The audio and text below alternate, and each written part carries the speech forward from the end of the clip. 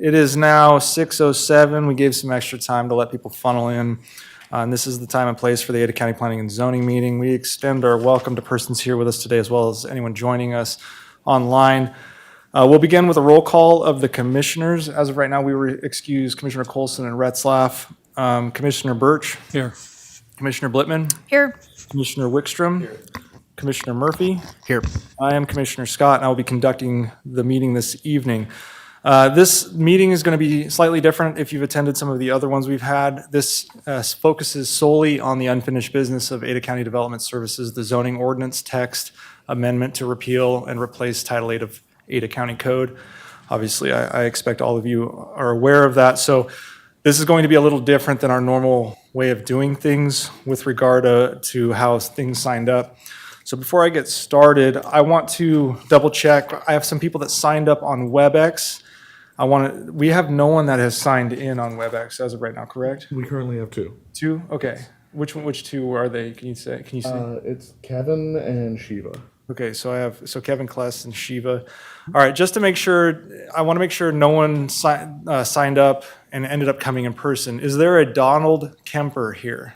All right, cool. So you are here. And then is there a John Hammond? All right, they may just show up later on that, but okay, so we'll go ahead and count that. The next thing I want to discuss is, obviously there are pretty major categories within this code, and so probably most of you fit into one of those categories, whether it's Southwest Ada housing, solar, cell towers, whatever. So I want to try to categorize them so we can do those in category rather than bouncing around, so that if there can be a stream of thought and maybe someone says something that you agree with, and you can just, the next person can say, yeah, I agree with Jim up there and whatnot. And that's something that you guys can do. You guys can just raise your hand, say, I'm against this or for it and whatnot. Otherwise, we will have you come forward, state your name and address, and then you'll give your testimony. You'll have 3 minutes. So before I get started, I just want to see by a show of hands, who here is here to speak on behalf of the solar situation? Okay, that's a good chunk of people. All right. Who here is on behalf of the Southwest Ada housing situation? Okay. And then who here is here for discussion on cell towers?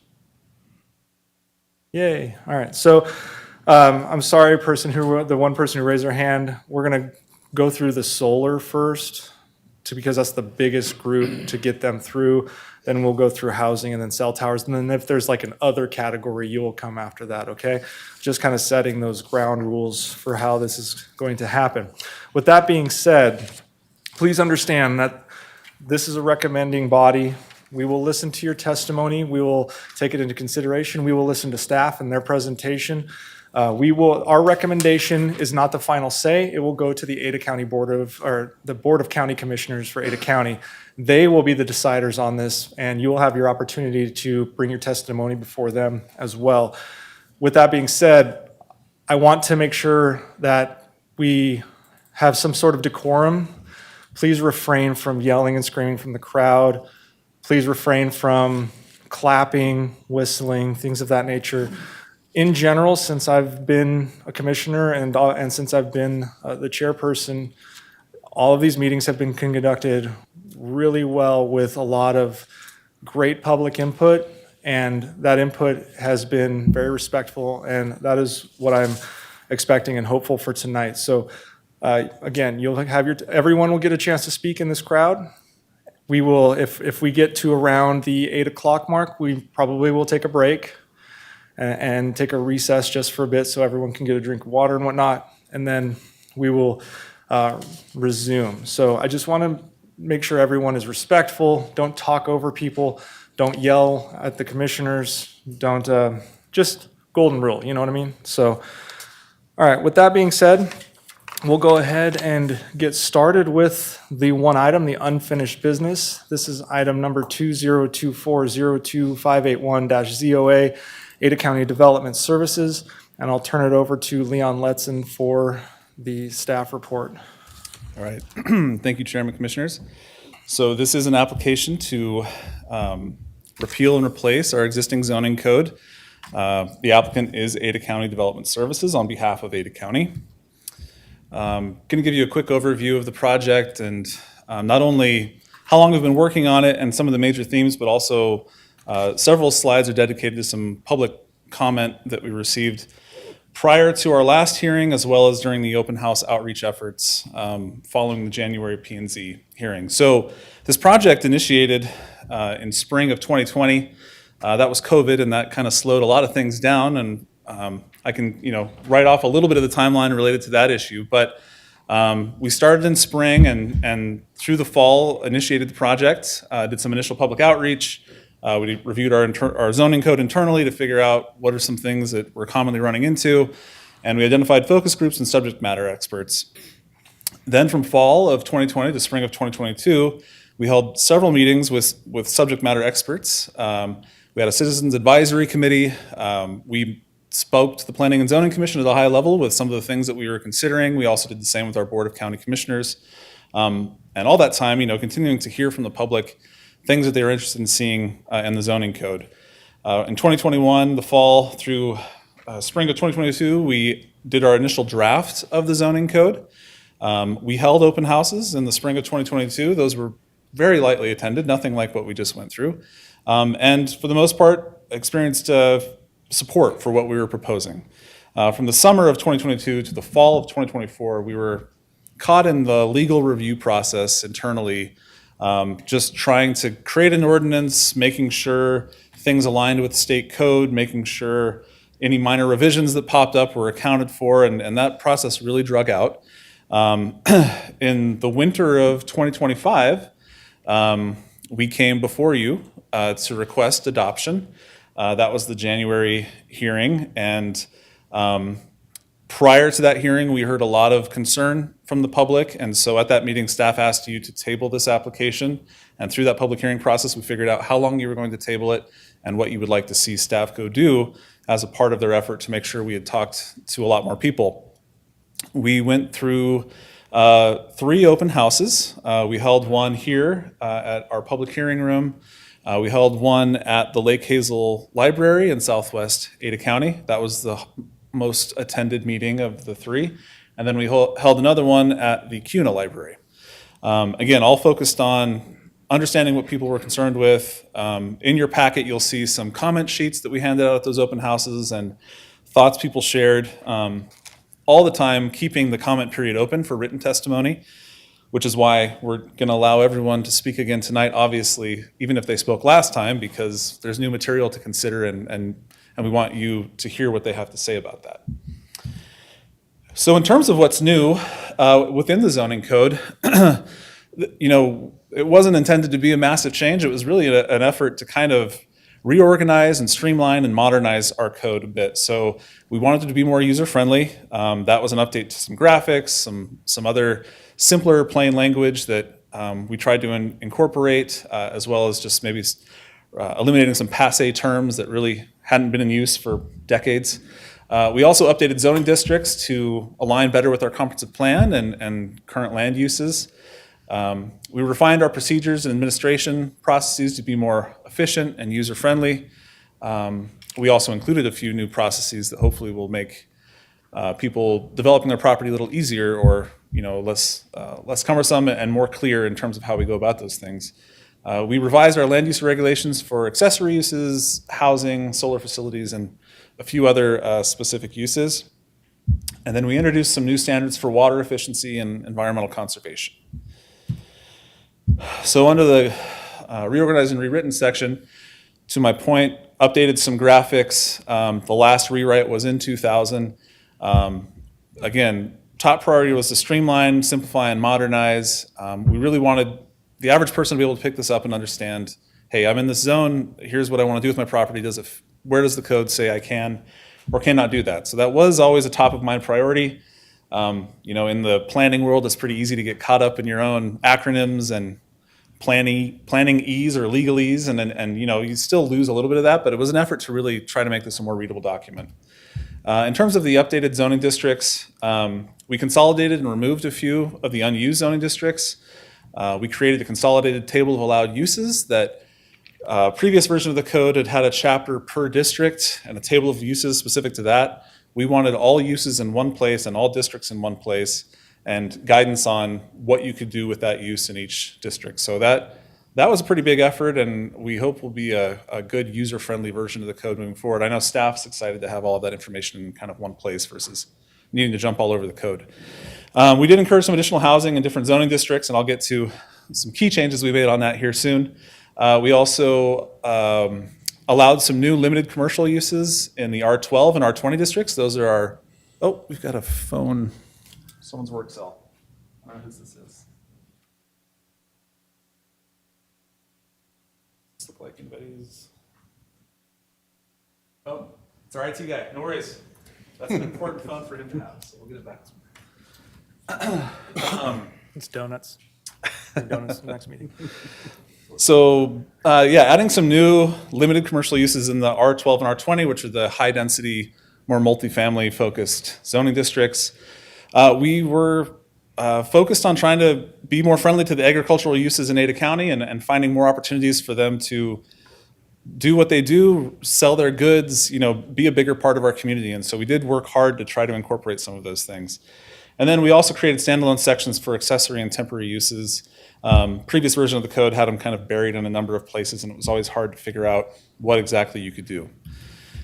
In terms of our procedures and administration, we created 4 new processes and kind of modified 1, or 3 new processes and modified 1. We have something called alternative compliance now, which is an administrative level application for processing minor deviations from dimensional standards, so variances basically. There's an allowance for a very minimal change. If someone's, say, has a 25-foot setback and they want to build a shed at 22 feet, this could allow them to do something like that. And the thought there is our board processes a lot of those requests, and they're very rarely controversial, and so it was an effort to try to take more off of their public hearing agenda, and it was supported by our board to incorporate that. We also created a parcel consolidation process. Ada County is full of a lot of remnant parcels, and a lot of these have been deeded and split up multiple times over the years, and so combining those properties into one for development purposes has often been a challenge.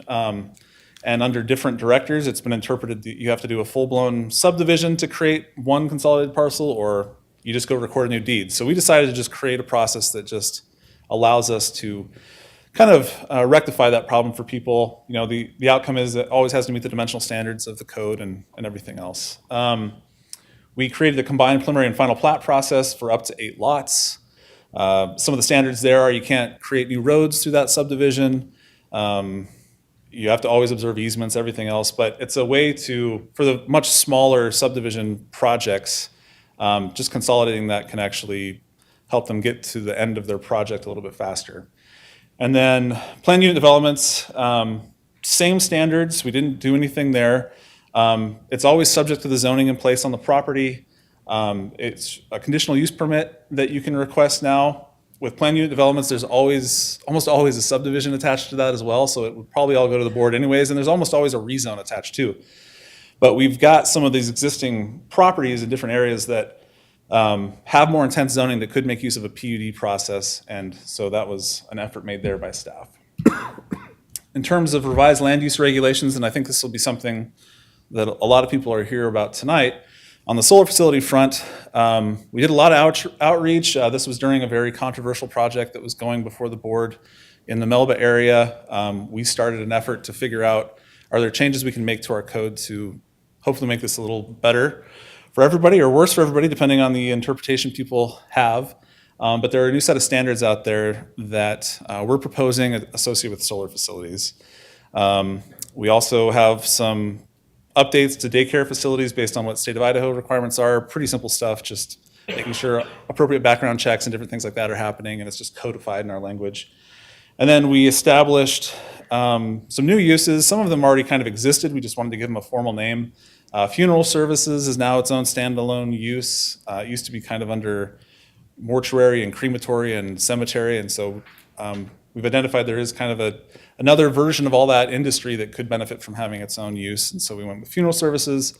Ground passenger transportation, this is, I don't know how much this one will come into effect, honestly, with the advent of Uber and Lyft. I don't big taxi operations aren't what they used to be, but this was kind of an effort to try to find places for those. We did still have some charter bus operations and different things like that that really didn't fit neatly into like a contractor's yard or something like that. So we created that new use.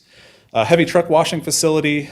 That's been requested a lot by folks in the egg business or folks in the contracting business. There really isn't a way for them to set these up on property very easily, and it's a pretty robust code section. It has a lot of requirements regarding water use, checking with the health district, checking in with the DEQ, but we opted to allow heavy truck washing facilities as well. And then wood, metal, and stone shop, it's really kind of a variation on just, again, we kept throwing a lot of things into contractor yard or shop, and this one was kind of a little more standalone. It's for someone who maybe manufactures things out of these products, more of an artisan style sort of use, and so that was a new one that we created as well.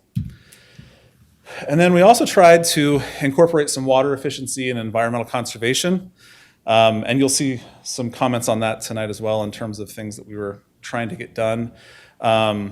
We tried to incorporate provisions for water-wise landscaping and promote xeriscaping. We also aligned our Boise Greenway Overlay District to be more like the city of Boise's, particularly as it relates to protection of sensitive wildlife. Bald eagle nests, heron nests, things like that. Boise had some setbacks that we didn't have, and so had some of an inconsistency in terms of protecting those sensitive wildlife, and we just opted to incorporate that into our code as well. Since we share the river with them, Eagle, Star, everybody else, good to be on the same page. In terms of agency comments, there were none that were opposed.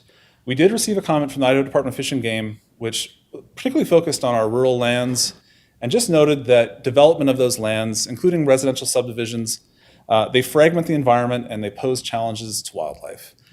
I think that's obvious, and we do weigh in with IDFG on all of our applications. We require them to provide comment.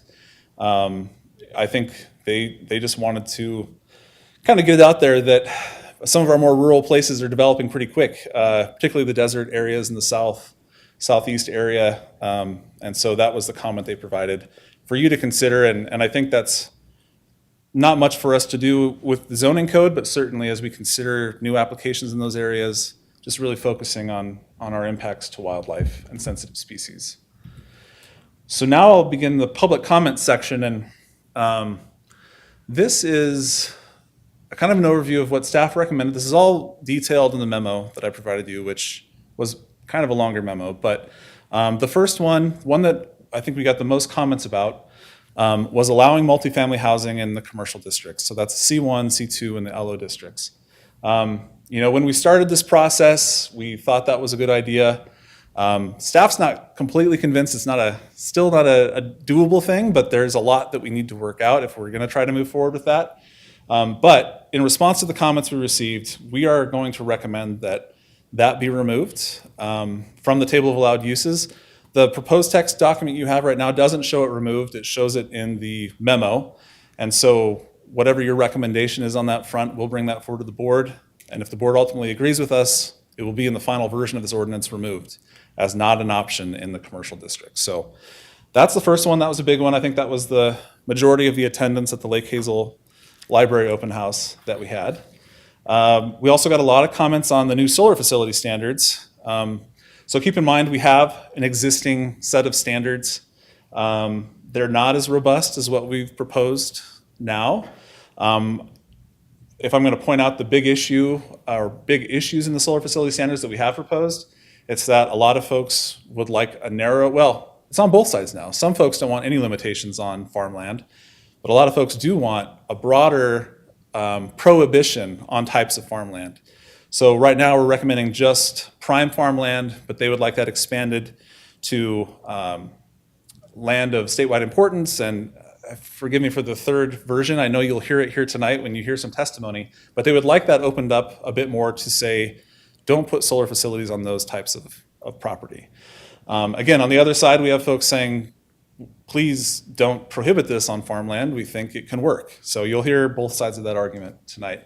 Another one is, there was a lot of requests for the county to figure out bonding for decommissioning of solar facilities. It is something that other communities have done. I'm not saying it's something we can't do here, but to codify it as a requirement is challenging at this point because there are a lot of conversations we need to have with our legal team as well as kind of our finance group here at the county. Not to say that on a case-by-case basis, you couldn't make that a condition of approval and just require staff and the developer to go figure it out. That is always an option to add conditions like that. But as it stands today, we're not recommending changing any of the proposed standards to solar facilities. So if you want to see changes, you'll need to make note of that in your recommendation to the board tonight. We heard a concern about limits on watering times. Again, in an effort to conserve water, we were thinking, hey, if people aren't watering in the middle of the day when it's super hot, we'll save more water and that'll be a good thing. Well, we kind of ran up against the buzzsaw of what irrigation actually looks like here and pressurized irrigation systems. And we heard a lot of comments and concerns that if you truly limit us to those watering times, we're not going to be able to pull it off. And there were also concerns that if we're watering those times and there's an issue, we're not going to probably see that there's an issue, so that could actually waste more water. So recognizing that, staff is thinking, we'll pull that out. I think it's still generally like a best practice if you can water when it's not 110 degrees out, but I think we stepped a little bit too much into private property rights on that one, and we'll let people water when they want to water, and hopefully we can work on conserving water together. Along those lines, we heard comments on reviewing and monitoring development impacts on groundwater, and that's something that this P&Z and board have heard over and over. And we, in Development Services, are taking that very seriously. Our county engineer is very focused on gathering as much water data as possible. He coordinates closely with the Idaho Department of Water Resources and other groups to ensure that when we propose a development, or when we review and ultimately approve a development, that it will work water-wise.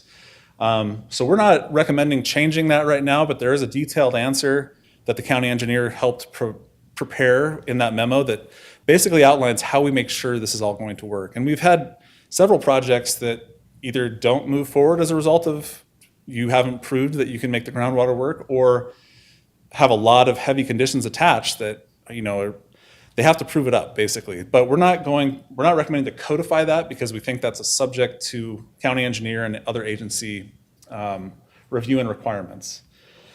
There was something associated with the Southwest Planning Area Overlay District, and funny enough, this was in the code forever. And I actually had a conversation with a couple that was very upset about this one, and I, for the life of me, could not figure out where this was in the code. And then I finally discovered it was in this purpose statement associated with our Southwest Planning Area Overlay District, which is Southwest Ada County. And the code section had a statement that if your septic fails, you have to connect to Boise Sewer and you have to annex. And so very quickly out the gates, that's pretty problematic for us to go tell someone to connect to a system we don't own and annex into a jurisdiction we have no control over. And so funny enough, it hung out in that code for the last 25 years at least, if not longer, and hadn't raised much of an issue. But I think as we all turned our eyes on the full code, that popped up for folks in Southwest Ada County as like, this is going to cost me so much money, and how do I do this? And at the end of the day, if someone's septic fails, they're going to have to go talk to the health district about getting a new septic. And if they can't, they're going to have to go probably to Boise and figure out if they can get sewer. But both of those things are out of our control. And so again, we're removing that because no sense in having a code section that we can't enforce. So decided to take that one out. The Spring Rock Plan community provided the detailed letter on some updates they'd like to see in their specific zoning ordinance that point to the outside code a little bit better. And that makes sense for staff too. So we're recommending that we adopt that, and really nothing of controversy, just their code section reference different master site plan requirements or different setback requirements or things like that. And they just want to make sure that everything syncs up nicely. So we are recommending including that just because it just kind of makes sense for us to make sure that thing develops properly. Got a little bar here that's hiding the rest of my slides. Let's see if I can move it. We also had a request from a large developer in the area about creating a new 10 Mile Creek planning area. And the purpose of that planning area would be to allow PUDs outside of areas of impact connected to community systems. And a community system is kind of like a privately owned community sewer or community water system. So it's not like attached to Veolia, it's not attached to Boise or anything like that. So just to understand this a little bit better, we don't allow planned unit developments outside of areas of impact. You have to be in an area of impact to get one of those. And another requirement is you have to be able to connect to municipal services. So this overlay essentially tries to remove those requirements in a specific area of the county, and staff is not recommending that we make that change at this point. It doesn't mean that at some point we couldn't go explore that. And just to get it out there, it's not that we couldn't go explore any of these things later on as a follow-up amendment if there's enough interest from the public. But yeah, for that one, staff feels like we would have to spend a lot more time on that to be able to come forward with a recommendation of approval or inclusion of that into the new zoning code. Let's see here. Another one that you're likely to hear some comments on tonight was a request to update our wireless ordinance. And the best summary I can give is to mirror kind of what a community up north is doing near the Coeur d'Alene area called Dalton Gardens. It's a very robust ordinance. There's a lot in there. It's well over 50 pages. At this point, we're not recommending including that. I do know that our board is interested in a follow-up update to some extent at some point. I don't know if they want the full Dalton Gardens version, but I think they are interested in clearing up maybe a few things in our code. As this P&Z and our board have worked through cell tower applications, there are some things that we could be more specific on in terms of propagation studies, drive studies, things like that. And so we might find ourselves in a situation in the future making an update there, but we're not recommending including that at this point. There's also a small group interested in private road standards that want to grant fire district design authority over the private road. We're not recommending changing that because we already do that. We coordinate with a fire district on any private road that we review. And ultimately, if they tell us, I need a bigger turnaround, or I can get by with a little bit less width, we can accept that. It's a kind of a coordinated effort between ourselves, our county engineer, and the fire district. So we think this is already covered by what we're proposing in the code. So we're not recommending you include that either. So no changes to our proposal. There's also one comment about our lighting standards. Gentleman out in the southwest area who I think had a bad experience with a commercial development that was coming in, was new, didn't shield its lighting properly. It was like just being built, and they caused kind of a lot of issue for this property owner. Our code enforcement division got involved. They have since fixed that lighting, I believe, or they've shut off all that lighting and have to shield it properly. But staff's not recommending any changes to our lighting standards because we think there is enough in the code right now to ensure we mitigate impacts on neighboring properties, but people actually have to do what's in the code versus just putting up any light that they want. There was one other comment about allowing self-service storage, outdoor only type, which is just kind of the gravel parking lot. They don't want to see this in our rural districts, the M1, M2, or M3 districts. It's currently allowed in the RUT district with a conditional use, but we are proposing to allow it in these other districts as well. There are some groups that were just not interested in allowing that to happen. We're not recommending a change there. We think these property types, being 40 or 10 acres in size or industrial in nature, that type of use can work, particularly with the standards related to that outdoor use, which limits the amount of a property that can be covered by the outdoor only storage. So again, not recommending a change there. There was a comment about our code allowing dangerous and or protected animal facilities in all zoning districts. When you read that, it sounds really alarming. Funny thing is, it's already allowed in our code, and it's been allowed in our code for decades. It is subject to a conditional use process, so obviously we're not going to put like a black bear facility in the middle of Hazelwood Village. That just would not meet any of the criteria for a conditional use. But this land use has existed as is. We've had zero issues with it. If we see, anything we process here would be a conditional use, so you'd have a lot of opportunity to weigh in and say, I just don't really see how that thing's going to work in this residential neighborhood. And I think that was the biggest concern, is like someone to go do something in the middle of a residential neighborhood. I mentioned that we're allowing offices and some retail in the R12 and R20, and there was some concern that wouldn't work. I think a mix of uses is important, and that was what led us to the housing thing initially. Obviously, that was not a good fit for the people who live in the Southwest, who raised a lot of concern. We heard a lot less concern about this in the R12 and R20 because those are already high-density zoning districts that would have a multifamily project. And so the ground floor retail or office is actually kind of an ideal design, and something that we actually heard from the Southwest back in the day is if you're going to incorporate residential, do vertical mixed use or something like that. So again, a mix of uses in those multifamily districts with limited office and retail we think is still a good idea, so we're recommending that stay in the code. There was a concern that we shouldn't allow agricultural and roadside produce stands in all zoning districts. To my comment earlier, we are trying to support agriculture a lot more, and these pop-up fruit and veggie stands, which is what this is really trying to get at, are pretty popular. If you spend time in Boise or other municipalities, you'll see these on neighborhood corners. So from our perspective and kind of the standards associated, we think this can work.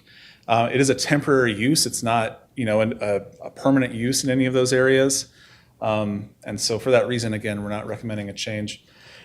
And then finally, there was a request to allow crematories in the M3 district, and staff opted to not recommend that change, probably because we need to spend a lot more time thinking about the M3 district and working with the Boise Airport, because that's the airport industrial district, to see if they have any concerns.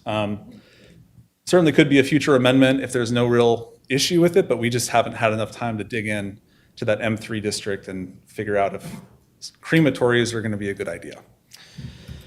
So in conclusion, staff is recommending approval of the zoning code with the changes that I proposed tonight. And so as you're considering a motion, on those public comment slides where I've said staff is thinking you should add this, you would want to include that in motion, or if you hear something in here that you think staff is not recommending appropriately on, you will need to ask ask the board to remove that from the final version. So just keep that in mind as you guys deliberate and hear everything. If there's a specific change to a standard or a specific land use that you want modified or removed, you'll just have to incorporate that into your motion. And as I mentioned at the beginning, the board is the final decision-making body. I'm going to prepare a memo very similar to the one prepared for this meeting for them that will include your comments and your decision all together, and they'll take it all up at once and figure out what our new zoning code looks like. So with that, I'll stand for any questions. Excuse me. Thank you, Mr. Lesson. Before we get to questions, just as if I don't have the sign-in sheets up here, so I'm gonna. Oh, perfect. All right. Anyways, I'll go ahead and any of my fellow commissioners have any questions for staff? Commissioner Birch. So Leon, I know that this has been in the works for a very long time. There are people that are wanting to see provisions in the Ada County Code regarding the proliferation of data centers and how much energy they use and whatnot. Is this a one and done deal, or over time, can there be subsequent amendments to the code? Yeah, Chairman, Commissioner Birch, the code is a living document. It can be amended. That's just the nature of it. If there's a new use that needs to be accounted for, then it can be incorporated. There's not a limitation on the number of times we amend our zoning code. We don't want to be processing too many one-offs here and there. We'd like it to be a more consolidated process if we can, but yeah, amendments are always going to be an option. Thank you. Any additional questions? Okay. So since I see no additional questions, and because Ada County Development Services is also the applicant, we won't need to jump into them giving their speech all over again as the applicant. We'll go ahead and start with public testimony. So the way I received this sign-in sheet, it doesn't tell me exactly what you are here supporting or what you want to discuss. So what I ask is we're going to try to get the bulk of the starting out with solar first. And the reason we're doing this is so that us up here aren't trying to write comments and reconsolidating them. So that's why I'm going to go with solar, housing, cell towers, other. So it's not necessarily going to be in the order you signed up, and I apologize for that, but it's just going to make it easier for us to kind of have a stream of thought on specific items. So we're going to start with solar discussion. Well, actually, I'm going to start with the online people. How many are on there still? There are three. 3? Okay, I'm going to start with the online people to get them out of the way because it's really hard to mix them in with you guys.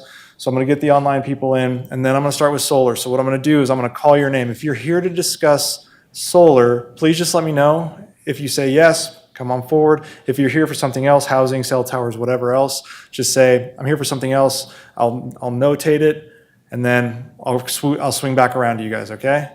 That way we can kind of not jump all over the place with our thought process here, which can be problematic for our decision making. So we'll go ahead and I'm going to knock out the WebEx folks first so that we can get them because they signed up ahead of time and things like that. So I believe the three I have is Shiva, Kevin, and John. Is that correct? Yes, that is correct, Mr. Chairman. All right, we'll go ahead and we'll start with the first person, which is, I'm going to mess this last name up, Shiva Rajbandari. One moment, please. And she is here for solar. Or Okay, perfect, that worked out for nicely. solar. All right, so we'll go ahead and start with her. Hello. Please state your name, or him, sorry if it's a man or a woman. Just state your name and your address for the record, please. You'll have 3 minutes for your testimony. All right. Thank you. My name is Shiva Rajbandari. I live at 721 Hearthstone Drive in Boise. And I appreciate the opportunity to give comment. I'm here to strongly urge y'all to remove the ban on solar projects from the proposed new zoning code. You know, growing up, running and biking in the foothills, exploring the Kuna Caves, playing soccer at Optimist and Simplot, I know how integral open spaces and farmland are to the Ada County that we call home. Born and raised in Boise, I've also seen over the course of my life how development and sprawl are threatening these places. And I'm really glad that the commission recognizes this and is trying to take action to protect our farmland before it's all gone. But the way that y'all are going about it is deeply misguided. The problem is not solar plants taking all the prime farmland. It's the ever-growing cookie-cutter single-family McMansion subdivisions that are creeping out from city centers into open space across the Treasure Valley. But y'all aren't putting a ban on those. You guys already know the facts about this. There's been plenty of written comments before. Solar panels will generate well-paying jobs for Ada County residents and can help drive down our electricity bills. With innovations like agrivoltaics, they're actually even compatible with growing crops on land. And in the long term, solar panels actually protect farmland. They don't even destroy it. We can put panels on a plot of land, let them serve their use, and 30 years later remove them and return the land to farming. In those 30 years, the way the Treasure Valley is growing and land developers are snatching up farms, all the land around might have become subdivisions. And the land protected by the solar panels could now provide the only open space to an entire neighborhood. Honestly, I don't actually care. Whatever climate denialist dogma would make someone want McMansions for California transplants, but not more solar panels. You do you. But the absurd thing is that this proposal forces that dogma on the rest of us. And some of us actually have to live with that decision. The future generations of Ada County that will have to live with the crippling global climate breakdown that they had no part in creating and won't have access to open spaces because all the farmlands were turned into McMansion subdivisions. They don't have a voice on this commission. Also, just let me say this as a public policy college student right now, it is just bad policy. Like, ask any policy professional making policy based on one case, the Melba initiative that y'all referenced. It's not the smart way to make policy. Please remove this silly ban on solar panels on farmland and go after the real problems that are snatching up our open spaces and raising our housing costs. Thank you. Thank you, Mr. Rajbandari. Does the commission have any questions for him? Okay, thank you. Go ahead and move on to the next WebEx person, whether they're solar or not. That's Kevin Kless. He hasn't specified, but I'll It really doesn't matter. We're just going to get these three out of the way so we can deal with the audience here, but thanks. Mr. Kless, if you can hear us, please state your name and address, and you'll have 3 minutes for your testimony. Yes, my name is Kevin Klass, 1234 Martha Street. I have comments regarding cell phone towers. So should I speak now or later? No, that's fine. You can go ahead. It's just easier because it's hard to integrate WebEx folks into the broader audience. So we're just, since there's Okay, three of gotcha. you, we'll take your testimony now for sure. Okay. My name is Kevin Kless. I'm a former captain in the United States Air Force, a veteran, and I was a graduate from Electronic Warfare University. Also, I was a program manager for information electronic warfare systems. I was also an intelligence officer. I have dealt heavily with not only just 5G systems, but high broadband wireless systems, not only used for communication, but for surveillance and also as weapon systems. So I can safely say that the majority of 5G towers, also the microcells, a lot of them fall within the same bandwidth as actual modern day and potential directed energy weapon systems. So make no mistake, these things can be classified as weapon systems. I know that may be shocking, but I honestly believe that the frequency ranges, the power ranges, some of them even match up to the capabilities of the active denial system. So that is my first concern. Second concern is that since that there is high power systems being used for these emitters, what type of fire mitigation is in place? I've worked with Idahoans for Safe Technology. We gave a previous briefing regarding cell phone towers and the potentials for fires. So I'm just envisioning that if you have these microcell towers in a vast quantity spread throughout the city, the probability of one of these things catching on fire is very likely. And this should be a big whopping red flag for whoever's doing risk mitigation on this. Furthermore, what type of security protocols are in place for these systems? What is preventing a potential adversary from either hacking into them or whether if they're foreign or domestic and taking control of them?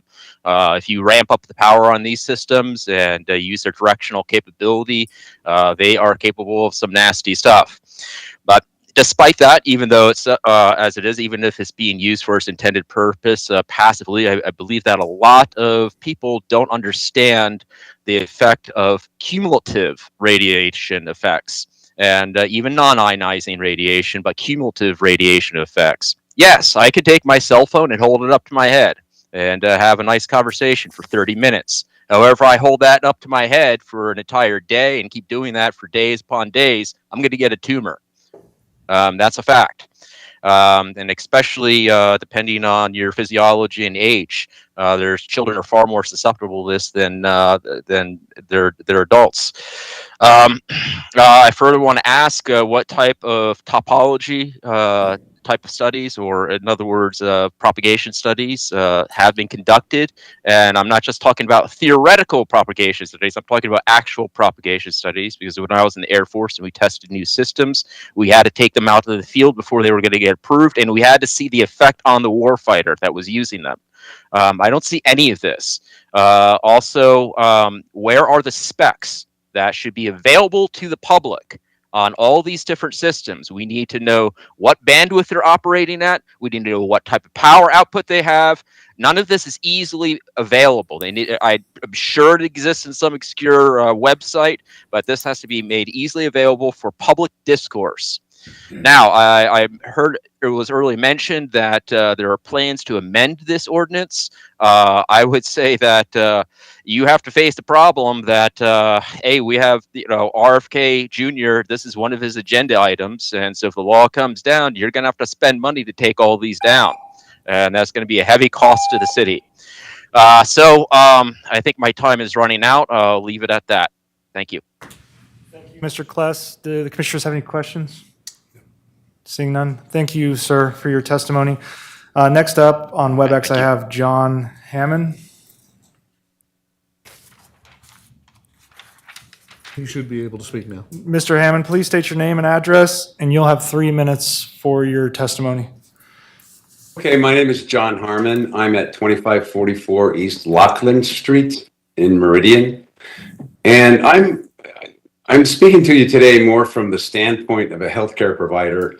And some of my observations, some of my webinars, seminars, CE courses that I've gone to since it was about 2011, 2012 when I started to hear things about in conferences that I went to. Like I was introduced to the man who was tasked with introducing the world to Wi-Fi technology. The man got so sick he couldn't even lift his arms up. He had to get away from that. But I also started to see would come in and they would tell me, man, I got so sick and nobody could figure it out. And they finally figured out that I was electrosensitive. And I had never heard that term before. So I started looking into it. And over the years, I have had patients who could not lie on my table unless it was unplugged. They were so sensitive. And everyone is not the same. It doesn't affect me like it does other people, just like going out in the sun affects people differently. We all have different genetics, but here's the thing, we're at a crossroads. We can continue down the road and not really make sure that things are healthy for our children, like food dyes and other things, or we can say, hey, this is going to affect me sometime. Maybe not me, maybe my kids, maybe my grandkids, and we need to go slow on this. Go slow, check, make sure that we have all the data, make sure that it isn't going to harm us and also increase, therefore, our Medicare costs, our healthcare costs, if it's making people sick. Those are my observations. One more thing I wanted to say, in one of these educational seminars I went to about electricity and photons and the way these things affect us, they talked about how the country of Austria will pay for someone to come out to your home and check what your EMF exposure is and tell you how to mitigate that. That's how important it is. And sometimes here in the United States, we just kind of willy-nilly, we're going to, that's for our convenience. We need to be able to walk down the street and watch a movie. We need to go slow and make sure this is good or is not severely harmful for our citizens. That's all I have to say. Okay, thank you, Mr. Harmon. Do any of the commissioners have any questions? Seeing none, thank you very much for your testimony.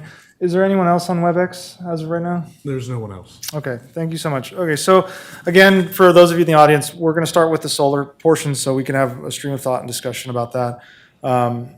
If you are not here for solar, I just ask you to please wait. I understand that kind of is crummy, but please wait for the topic that you are here to speak on. We'll go ahead and start with Don Kemper. Are you here for solar? Oh, perfect. Thank you. Come up, state your name and address, and you'll have 3 minutes for your testimony.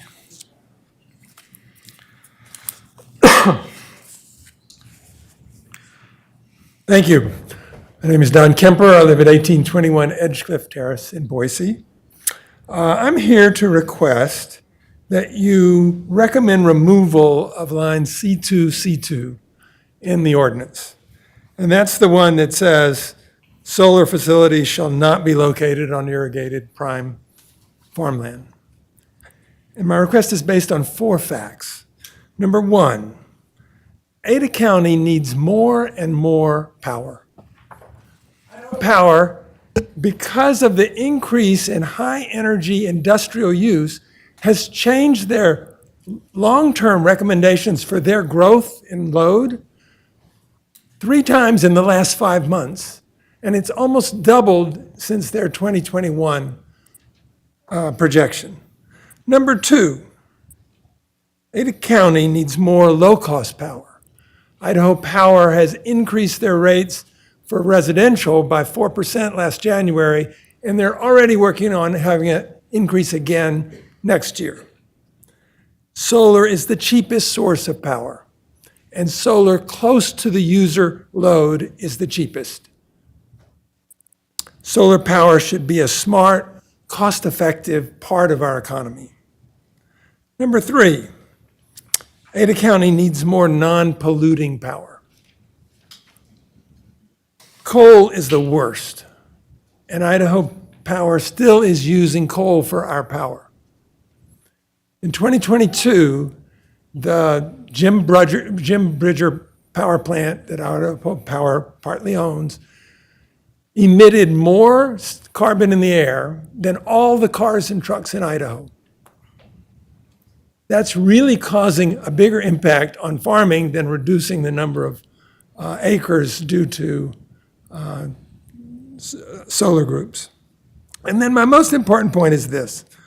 Often, the most important location, the most efficient location for a solar farm is one that is right next to the major power lines that bring power from across the country. And on the back of my testimony is a picture that I got from Google Earth that shows exactly that in Ada County, where the power line from the Gateway West transmission line is coming through irrigated farmland. So yes, we need farmland to grow our food, but we also need power to keep us prosperous. And of course, cleaner power will help stop the extreme weather that is really impacting crop loss around the world. So let's let the economy and good sense tell us where to put these solar farms and not government regulation. Thank you. Are there any questions? Thank you, Mr. Kempton. Do we have questions? All right, thank you. Leon, do we need to enter this as an exhibit? Yeah, Chairman Commissioner, that will be an exhibit to the record, as well as anything else that we received tonight. Okay, all right. We'll just go ahead and assume that from now on. All right, next up, again, we're still on solar, do I have a Mark Mozarek? Is that? Solar, perfect. Thank you. Please come up and state your name and address. You'll have 3 minutes for your testimony. Chairman Scott and Commissioners, thanks for the opportunity to express my opposition to any proposal or ordinance which would ban solar project on zone agricultural lands. My comments are going to be brief. Some of them might be a little bit redundant, but it's going to be more efficient for me to read my testimony, if that's okay with you. I was blessed with a 35-year career as an environmental engineer. I'm also a committed backyard farmer. I've tracked global warming for decades. I volunteer with a small group that offers workshops to inform and engage people in practical climate solutions. 97 to 99% of climate scientists worldwide acknowledge that human activity is increasing global temperatures each year. Here in the Treasure Valley, we are experiencing an increase in wildfire smoke intrusion, making our air quality unhealthy at times for everyone. The number of days above 100 degrees each year continues to increase while our annual snowpack continues to decrease. We have a very narrow window of time to begin reversing global warming if we are to maintain a livable planet for our children, grandchildren, and future generations. That is our stark reality. I'm also acutely aware of the need to support local agriculture, and I understand the impetus to preserve our farmland here in Ada County. Everything is interconnected, so it's a daunting challenge to achieve a balance with governance. Solar power is a key component of clean energy to replace fossil fuels, which continue to produce greenhouse gases. We will need far more solar power in the future, and in some cases that could be on zoned agricultural lands. A ban on solar power would preclude installation in instances and locations where it would be appropriate and aligned with an owner's choice. I'm confident the zoning code can be modified to protect farmland and still allow for solar applications at some scale. I ask that you not move forward with any ban on solar power for zoned agricultural lands. Thank you for your consideration. Thank you, Mr. Sarek. Is there any questions for him at this point? Seeing none, thank you so much for your testimony. Next up in the solar is Ann Herndon. Please state your name and address, and you'll have 3 minutes for your testimony.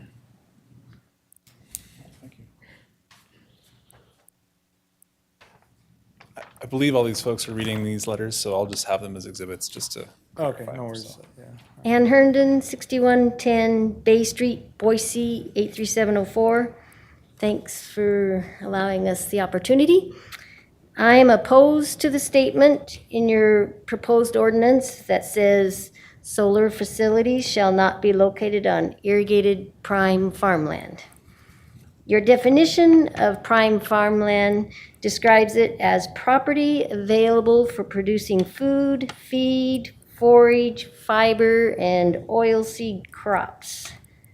I interpret this as nearly any land in Ada County that has not already succumbed to paved roads, shopping centers, and housing developments. The proposed ordinance provides plenty of standards to ensure that solar facilities will be installed and maintained responsibly, as well as decommissioned properly when no longer in use. The use is temporary and reversible, which helps families pass down farmland to their future generations. Solar panels protect topsoil and allow for multiple uses on agricultural land, including grazing, pollinator habitat, and cover crops. Solar facilities can provide a landowner with enough income to keep his or her land rather than selling it to real estate developers to create yet another subdivision. Solar projects are low impact and quiet.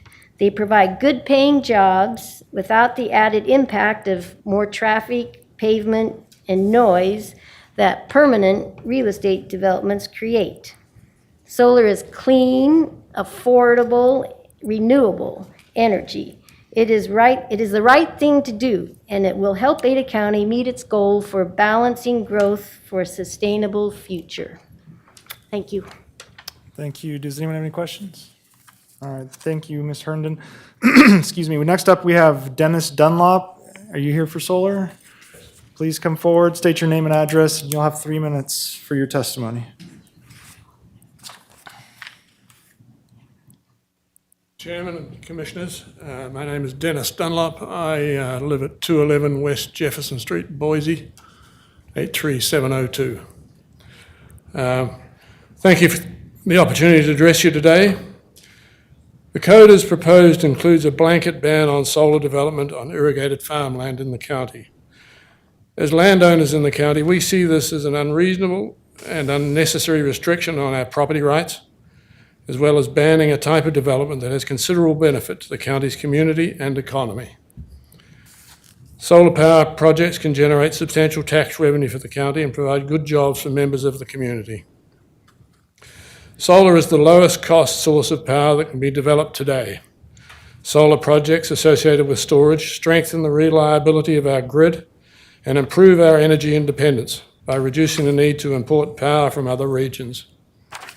The rapid growth in power demand must call into question the availability and the cost of this imported power in the future. In some circles, solar is perceived as a major threat to farmland, something I believe to be somewhat overstated. But the threat from other forms of development, such as housing and commercial uses, is far greater, more permanent, and has far greater negative impact on the community around them. The code does not propose banning any other form of development and should not ban solar. The county currently has the ability to regulate on a project-by-project basis, which seems to make more sense than a blanket ban. Thank you for your consideration, and I hope you will see fit to equalize the treatment of competing land uses and make a step toward protecting the sanctity of private property rights. Thank you. Thank you, sir. Does anyone have any questions? All right, thank you, Mr. Dunlop. Next up, Barbara Watson. Are you here for solar? If so, please step forward. State your name and your address. You'll have 3 minutes for your testimony. Okay, I won't need 3 minutes. I'm not as well informed as everyone else. Okay. Barbara Watson, 7870 West Cummins Avenue in Boise. And I'm just here to support solar and to ask that you revise your statement and make it not banned, but what's the other word? I forgot already. Let me get my paper here. But you discourage.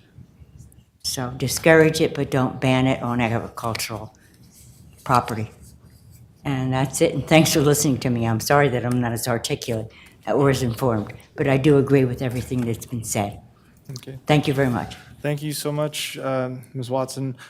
Next up, I have a Scott Coulter.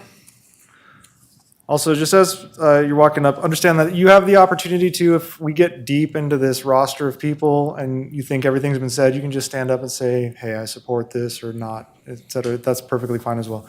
That's exactly what I'm going to do. My name is Scott Coulter. I live at 1002 West Pueblo Street in Boise. And I agree with the comments of Mr. Dunlop in its entirety. Okay. Thank you so much, sir. One more thing I would add, though, is that when someone puts in a solar farm, we're not going to see one more car on the road because of it, but we will if we see subdivisions. Thank you. Okay. Thank you so much. Next up, I have Mr. Bennett Barr. If you're here for solar, please state your name and address, and you'll have 3 minutes for your testimony. Thank you. My name is Benabar. I reside at 618 South Opal Street. I appreciate you, the commissioners, being here, Leon's staff, and his dedication to the county as well. I would like to voice my opposition to any solar facilities and programs on agricultural prime land. I think it's important, with Idaho being the state where agriculture is the largest industry within the state, that solar panels somewhat to a degree be considered an agricultural product, much like a cover crop or rotating crop, that it be not banned and be considered a viable alternative to the energy needs of the state of Idaho. Once again, I want to keep my testimony short. I know time is of the essence, so I appreciate your time very much. Thank you, sir. Does anyone have any questions for Mr. Blanc? Go ahead. What city are you from? You in Boise, I'm Meridian? Boise. Okay. Yes. Thank you so much, sir. Thank you. Next up, I have a Richard Rusnak. If you're here for solar, please step forward, state your name and address, and you'll have 3 minutes for your testimony. My name is Richard Rusnak. I live at 12373 West Brentor Street, Boise 83709. I also agree with everybody who's testified in support of solar energy projects on irrigated farmland. And I just want to thank the committee for hearing our comments tonight. By banning solar projects on these irrigated farmlands, it unfairly targets personal property rights. Such actions limit the progress of a rapidly advancing solar technology grid, and it unfairly burdens progress towards renewable energies, while opening the gate for more subdivisions and urban sprawl. Essentially, once farmland's been converted to a subdivision, it increases the burden on our power grid, and there's no turning back. You can't put in solar after that. A solar array on Idaho's irrigated heritage farms allows generational farm owners to remain on their land, and after 20 to 30 years of effective solar power production, it remains possible to convert the land back to food production. This would save our farms. Idaho landowners should have the freedom to choose between keeping their land for generating clean energy and an income versus having to sell their land for high-density real estate developers. Solar power generation and this industry's ever-increasing efficiencies with panels and battery storage are poised to make fossil fuels not an economically viable option any longer. And given Idaho currently uses 4 times more energy than we produce, with more solar power on the grid, we have the opportunity to close this gap. Community solar gives us this unique opportunity to both reduce sprawl and save our farms. So thank you, the committee, for your time and moving this towards Idaho's independence with a very inexpensive, efficient, non-toxic method of energy production. Thank you. Thank you, sir. Go ahead and move on to Patricia Dunlop. Please state your name and address, and you'll have 3 minutes for your testimony. Patricia Dunlop, 211 West Jefferson Street, Boise. Thank you, commissioners, for the opportunity to speak to this. The proposed wording in the zoning ordinance update would prohibit solar development on irrigated prime farmland. It does not prohibit any other type of development, be it residential, commercial, or industrial. It appears that it would be possible to build a coal or gas-fired power plant on prime farmland, which would take the land out of agricultural production permanently, would increase vehicular traffic, lessen the air quality, and definitely disrupt the view, even from quite a distance. Solar is a much more benign neighbor than many other allowed uses, including some agricultural uses like intensive livestock operations. It is also temporary and reversible. The project can be decommissioned and the land returned to the agriculture. There are some forms of agrivoltaic production that are feasible, and it is a rapidly developing form of agricultural work. The increased land value will also generate substantial tax revenue for the county. Private property rights are a foundational element of our society. Landowners should have the freedom to use their land for clean energy production if they so choose. The proposal to ban solar and not other forms of development from prime farm ground seems to be a reaction to an organized opposition to one particular project. This does not seem like a very good way to develop important public policy. I would ask you to discourage, rather than ban, solar development on prime farmland.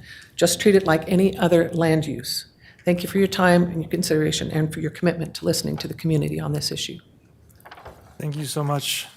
Next up, we have is it a Bill Hughesgen? Sorry, I'm terrible with the handwriting, sorry. I'm of the generation that reads text, and so handwriting's hard. So, yeah. Bill Thanks. Heiser, 6300 West Fairchild Road, Cuna. Thank you. Go ahead. You have 3 minutes. Okay. I'm directly across the street from where this proposed power plant is.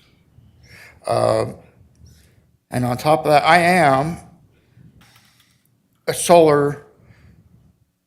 I like the idea. In fact, I have a very large solar array on my rooftops. But what I object to is just the sheer immensity and taking out the farm ground. What's going to happen to our grandkids? Even the subdivisions taking all this farm ground away.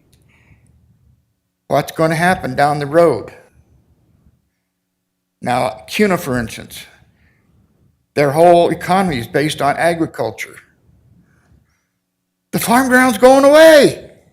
Have you drove between Cuna and Meridian lately? You know, and then the rooftops, all the warehouses being built around the valley, flat top roofs. Not one has got a solar panel.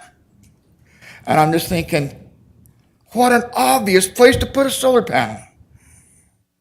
And with the amount of them, that'd make a good place. But I cannot see taking farm ground away or taking farm ground out of production. Because who's going to feed future generations?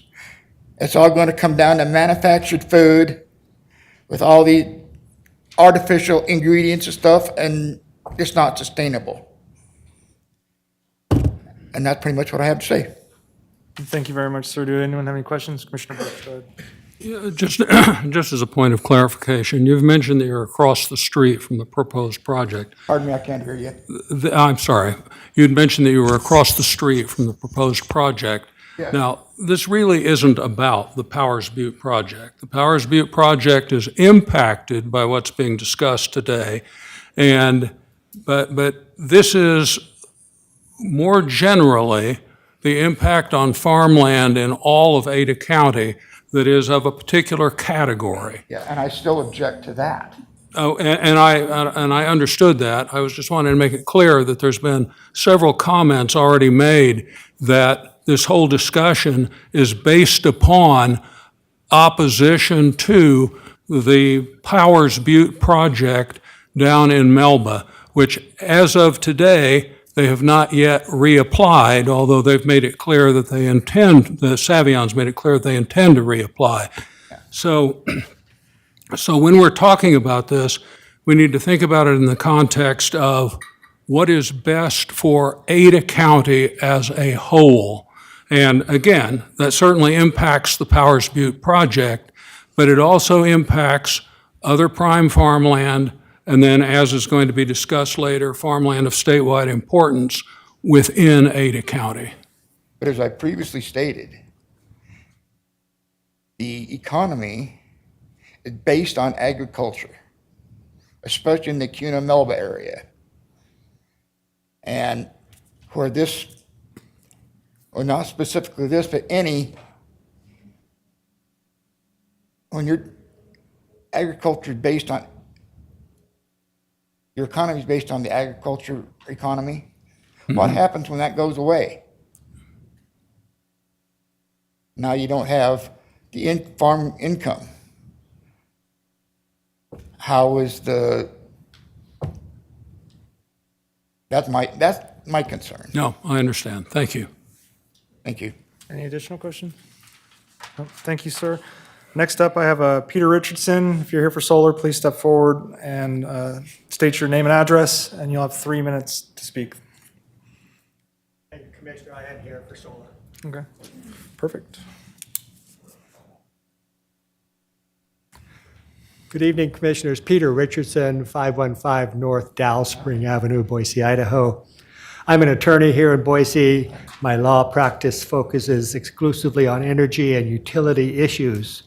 I am also the volunteer director of Idaho Energy Freedom. Idaho Energy Freedom is a nonprofit volunteer organization whose mission is to dissuade disinformation about clean and sustainable energy in Idaho. Our group is broadly representative of businesses in Idaho that are interested in affordable, reliable, and increasingly clean energy sources. I speak this evening in opposition to the proposed amendment to the county zoning ordinance, which provides for a blanket prohibition against solar projects on prime farmland. The ban on solar developments on prime farmland is misguided, and it's largely motivated by misinformation, which is what the Idaho Energy Freedom was formed to correct. Solar installations are unique in that they actually preserve the land upon which they sit for later reclamation as farmland. Unlike 5-acre ranchette subdivisions and big box stores, solar installations are decommissioned at the end of their useful lives, and the land upon which they sit is then easily and economically returned to its original pre-development status. I want to introduce you this evening to a topic that appears to have been largely overlooked, and that's agrivoltaics. I was initially a skeptic of the topic, but I did some studying, and I refer you to this evening to a study which I will enter into the record, published in the journal Nature Sustainability, that was authored jointly by researchers from the University of Arizona Tucson and the University of Maryland College Park. This study compared growing 3 different types of row crops, half under a photovoltaic installation and the other half, the control group, under traditional farming conditions adjacent to the solar array. I will read to you the conclusion from the authors in this study. Quote, "We should no longer follow the narrow understanding of land use that has veered a zero-sum game of competition between renewable energy and agricultural food production. In fact, we have shown in this study that each portion of the food, energy, water nexus can respond positively to co-location of these seemingly disparate needs. Plants growing in an agrivoltaic setting, that is under PV panels, receive less light. But this has now been shown to be associated with a positive trade-off in terms of reduced evaporative loss of soil moisture. Growing food crops in an agrivoltaic system led to increased CO2 uptake and increased production of fruit in 2 of the 3 species. In the 3rd species that was under the study, that did not produce more fruit than the control group, but it produced the same amount with 35% less water consumption. Okay, Mr. We're gonna have to cut you off because I have like 90 people. I have a copy of the study, which I will Yeah, if you'd enter like into the to bring record it for to your Mr. Letson, he will consideration. supply it to us. I apologize, but I do have to keep the kind of 3 limit. Appreciate that. I limit. stand for any questions if you have. Does anyone have any questions? Seeing none, again, thank you, Mr. Richardson, for your testimony. Next up, I have I'm sorry, it looks like Lisa Peterson? Is that? Lisa, it's Lisa, you're at Black Cat. The address is Black Cat Road. Okay. Are you just not raising your hand? Oh, here she comes. Thank you. And you're here for solar, correct? Okay, thank you. I apologize for the mishandling of people's names and handwriting. You'll have 3 minutes, sorry. I'm Lisa Peterson, address 8899 South Black Cat in Nampa, and I'm here to support my cousin Dustin Ferdinand to oppose the solar. Thank you very much. Does anyone have any questions for her? Okay, thank you so much. Next up, I have a David Peterson. Please state your name and address, and you'll have 3 minutes for your testimony. I'm David Peterson, 8899 South Black Cat. It'll be short. I'm here to oppose it as well. Thank you. Thank you very much, sir. Next up, still in the solar category, we have Debbie Davis. If you're here for solar, please come forward, state your name and address, and you'll have 3 minutes for your testimony.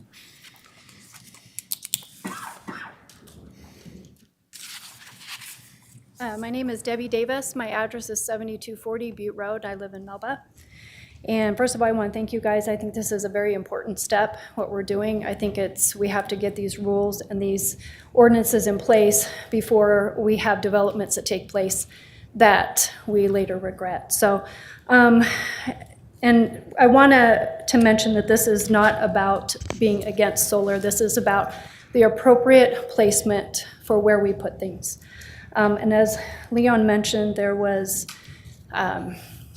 for the where we want to put solar, as far as on prime farm ground, we actually want to see that expanded. So the definition of prime farm ground that the USDA has is nationwide. So there is also a category of statewide importance. And the statewide importance is important because that has been vetted by the Department of Agriculture. They have taken it, they have looked at it, and they have said, this is important to the state of Idaho. So that is why we want to have not just prime farm ground, but farm ground of statewide importance. There's also a category of local importance. And that local importance is put there for you to be able to have discretion. I'm not sure what's going on. To have discretion if that's something that, if there's additional farm ground that you want to put in there. So our farm ground, we're not making any more of it. And I don't know where they talk about, in 30 years they can remove their solar project. The need is going to be even greater then. I worked in the natural gas industry. Once you build that infrastructure, I just cannot fathom that you would take it up and we would no longer need it. So we are asking that you amend the definition to include prime farm ground, farm ground of statewide importance, and farm ground of local importance. I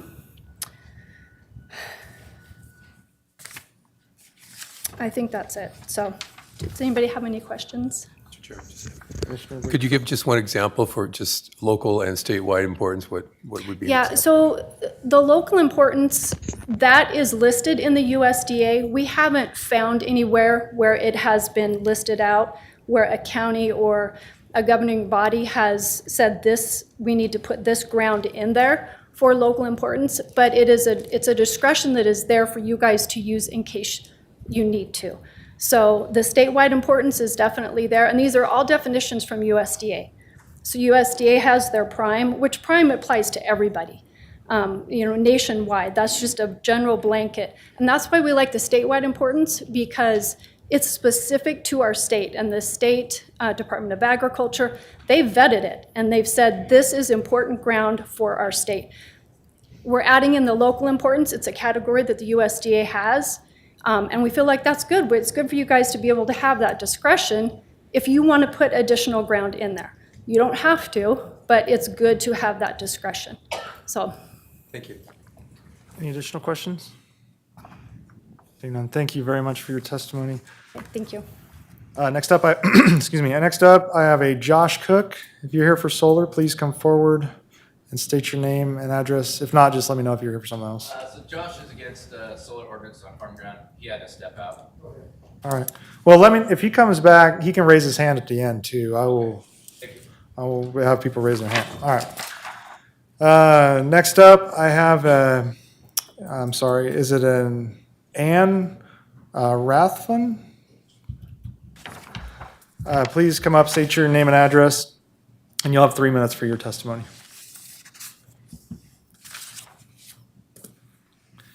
Thank you very much. My name's Ann Rathon. I live at 609 West Hayes Street in Boise, and I just want to say that I support solar power in Ada County, and let's do some more research on agrivoltaics.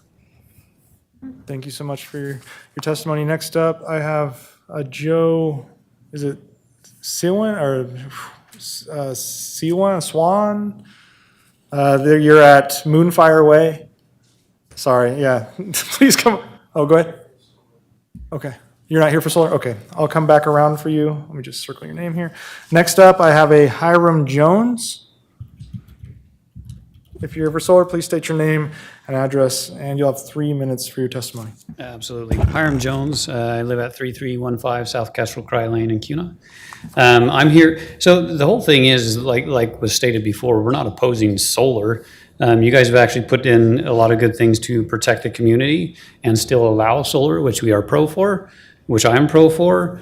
It's just location. Like I said before, I think we're getting stuck on that we have to put the solar on ag land when we don't. We have tons of desert, and it's already been proven. We've put solar arrays out in the desert where people don't live, houses aren't there, irrigatable farmland's not there.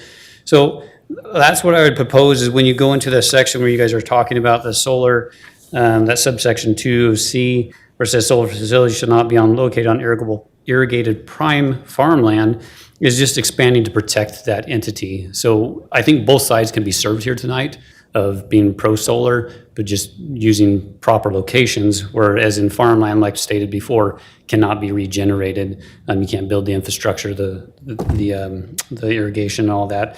And so by adding those two terms, which were just recently talked about, is what I would advise of going off that USDA and not having to reinvent the wheel by adding that statewide importance and also the local importance into that to be able to protect that. Because if you actually look at the irrigated prime farmland, it actually narrows it down quite small to protect. So if you're trying to protect ag, if you look at that USDA map, when you throw in the irrigatable side of it, it actually really limits that down, and you could actually lose a lot of your other farmland that's very usable.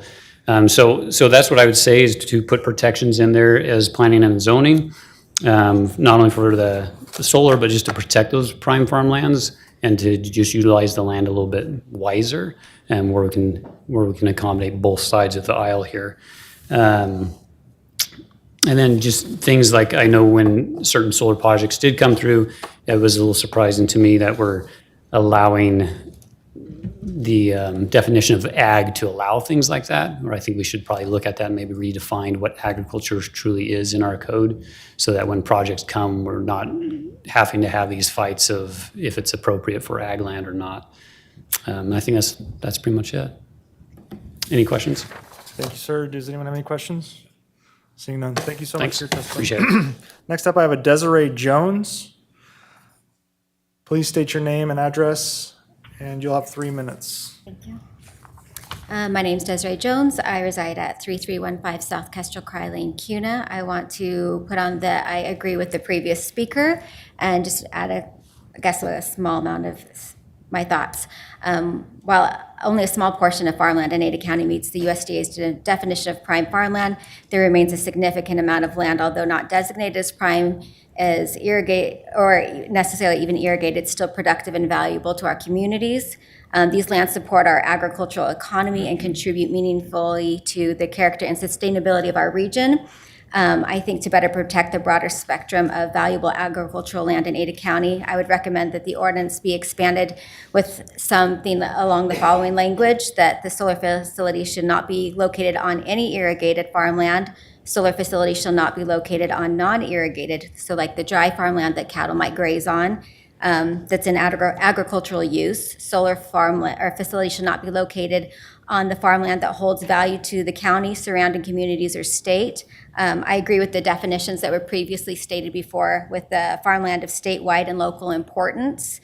These additions would strengthen our commitment to preserving farmland and ensuring that it remains available for agricultural use, not repurposing it for companies whose interests might not align with our community. We must prioritize protecting our resources and sustaining our way of life, and support the families who live and work and raise their kids in these communities in Ada County. I also would agree with the previous speaker saying that there's lands available to put solar on that much of the community would be supportive of, just not on the agricultural lands that we all depend on for our food. Please consider incorporating this language into the ordinance to provide meaningful protections for our farmland. That's all I have. Thank you, Ms. Jones. Does anyone have any questions? All right, thank you. Thank you so much. Next up, I have a Becky Alder. Please state your name and address, and you'll have 3 minutes. Becky Alder, I live at 89 Canada Road in Melba. I agree with the previous two speakers, and I respectfully propose that Ada County consider incorporating what they also recommended. When you look at prime irrigated farmland in Idaho, if you look at all the farm ground, that's less than a quarter of the farmland. And so with 552.9 million acres in Idaho, currently 11.55 million are farmed. Or pasture or grazed or something like that. But we have like over 10 million acres of desert land. I believe everyone in this room here likes to eat. Research shows that the standard American diet requires approximately 2.67 acres to grow food per year per one person. That includes vegetables, the feed for animals that you eat, such as chicken, cows, pigs, land for grain, and everything that goes into dairy production, and much, much more. So it's not just saying you have to own 2.6 acres to survive. That's everything you eat. The Western American diet requires 3.25 acres, so I'm going to round it off and say 3 acres per person. Farmed and pasture land across Ada County is 106,400 acres. The number of people in Ada County is 470,000. Currently, for Ada County to feed its citizens, you need 1,410,000 acres, which is a deficit currently of 1,303,000 acres. So if you keep only the acres in Ada County that are prime irrigated, as proposed, you now have approximately 21,000 acres, enough to feed 7,000 of the Ada County residents. I think some people might get hungry. If all of Idaho adopts similar language to only protect prime irrigated farmland, that 11 million acres drops to less than 3 million. You have huge deficits just to feed the people of Idaho. Why not use desert land to put these solar panels on? That doesn't take away any of that farmland. The land that we farm is not considered prime. We live in Melba, but you need to ask the seed companies what they consider it. We're in the seed heart of America. Efforts have been made to grow seeds of similar value around the world, Europe, South America, all over. They haven't found anything like our little community, which is not prime farm ground. It would not, it's a different county, I understand that, but if farm ground isn't protected, you have to take land that has rocks and weeds and critters. You have to get rid of all of that in order to even start farming it again. All that's been happening in Idaho is it's been being depleted and covered up. I think those of us that like to eat like the farmland. Thank you so much. Does anyone have any questions? Seeing none. Thank you very much for your testimony. Next up, I have is it a Wayne Kelly? Wayne Kelly, this is at... I'm here for other. You're here for some other? Okay. I'll come back to you. Thank you. Lori Johnson? I'm here for other also. Okay. Thank you.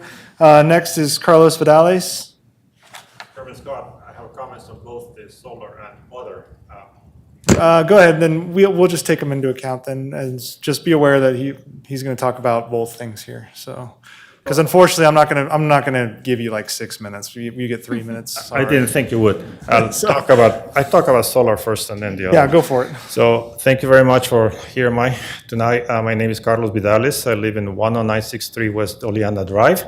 I would like to say that I do not oppose solar. But I think that I read Chairman Birch's letter on solar, and I think that it should be adopted. His recommendation should be adopted. There's a few things I'd like to point out about solar. The first one is that unreliable. The thing only produces power 25% of the time. Therefore, for every watt of solar energy that you produce, you have to have base load created by conventional energy, whether it's coal, whether it's nuclear, whether it's water generated.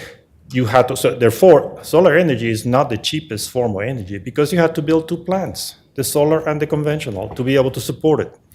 The other thing is that solar energy is really a fad nowadays. It is suppressing the construction of nuclear plants. It really is. The future is electric, and nuclear is the only way that is going to produce enough energy. Solar is taking about 100 times the space of nuclear energy on la farmland. And because it only produces 25% of the time, experts are saying, well, build 4 times as much plant, take us 4 times as much land. So, it is really not the cheapest form of energy. So I'd like to caution you against using farmland for solar energy. I think the gentleman who spoke before that said that, look at all those rooftops. Look at the Boise Town Center Hall, whatever it's like, Times Square. It's 100 acres. Vehicles are baking in the sun. The buildings are baking in the sun. That's where solar belongs. Shade the vehicles. It doesn't cost anymore. So, I said, just be cautious about the solar energy because it is not as, I expect that anything built today will be completely torn down in 30 years. And as I said, we should be building nuclear plants and nothing else. If I may now speak about the rest of the ordinances, I have found them unwieldy. This is on the record already. I already provided my comments, and I don't try to be cute here. But, I found a lot of things reading that thing that got my attention, things that I object to, things that I don't object to. Leon has addressed some of the things that I appreciate it. Perhaps I was wrong. But the thing is, I find it unwieldy.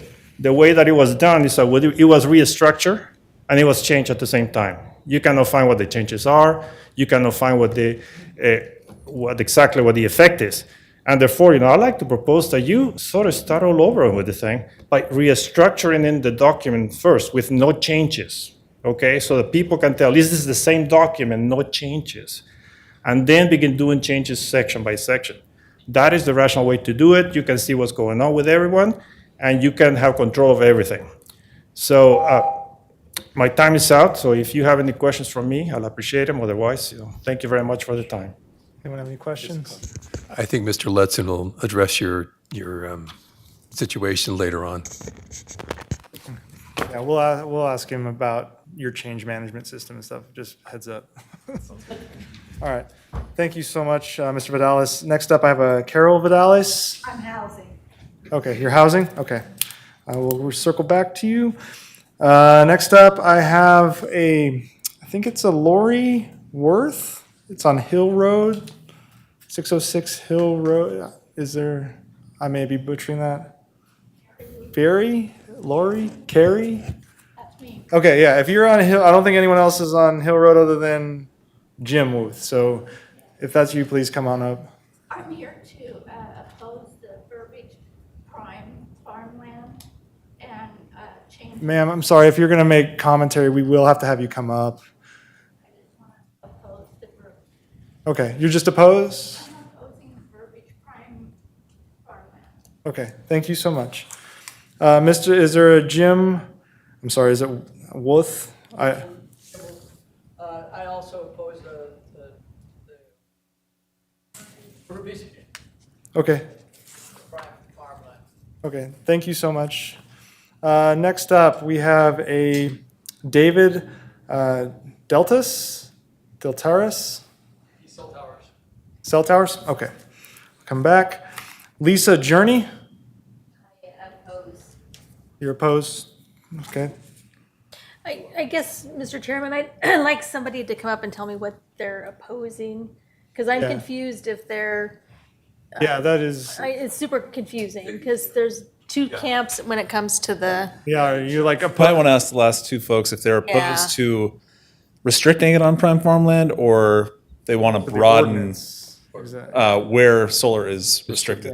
Maybe if they say we oppose the amendment or we are Well- in favor of the amendment, would that help clarify? There's a lot in there. I think it'd be hard to There's two just. reasons that people are opposing the amendment.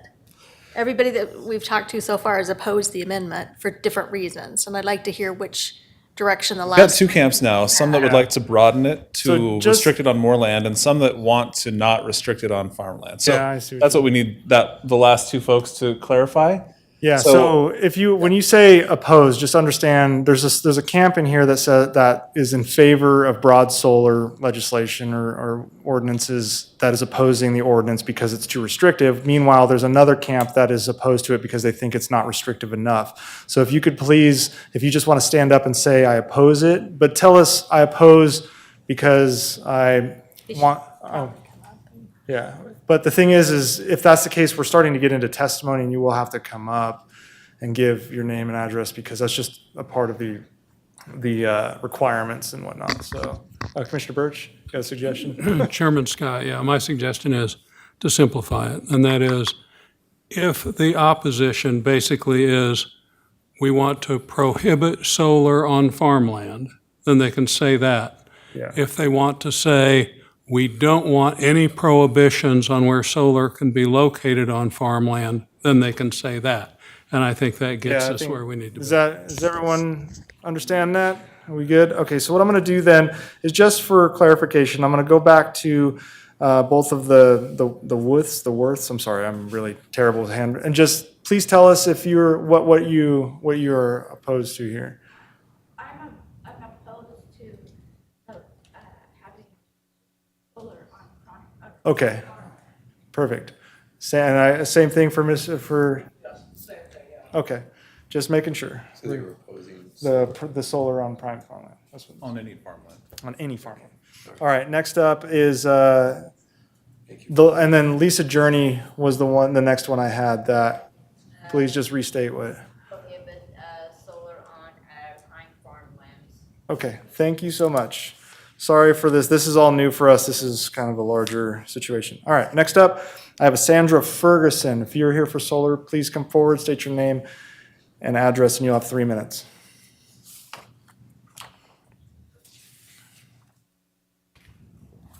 Hi, I'm Sandra Ferguson. I live at 4311 South Robinson Road in Cuna. And first, Leon, I wanted to just give you a real quick heads up. I worked for 46 years in public service for city, county, state, and federal agencies. Bonds would normally be required on like a solar project once you decided you were going to approve it. So, okay, so I reviewed some of the comments that were made, some of the exhibits, and I did appreciate, I am opposed to solar on prime farmland, but I did appreciate some of the comments that were made out of several people with Boise addresses saying restrict it to 10 acres. If you're going to put it in our prime farmland areas, let's restrict the size and put it on the rooftops and parking lots, whatever. As opposed to taking up, say, 2,700 acres of our land, where I live right behind one of the Savion proposed facility. I also appreciated Idaho Fish and Game's comments they made. They suggested that solar be considered as intense development if you're considering an application, and I do believe that should be true. And they talked about it impacting habitats and wildlife, and that is also true in my situation and most situations around, because we do have a lot of the birds of prey, etc. I am opposed to a lot of our farmland going out of production. We have food shortages in Ada County, the Treasure Valley, across Idaho, and across the country right now. So the more we can do to keep our lands as farmland and being able to make it productive, I'm all in favor of it. So I would like to see the definition amended. Solar facilities shall not be located on prime farmland, and also considering statewide importance and local importance. Thank you so Thank much. you. Does anyone have any questions? Nope, seeing none. All right. Moving on, I see this one's Betty. I can't read your last name, sorry, but you're out of Swaka. You're here for other? Okay, perfect. I'll come back to you. Next up, I have, is it a Jill or Joel McCormick? June? I'm sorry. This is off Canada Road. All right, please just state your name and address, and you'll have 3 minutes for your testimony. It's Gail McCormack. Oh, Gail, Gail, very yeah, close. Sorry. And it's 13600 South Canada in Melba, and we are on the Ada County side. And I'm not going to go into it. I'll just refer to Ms. Davis, Mr. Jones, and Becky Alder. They specified it, and we're a lot more articulate than I am. Thank you. And I oppose to the prime farm ground. Okay, thank you so much. Sorry, just getting my papers in order here. Sorry, next up I have an Adam Gustafson.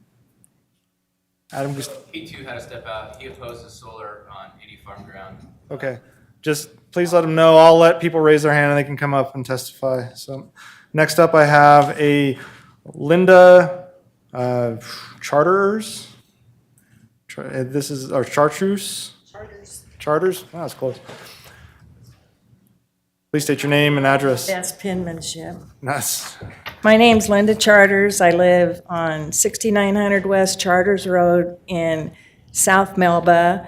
And we truly are South Ada County, and all this stuff you was talking about, it's like, is that going on down there where we live? But I am in opposition to the way that this is written to be prime farmland. I've lived in Melba for 50 years. I live among some of Becky's family's farm. We worked tirelessly to pick rock and make our farm ground productive. It is not prime farm ground. So that, in my opinion, is why that needs a different consideration, is because prime farmland in Melba, and Becky would agree, there is a very small percentage of that prime farm ground. And we grew agricultural products for feedlot. And as long as you guys are all going downtown and eating a steak, somebody's growing the feed for that livestock. And if you're drinking a glass of milk or putting butter on your toast, somebody's producing the feed for that, and it's coming off agricultural ground, and some of it is not prime, but it is doable, productive land, and that's why that needs to be expanded to not limiting it to just that. It needs to be, the productive land needs to be in consideration of putting a project like this on it, because it does come out of production. And that's all I have to say, and thank you for your time and consideration. Thank you very much. Next up, I have a Thomas, is it Coops? Other, you're another person? Okay, I'll come back to you. Next up, I have Ted Vandersloot. Is it Vandersloot? Vandersloot? Please state your name and address for the record. Hello, Commissioners. Ted Vanderscoff, 3633 West Green Lane, Cuna, and that is Ada County. I appreciated all the testimony we've heard already. I find it interesting that a lot of the people that are in favor of the solar ordinance, although they want the language changed, they are in favor of solar, but they all live in Boise. And what we're talking about is solar farms in more of the rural part of the county where a number of people from Cuna and Melba live.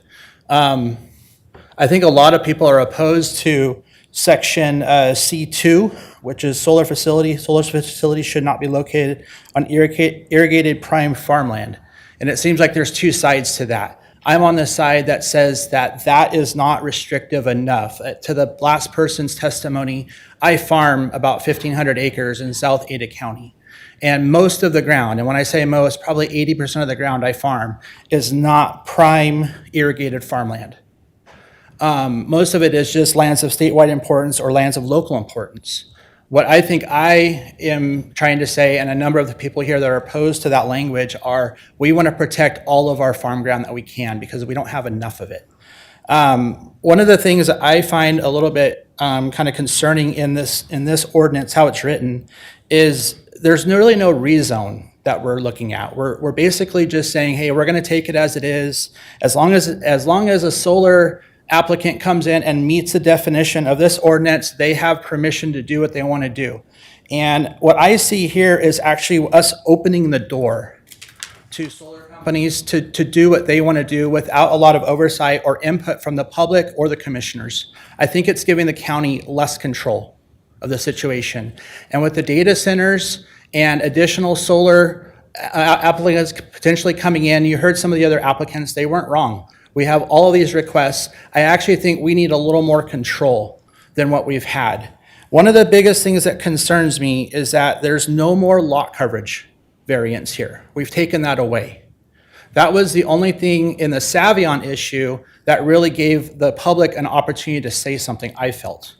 And the commission, by taking that away here, if I'm wrong, I hope I am, but the way I read this, they've taken this decision away from commissioners and just replaced it and said ground-mounted solar arrays are exempt from lot coverage. To me, that needs to be removed entirely. Okay, that is section C5 under the additional standards for certain central power facilities. Okay, point number 5, that to me is a big problem. If we don't have a say as the public and the commissioners as well, we have taken the voice away of our community, and that's a problem. I agree with all the other speakers. We need to broaden the terms. In section C2, solar facilities should not be located on area defined program, and add statewide importance and local importance, and also add that to the definitions. I will also make one more point. The language here mentions irrigated prime farm ground. We keep focusing on the word prime. I would like you to pay attention to the word irrigated. If you take irrigation off of a piece of farm ground, then it no longer is prime. And that's real easy to do. You just sell the water rights, they're gone. 2 or 3 years later, you come back, you have a non-piece of farm ground.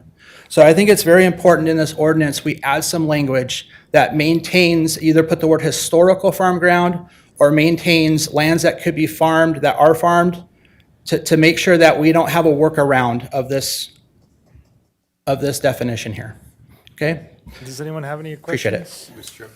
Commissioner Wickstrom. So you say you have 1,500 acres. Would you ever see a reason why you might take part of your productive land and turn it over or lease it out to a solar company for 20, 30 years? Yeah, I am a food producer. I produce food. That's my number one job. I understand that, as a property owner, I want to be able to do what I want with my ground, but I also think that what I do with my ground affects others around me. And so when we get into property rights, I think that these ordinances are what we have to come back to.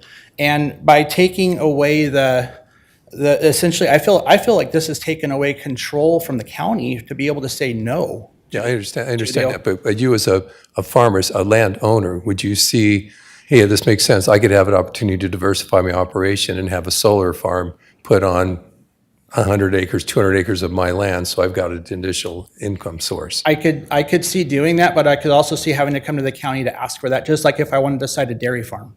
If I had to cite a dairy farm, I have to jump through a lot of hoops. I might have all these people sitting here saying, no, I don't want that, and that's their right to do that. So I would have to appease them. What I think this is doing is actually taking their voice away. You're looking for proper oversight. Yeah. Okay, thank you very much. Thank you, Mr. Chairman. Any additional questions? Commissioner Birch. Just a question. So there's been some comments made about how the solar facilities provide good jobs. Yeah. You farm 1,500 acres. Yeah. Tell me what jobs are dependent upon your farming activities. Well, of course, I run a couple dairy farms, and we have crop farms that we run and lease. We have our irrigators, we have our dairy employees, we have milkers, we have all of the outside vendors that service our businesses. We have the tractor dealerships. I'm a co-op member at Dairy Gold. I have, 2 milk plants in the valley and 180 employees at each plant, roughly. I have milk truck drivers, all of the infrastructure that is involved with those businesses. My dairy farm is not just the sole provider of jobs. There's like probably a 6 to 10-fold kind of a ripple effect to those dollars. When you're talking about solar and placing solar, you have the construction workers while you're doing that. They leave, projects over, there's maybe one guy managing this thing. So you've lost all of the economic impact of the farms that you have there in the local community. The auto parts dealer, the tractor dealer, the welding shop in town, they all go away because now you got the solar apparatus. So I appreciate that question because there's a huge economic, I think, disservice to the community. And that's why all these people are really opposed to having this here. If you put it somewhere else where it's not affecting ag, then it's a benefit to the entire community. Thank you. Commissioner Murphy. How you doing, Mr. Vanderscoff? A lot of people, or a number of people, have testified that at the end of 30 years, they can return this ground to farming ground. What are your thoughts on that? And after 30 years of solar arrays being on multiple acres, what would it take, you think, to bring that back to farming ground? Yeah, thanks for that question. I think that, obviously, 30 years is a long time. I haven't seen a solar array yet that's been taken out and put back to a farm. Okay, show me one that for an example. I haven't seen one. I think that in some of these particular farms that some of these properties that we've seen, I know that we got about 4 or maybe 5 ongoing or already approved properties in South Ada County. I know one that all the pivots were removed, all the irrigation equipment was removed, and all the water rights were sold off of that property. It's done. Okay, for it to come back into production, all of the solar apparatus would have to be removed. The land would probably have to be reworked and reset up, and then water rights would have to be reestablished. And in 30 years, any irrigation infrastructure that was there would be garbage, and it would have to be completely redeveloped. And so I don't see that happening. I don't see that at all. In fact, what I do see happening is more likely it turns back into another solar farm or commercial or houses, which is what a number of these people from town don't want to see. What I'm actually trying to prevent is not, I don't want to see houses coming in. I want to just protect the farm. We want to keep growing food for people. And so that's what I see. I don't see an example of that. And if I can add to your question, agrivoltaics was mentioned as well as a suitable solution. Agrivoltaics is something that is a concept that has not been proven in the state of Idaho. There's not one installation, not one ongoing operation where agrivoltaics is working or is in operation. One of the reasons is because we have to irrigate here. We have to apply water to our crops to make them grow. When you put solar panels in, you remove all of the irrigation equipment that you have there, and then you put the solar panels in, and then you have to come back in and figure out how to develop an irrigation system at a reasonable cost. Okay, and that's maybe the most important thing, at a reasonable cost that would actually function and apply water in a efficient manner. And I haven't seen anywhere yet where that's been done in the north, in the west. Okay, in the Midwest, yes, but not in the west. So, thank you so much. Any additional questions? All right. So since it is 8 p.m. and we're about at the 2-hour mark, Clarify something Oh, real go quick, ahead. Chairman, before we break, and Yeah, for sure. in case anyone were to leave. So we're not eliminating the conditional use master site plan requirement for solar facilities. This will still go to a public hearing. It'll go to the P&Z, and there's an appeal option to the board for any decision made by you. So we're not eliminating our guiding bodies, and the board always gets a chance to review your decision if an appeal is filed. So I just wanted to make that clear. The reason you haven't seen this in the past is that we've always had to process a variance in conjunction for lot coverage. And so they've always gone automatically to the board. So the new standard is suggesting that we don't have a lot coverage for this type of use so that it can be reviewed at the P&Z level. I want to make sure we're not eliminating a public hearing, neighborhood meeting requirement. That's all going to be subject to the public hearing process still. So. Okay, thank you for that clarification, Mr. Hudson. We'll go ahead and recess for 7 minutes or so because we've been going for 2 hours, and we'll reconvene around 8:10 p.m. Thank you.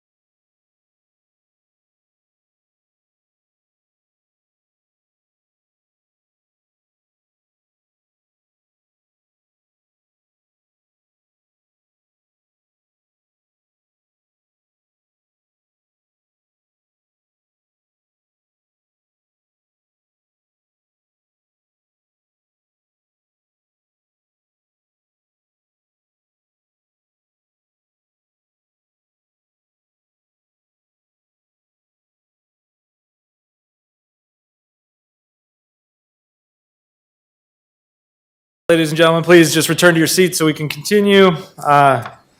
We've gotten pretty good through this, so we'll just continue on. Again, we're still on solar, discussing solar. So if you're a part of the crowd wanting to discuss solar, bring it up here. If you are talking about something else like housing, cell towers, please wait, and I'll circle back to you. We definitely will give time to everyone. So next up, I have Justine Crevance. Is there a Justine Crevance off stage, Coach? Huh? Kravanek? I'm sorry. Yeah, off stage. So please state your name and address, and you'll have 3 minutes for your testimony.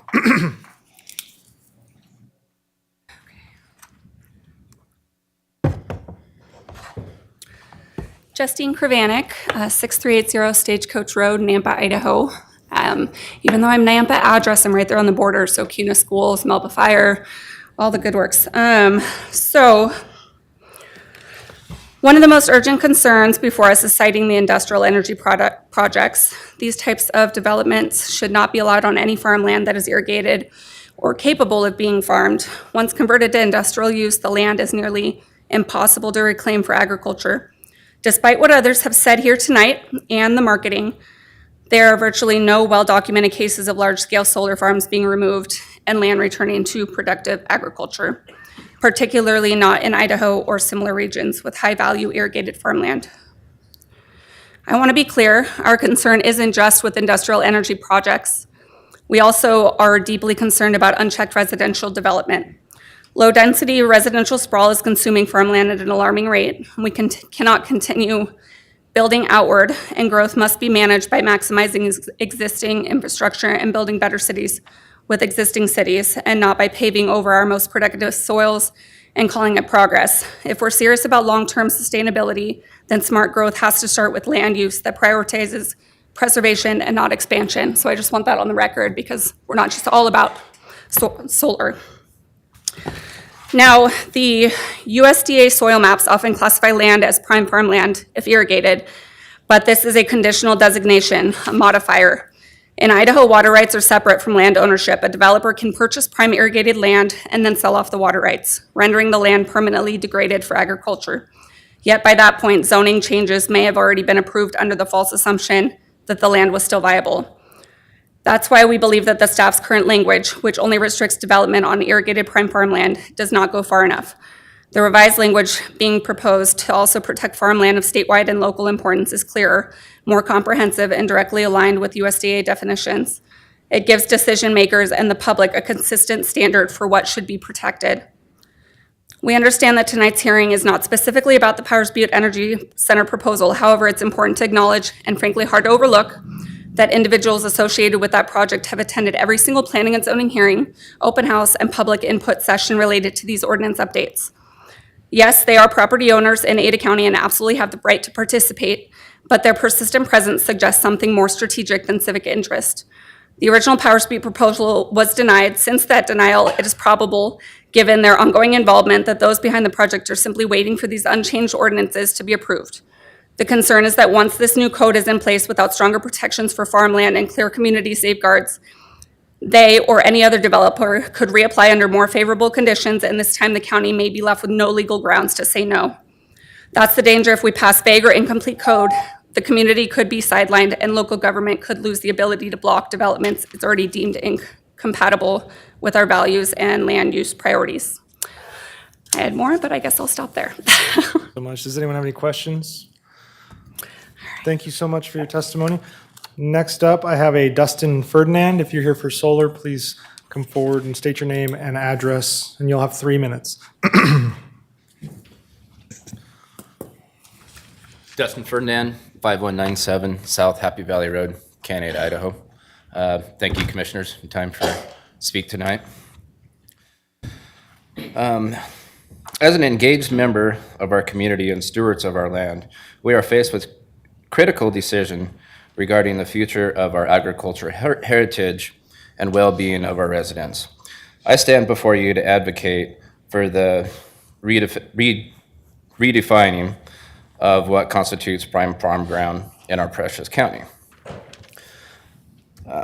Currently, the prime irrigated farm ground can leave our local farms vulnerable to the interests of outside developers by redefining this to include not only prime ground, but also ground of statewide importance and local farm ground of importance. Sorry. It's hard not to be nervous up here. I'm like, you can sit so good back there, but I'm getting through it. I'll try. Statewide of local importance, but we can better protect these lands from being bought up, developed, and stripped of those water rights. So what I'm trying to say there is we definitely need to take out the irrigated part on the farm ground because we don't want the developers, out-of-state developers especially, buying the ground, selling off the water rights, and then being able to develop the land. Prevents developers. Let us not forget when local ground is compromised. It is just not our agricultural economy that suffers. It's our entire community. The health and welfare of our residents' corporate interests to dictate the legacy of our land and expenses of our local families, farmers, and our community's character. Furthermore, as we look at the broader landscape of land use, many other states and counties are already enacting stricter zoning laws around solar and battery facilities due to lots of issues, including ecological impacts and health impacts that arise from these developments. It is essential that we learn from their experiences rather than replicate, all these problems that have been arising. Now, it is time to set a standard that prioritizes our local context over distant corporations' bottom lines. We must recognize that preserving our farmland is crucial, not just for agricultural output, but also as a vital component of our community's identity and survival, and not just the trying to line the pockets of these billion-dollar corporations that are trying to come in our backyard and scoop up our land. I got a little bit more. I'll stop it here. In closing, our grounds are more than just parcels of land.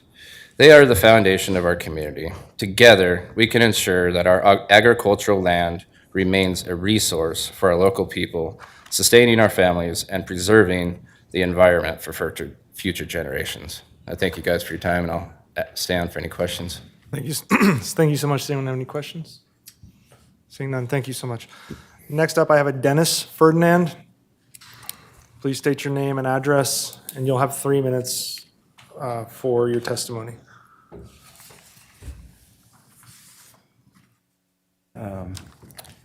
My name is Dennis Ferdinand. I live at 5197 South Happy Valley Road, Kuna.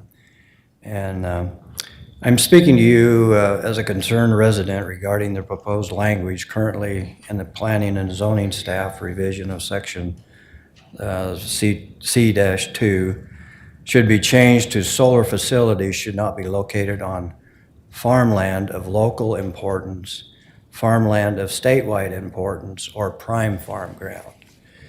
And we've already gone into the definitions of farm prime grounds. I won't read that. And the statewide importance and also the farmland of local importance definition has already been given before.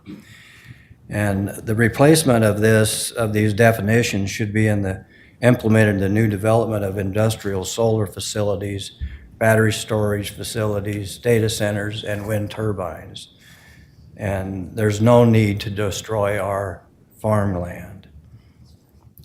Also have major problems with individuals testifying that are not from Idaho, and I see a few in here today. Out-of-state individuals have no interest in our local communities, lifestyle, future generations, or loss of farmland. They do not live here. They are paid by major developers for profit only and should not be heard or given very little reference. Thank you for taking time to listen to our voices. Your thoughtful consideration adding farmland of statewide importance and farmland of local importance is greatly appreciated into the new code. Thank you. Thank you. Does anyone have any questions for Mr. Ferdinand? Thank you so much for your testimony. Next up, I have Emily Trubner. If you're here for solar, please step forward and state your name and address, and you'll have 3 minutes. Good evening. Good evening, Commissioners and Ada County staff. My name is Emily Trubner, and I represent Savion, a renewable energy development company based in Kansas City, Missouri. It's a pleasure to be here this evening. As we've heard from many folks in this room and beyond, this community's primary concern regarding solar development is farmland preservation. And in response to those concerns, Ada County has drafted solar regulations that prohibit solar facilities on irrigated prime farmland. According to the Census Bureau, Idaho's population grew 12.8% from 2017 to 2022, with Ada County experiencing the largest growth of 61,913 more residents. During the last decade, Ada County housing units increased by 37,430, many of which were built on former agricultural land, permanently converted to planned residential development.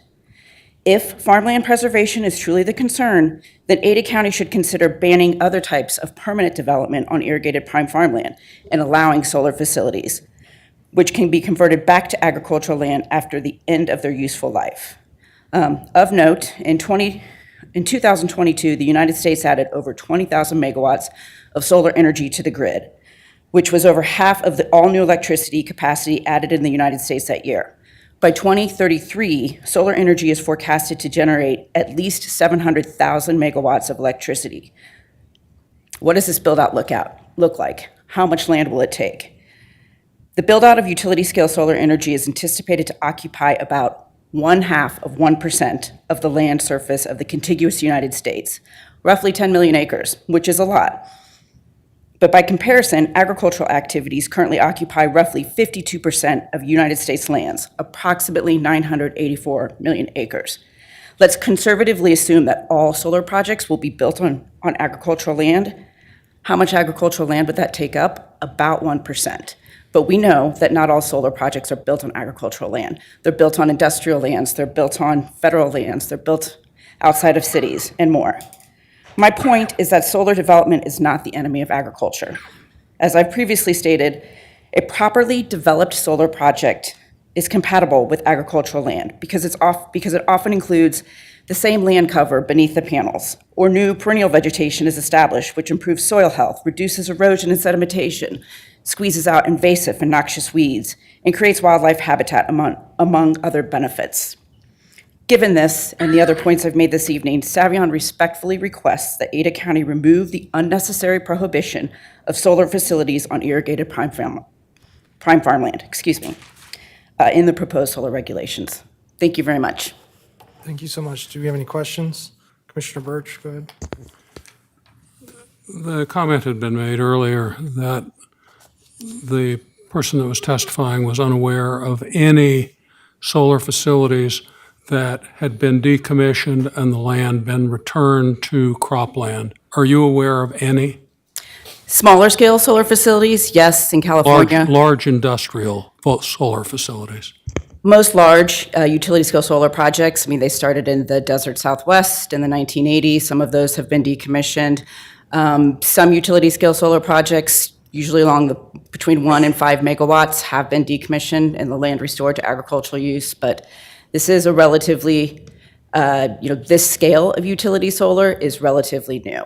So while we may not have seen it, to your point, that doesn't mean that it can't happen. In fact, I think we've done a really good job of explaining exactly how solar projects can be decommissioned and the land restored to its previous use, pre-construction use.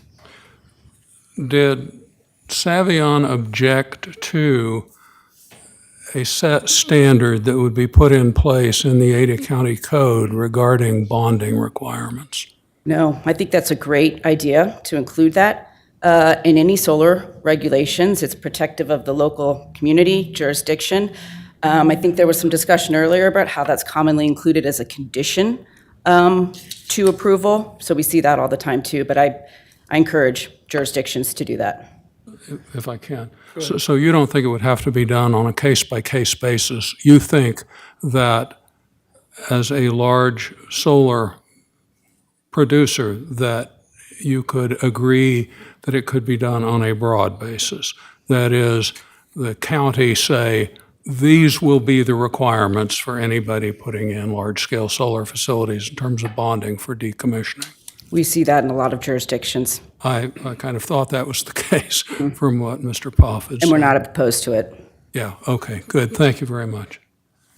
Thank you. Any additional questions? Thank you so much. Yep, thank you, commissioners. Actually, I'm sorry. Sorry, we do have one question. Sorry. I'm sorry, Mrs. Schubert, I apologize. Problem. Savion has quite a few solar harvesters, farms out there. Have you run into any issues with sleet or hail or anything like that, damaging and leaching anything into the soil at that point? Sure. So I'll take that kind of in two parts. With regards to hail damage, yes, I mean, not on our projects in particular, but there have been large utility scale solar projects that have been hit by hailstorms and incurred a significant amount of damage. What the industry has done, the industry's response to that is now, the panels can be, it's called a hail stow. They can be stowed in a certain position to lessen the impact of the hail hitting the panels. So that actually seems to be like a really good engineering fix for that problem. With regards to chemicals or contaminants leaching into the underlying soil and groundwater. Right, specifically groundwater. Yeah, there have been a lot of studies on that. The solar panels have been tested in laboratories. And basically that test, it's called the toxicity characteristic leachate procedure. And it basically takes a solar panel, crushes it into thousands, hundreds of thousands of tiny pieces and soaks it in an acid bath to see what kind of contaminants are leached out or pulled out of those crushed materials at the end of a 2-week period. And the test has shown that there's no elevated levels of contaminants as a result of these solar panels that are crushed into 1 million pieces and soaked into an acid bath. I'm going into way too much detail, but the short of it is that these solar panels do not pose a threat of leaching contaminants into the underlying soil and groundwater. And there's a lot of research on that, and it's pretty well understood and documented. Thank you. Yep, you bet. Thank you, commissioners. Any additional question? No? Okay, thank you so much. All right, we're good. All right, next up, I have a Jaden Renwalt. Jaden Renwalt. Please state your name and address, and you'll have 3 minutes to speak. Hello, my name is Jaden Raywalt. I live at 9673 West Burnett Drive, 83709 here in Boise. I've lived in Idaho my whole life, and in 2 weeks I'm graduating from Boise State with my degree in environmental studies, which is super exciting. Since I grew up here in Idaho and as a young person who will have to live with the impacts of the climate crisis, I care deeply about how we steward our land and plan for the future in the face of climate change, as my future depends on it. My grandfather is a local rancher here, and he's the reason I understand how important land is for his own livelihood and a legacy that resonates with our state and our county. That's why I'm asking you to revise the proposed ordinance to discourage, not ban, solar on farmland. We need to protect our prime agricultural land, but we also need policies that respect property rights and give landowners the flexibility to be a part of Idaho's clean energy future. Thank you for your time and consideration. Thank you. Does anyone have any questions? No? Thank you so much for your time. This one's a bit interesting. It says opposed but not speaking. Just going to reconfirm if you'd want to speak. I have, I think it's a John or Jocks McMurphy. Okay. You're at I can't even read the street. I'm sorry. Of Boise. All right, we'll go ahead and move on. If you want to speak, I'll have a hand raising session.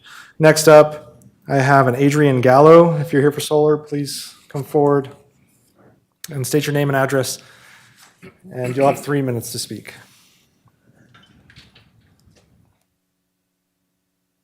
Good evening, Commissioners. Thank you for allowing me the time to speak. My name is Adrian Gallo. I live at 1211 Half North 16th Street in Boise. I am speaking to you today as a soil scientist. I have an undergraduate degree in soils and a PhD in soils. I map soils in many states for vineyards, wetlands, and forests.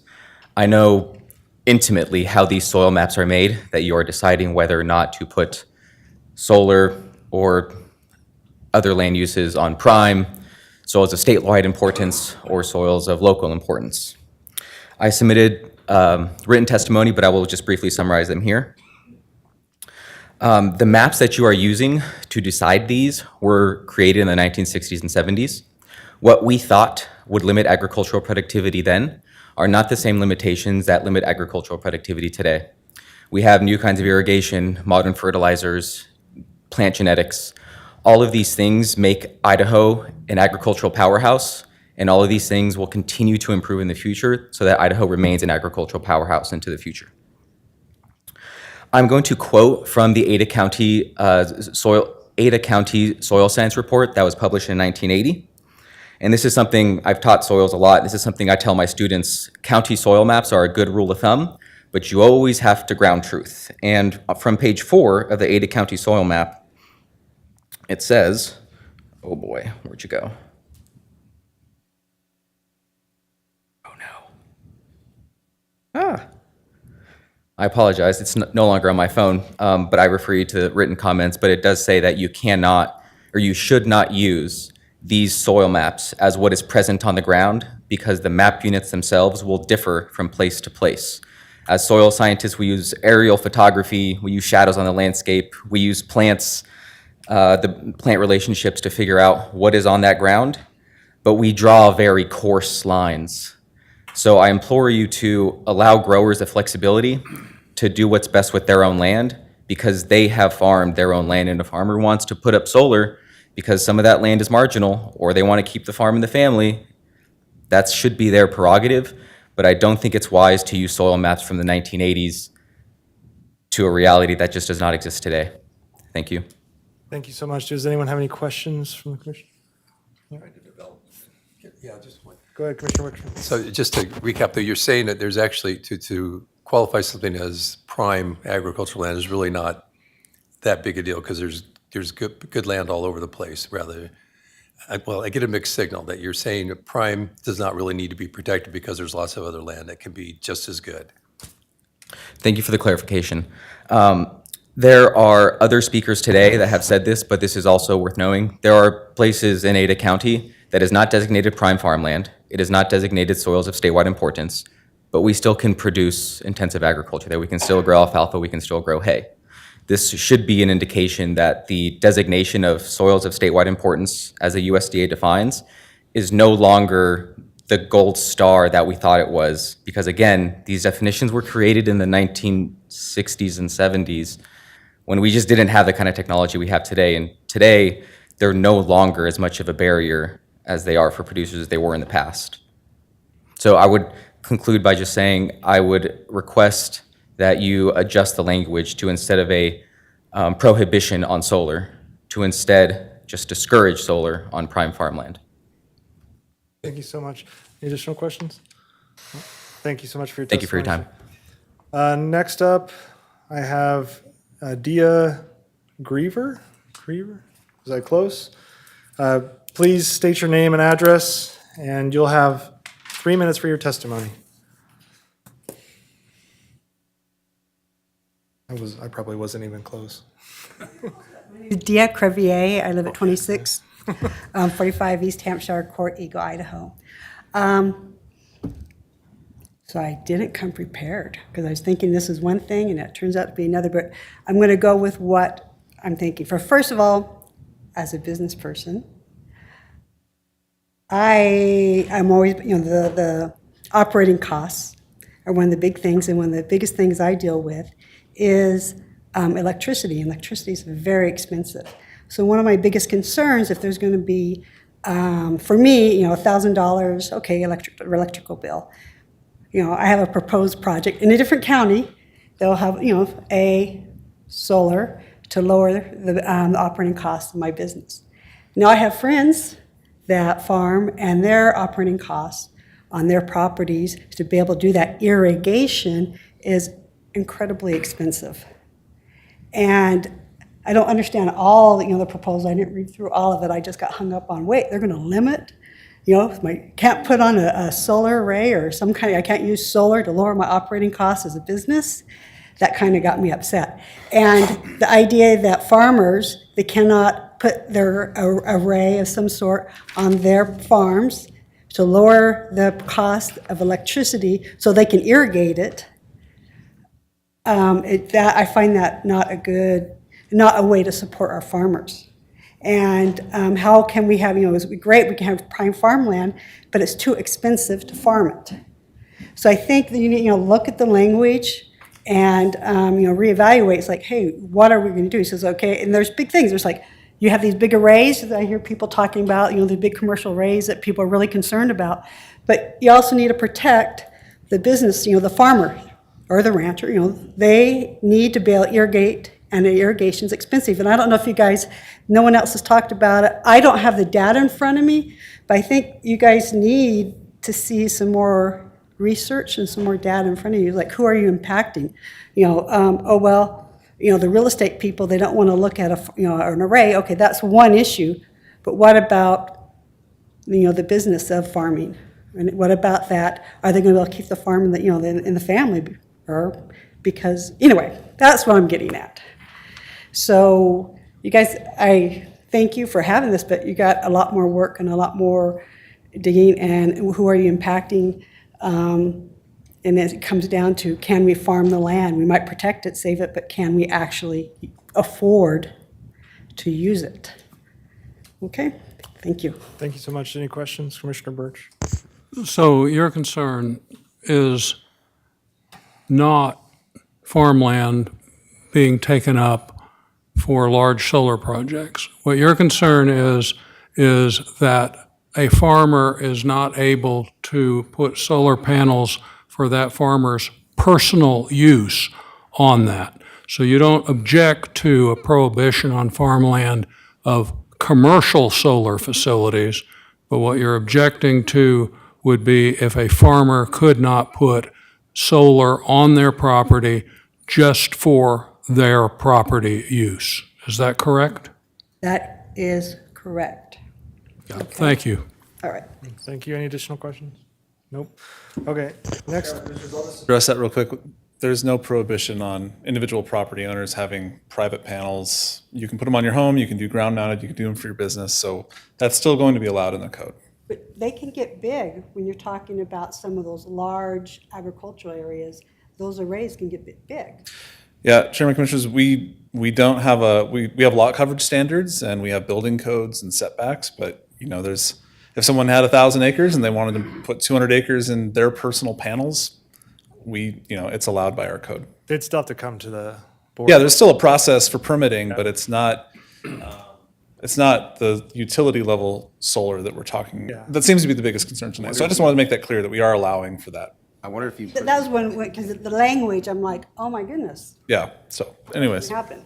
I wonder if you put a minimum on the local farmer. You put some kind of like, you can have X amount before you have 5, 10 acres before you kind of jump into the commercial world. Something like that. Yeah, can we have those happen? Yeah, that's gonna have to be a conversation we have. Yeah, I gotta say, it's like, as the energy costs go up, arrays are gonna get larger.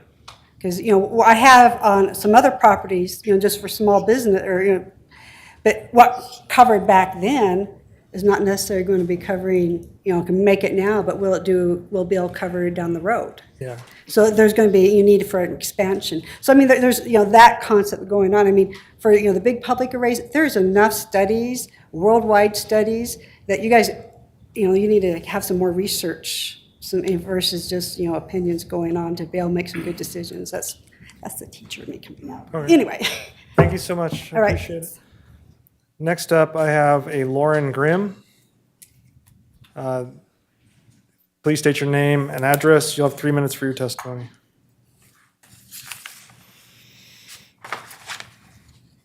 My name's Lauren Grimm. I live at 2509 South Powerline Road in Melba, Idaho.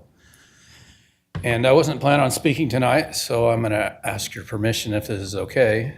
I have the remainder of Justine's testimony. That's fine. Yeah. It's Okay, I will just read what she had that she didn't get finished. It says, we need strong, specific language that protects farmland, outlines meaningful conditional use standards, and prevents loopholes that developers can exploit.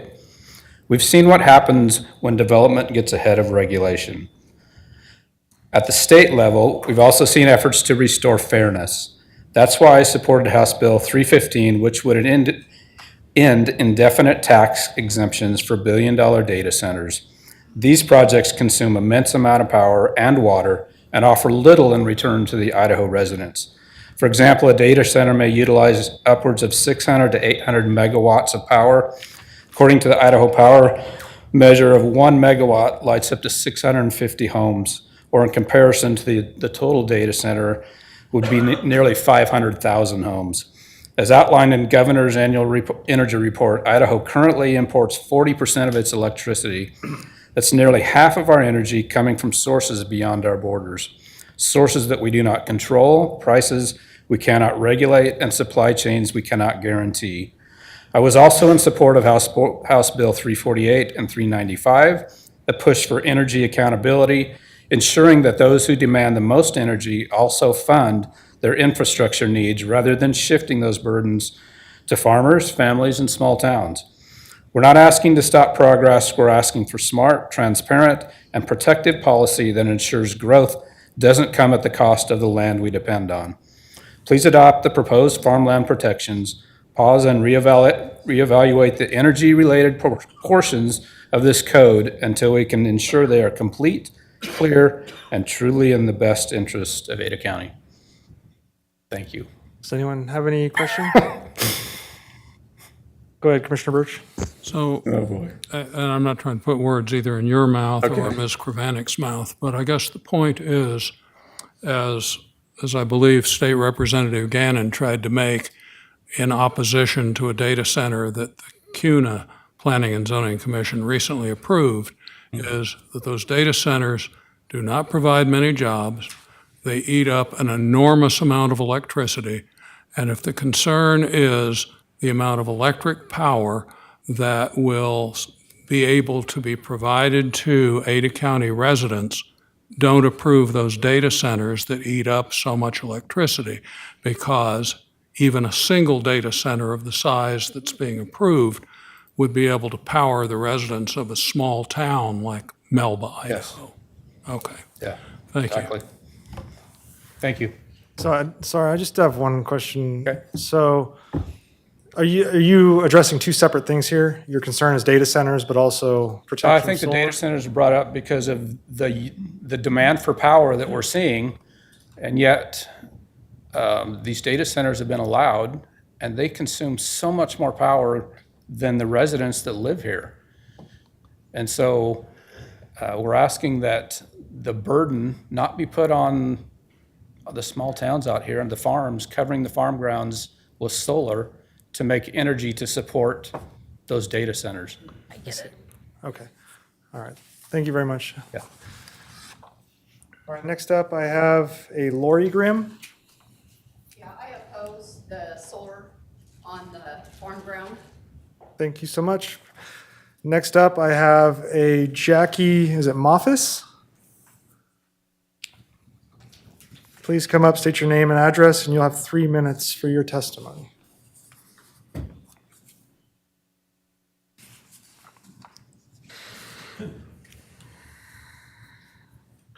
I'm Jackie Moffis, and my address is 4050 Overview Drive in Melba, Idaho. And I would like to address the language that's currently recommended in the Planning and Zoning Staff Revising Section 8454C2C2 reads as follows. Solar facilities shall not be located on irrigated farmland. Perhaps such language could be revised to read as follows. Solar facilities shall not be located on farmland of local importance, farmland of statewide importance, or prime farmland. I think there's been some mention tonight of the lack of energy in the state of Idaho, but we had some representatives from Idaho Power come to the town hall meeting that we had in Melba back on the Power Butte project, and they very plainly told us that they would not guarantee that that power that was produced would stay in Idaho. So why are we tearing up our ag ground to produce energy to send out of state to California. We have had an extreme population explosion in this area. How are we going to feed them? I think we need every acre of ground that we possibly can have to feed these people, to do the agriculture that we need to do. And then back to common sense. It just doesn't make sense to use that for that purpose when these solar farms could be put down the median of the freeway, on the tops of rooftops, or out in the desert, and leave our farm ground alone. I would like to see Ada County take the leadership in providing more food by saving our agricultural land in the state of Idaho. We need it for our population.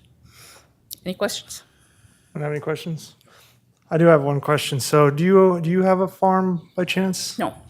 Okay, so I guess the question is you have a concern of the power leaving the state. What is stopping someone from Simplot exporting our food to other states as well? Correct. So I guess the question is it more of a problem to have a solar panel export power, or is it more of a problem to have farm ground that grows food that exports that food to, say, California or to another country for that matter? Are you asking me if it's more important to have the power, I'm just wondering solar your- farm like- or the food?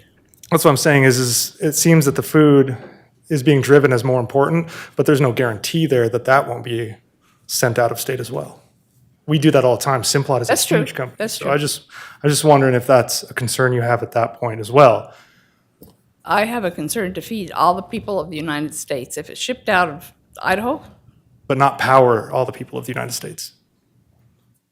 I don't think we should have to give up our farm ground to provide power to ship out of state. Okay, I just want to be clear. I'm concerned there's a bit of a double standard there on what is going out of state and what is acceptable. So I just wanted to make sure what your opinion on that was.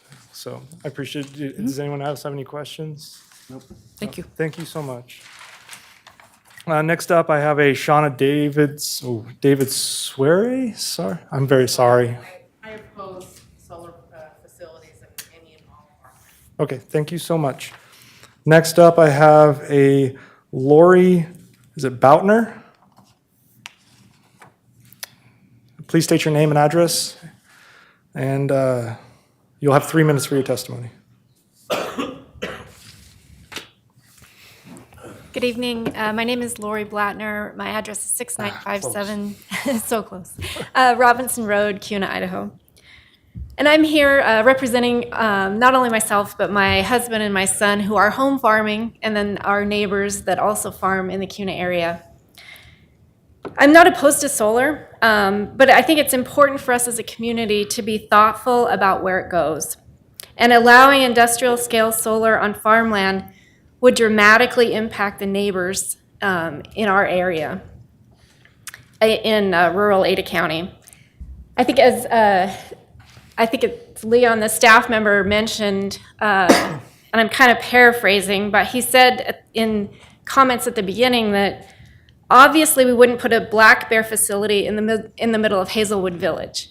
And everybody in the room kind of chuckled and nodded, and it was kind of a fun moment.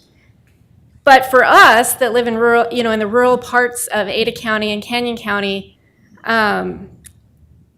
putting an industrial scale solar farm in the middle of our community is really the same thing. And it's just as ridiculous and just as absurd.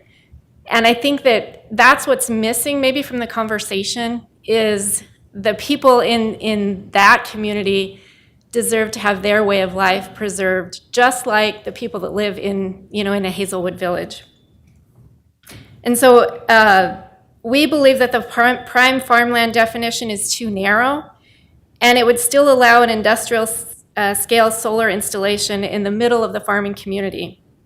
Our community and the economic contributions that we make are just as important as any other community throughout the county. And so I'd encourage you to adopt some of the language that's been presented earlier this evening to include farm ground of state and local importance in the definition so that we preserve more of our farm ground.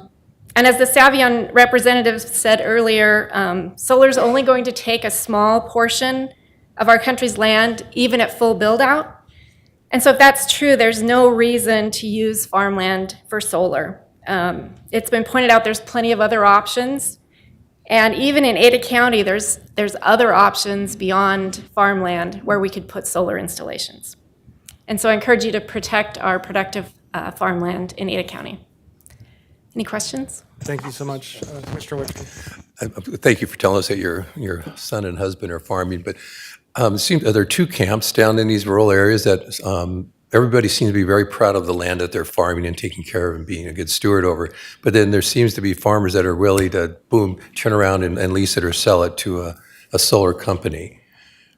Do you see that? I mean, if it's not a problem where everybody's going to protect their land and not sell it, is it really that necessary to be worried about farmland being sold off?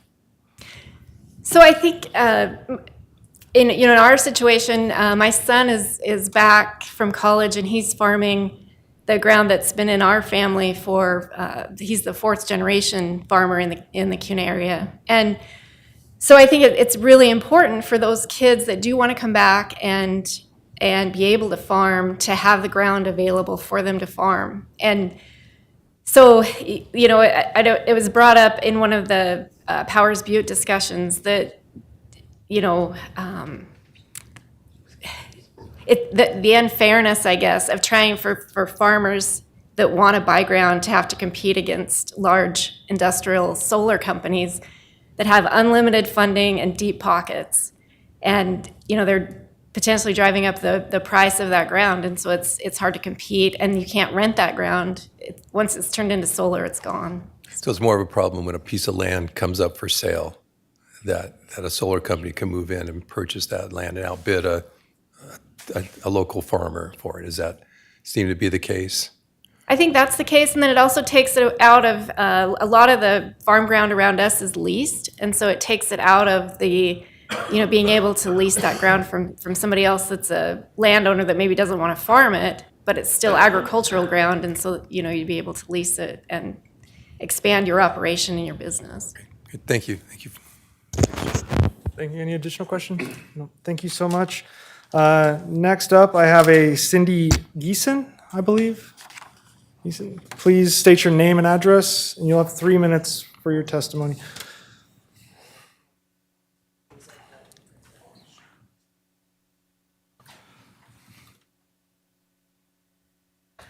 Good evening, thank you. My name is Cindy Geeson, and I live at 1363 South Ash Avenue in Kuna, and I pay taxes in Ada County, so here I am. First, I'd like to say that I am also opposed to the way this is written for the whole energy category. I was looking, whenever you bring in a solar farm, it's not a farm, first of all, it's industrial. So I feel like you should scale it for the different types of zoning codes like residential, commercial, and if there's agricultural land out there on your little maps, make it agricultural land, call it agricultural land. If somebody comes in and wants to change it, do it just like me. If I want to I have 2.5 acres, and it's residential, I expect it to be residential. And if I want to make a gas station, I'm going to have to go and get it zoned. And so, it's no different with ag. You bought ag, it's ag until you can justify its zone. But anyway, I'm particularly concerned about energy storage, because every time you have a solar farm, I keep calling that because you guys I've been brainwashed from the left for a long time, but it's solar facility, it's industrial. Energy storage comes with it, so I'll just read this. I'm especially concerned what is being proposed for energy storage category on the land use map. What is being proposed is that energy storage can be conditionally used in every single zone. And when you look at the use category, it says not applicable, meaning they don't have any code for it. Okay, there are with all this storage of wind and solar comes your data, your energy storage, and this is a huge issue. So anyway, it's conditional. There's no code written for it. So I would like to ask you that you proposed to the commissioners, the Board of Commissioners, that they put a temporary restriction in place to stop the approval of energy storage. We need it defined. We need it as part of our use permit category, but it really should be broken into parts as residential, commercial, just like solar, residential, commercial, light use, heavy use, or, like utility solar or mega solar, because it all, so anyway, I'd ask that you'd ask them to put a temporary restriction in place until they write the code for it. And that this restriction or moratorium should include the types of energy, the where, what, when, why, and how that energy is being stored. You can ask the residents in Boise across from the Boise bench, how they like having 10 acres of lithium batteries 200 feet from their property. It's not okay. So I'd like you to write the proper code and fit the energy into those categories. I handed out a thing that shows you that table, and then just some recommendations of a good way to keep us safe and how to properly write that code before you even put another Tesla mega block in our neighborhood. Thank you so Thank much. you. Does anyone have any questions? Nope. Thank you very much for your testimony. Thank you. Next up, I have a Bob, is it Nettleton? Bob Nettleton off of Overview Drive. I'm probably messing that up, but please state your name and address, and you'll have 3 minutes. Thank you for the opportunity to speak. My name is Bob Nettleton. I live at 4050 Overview Drive. My comments are going to be really short. I am opposed to solar facilities on irrigated prime farmland, farmland of statewide importance, and farmland of local importance. And I would like to see all 3 of these categories included in the new Ada County Planning and Zoning Ordinance. Thank you. Thank you so much. Any questions? Questions? No. Thank you so much for your time. Next up, I have, I'm sorry, I think it's a Rick H. last name off Castlewood. Someone who lives off Castlewood, please state your name. Sorry. I pose. If you're going to provide a testimony, please come forward and state your name and address. I just oppose solar on farmland. Okay, thank you so much. Appreciate it. All right, next up, I have a Josh Leonard. State your name and address, 3 minutes. Sure thing, thank you. My name's Josh Leonard. My address is P.O. Box 639 here in Boise. First, I'd like to thank Ada County staff for their efforts in undertaking this code rewrite. I know these amendments have been in the works a long time and that a lot of effort has gone into them. I'd also like to thank Ada County staff for the way they handled themselves at the open houses. I actually did attend all 3, and I was very impressed by the way staff worked with the public and accepted comment. My comments tonight focus on section 8-4-54, subsection C2C, entitled Additional Standards for Certain Centralized Power Facilities, Solar Facility. The primary concern of Ada County citizens regarding the development and operation of solar facilities has been resoundingly that they don't want them on certain farm grounds or on any farm ground in that case, and they want to preserve farmland. As Peter Richardson, who testified here tonight, but as he testified back on January 16th during that public hearing, though the prohibition of solar projects on irrigated prime farmland is based on misinformation. Specifically, Mr. Richardson noted, as others have noted tonight, that prohibiting solar projects does nothing to preserve farmland. It just means they'll be used for something else, frankly. And again, speaking frankly, that's what happens. When a farmer no longer has the ability to run the farm, if he doesn't have family members that are able to run the farm, and then, or if he can't lease that land to someone else to perform agricultural activities on it, what ends up happening is he ends up looking for someone to sell it to. And the way that it's set up, by prohibiting solar, by prohibiting these utility-grade solar facilities, we'll get more rooftops. And not that folks are not gonna continue moving to Idaho, but the more rooftops we have, the more consumption there is, and they're gonna eat into the farmland one way or the other. Also, even under the proposed draft amendment, there are hundreds of other uses, not just residential and not just solar, that still may be developed on prime irrigated farmland. Only solar facilities are prohibited. If the changes are in the draft amendment are intended to preserve irrigated prime farmland, then why is only solar and not other types of development prohibited outright from being developed on prime irrigated farmland? And it seems on its face that the proposed draft amendment actually isn't intended to preserve prime irrigated farmland against all forms of development. Rather, the goal seems to be restricting the right to use one's own property for a solar use. Overall, we support the proposed zoning code amendment, but we ask the commission to recommend its approval without the outright prohibition on solar facilities. Thank you. Thank you. Any questions? Commissioner Birch. Josh, several questions. You have, and just by way of clarification, you've mentioned that if the farmer is no longer able to farm their property, they'll just sell it to somebody else and it'll be used for another purpose, but they're restricted by the zoning of the property, correct? Oh, certainly. They can't just turn it into an abattoir or a rendering plant or anything else.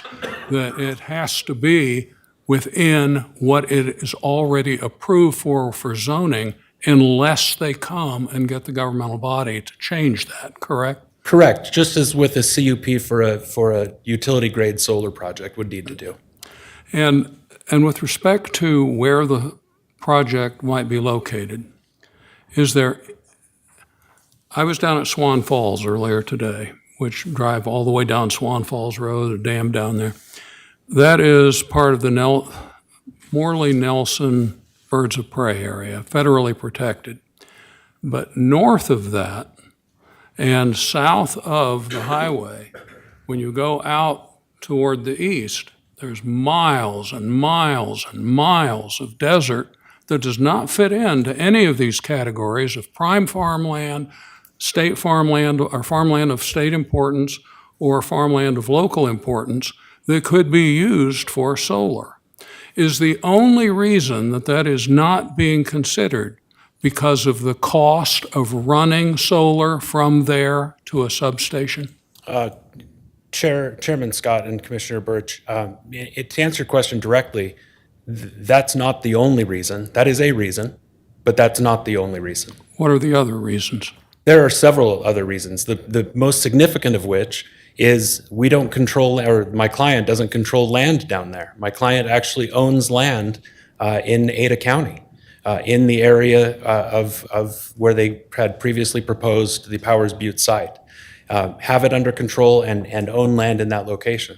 So that's the primary reason. And of course, distance from facilities plays a role in that. Okay. So if I can follow up on that. So yes, they own land in that location. And now again, we're talking about the Powers Butte project, but that land is not zoned for an industrial solar facility. That is why you went to the Board of County Commissioners, and in 2 public meetings that were overwhelmingly opposed to it, the Board of County Commissioners unanimously denied the project. So yes, Savion owns property there, but they own property that isn't allowed to be used for a large-scale industrial solar facility without the government changing the zoning. If I may correct you, Mr. Birch, it actually doesn't need to be rezoned. It is a conditionally allowed use on the property, and it is subject to a conditional use permit. That's correct. And I misspoke. You're right. The government needs to approve this as a conditional use. It cannot be by right used as a large-scale industrial solar project without the government saying, we will allow you to change the use for this purpose. Basically the same as if I come and ask for any other change of use in an area that's zoned for something particularly different from what it currently is used for. It's used for farming now, but yes, you can come and ask for a conditional use change, which is what happened when it was denied last summer. That's absolutely correct. That's the system working as it should, putting the issue before at that time, my understanding is it went straight to the Board of County Commissioners because there was a variance involved. Under the proposal, there would be even more public process. There would be even more opportunity for public testimony because it would first come to this body, and then it would go, if appealed, it would go to the Board of County Commissioners. Okay, thank you. Any additional questions? Nope. Thank you so much for your time. Next up, I have a Leslie, I'm going to screw it up again, Vanderskoff. Yeah. I'm giving myself a star every time That was your second try. That was my second try. So, all right. Good. You have 3 minutes, and please state your name and address. My name is Leslie Vanderskoff. I live at 3633 West Green Lane in Kuna, Idaho. And I apologize, speaking is not my forte. I'm speaking to you guys today in opposition to the solar portion of the Ada County ordinance because of its negative impact on agriculture. I pulled up Idaho's top commodities for 2022 for agricultural products. They include milk, cattle, calves, haylage, potatoes, hay, wheat, barley, sugar beets, corn, onions, hops, beans, peppermint, peas, honeys, oats, and lentils. Based on a recent application for a solar project using agrivoltaics, none of these would have been used in their agrivoltaics project. By allowing agrivoltaics as an excuse to use farmland, we are dramatically impacting Idaho's economics. And I've heard, I'm going to switch subjects here just really fast. I'm a little scattered and I apologize. The U.S. Department of Energy stated that between 2001 and 2016, roughly 11 million acres of U.S. farmland was converted out of agricultural production, and less than 1% of the loss was due to solar development. I think you've probably heard that from the solar people. This was from 2001 to 2016. This is a retrospective view. Solar has exploded. If you go over to the U.S. Department of Energy, they predict that by the year 2050, 10 million acres will be needed for solar alone, and over 80% of it will likely take out farm ground. This is huge. This is exploding. If we take into consideration the data center that CUNA just recently approved, they said they needed 80 megawatts of power. Again, using Savion's application as an example, they had 200 megawatts of battery storage. We need 4 of those just to supply that one data center. That's 9,600 acres. Ada County needs to be concerned with this new industry that's coming here. They could annihilate the entire agriculture industry in Ada County. My family farms, we have 2 dairies, we farm 1,500 acres in Ada County, and this could be our death sentence. I don't know if we will be able to withstand this kind of decimation of ground. What I would ask the USDA NRCS references the Farmland Protection Policy Act. Little history on that is that's to protect farmland that has any sort of federal funding tied to it. And the ground that is protected in the FPPA is prime farm ground, unique farmland, and land of statewide and local importance. And I would ask commissioners to follow suit. Any questions? Thank you so much for your testimony. Appreciate it. Next up, I have a Shannon Todd. Please state your name and address, and you'll have 3 minutes for your testimony.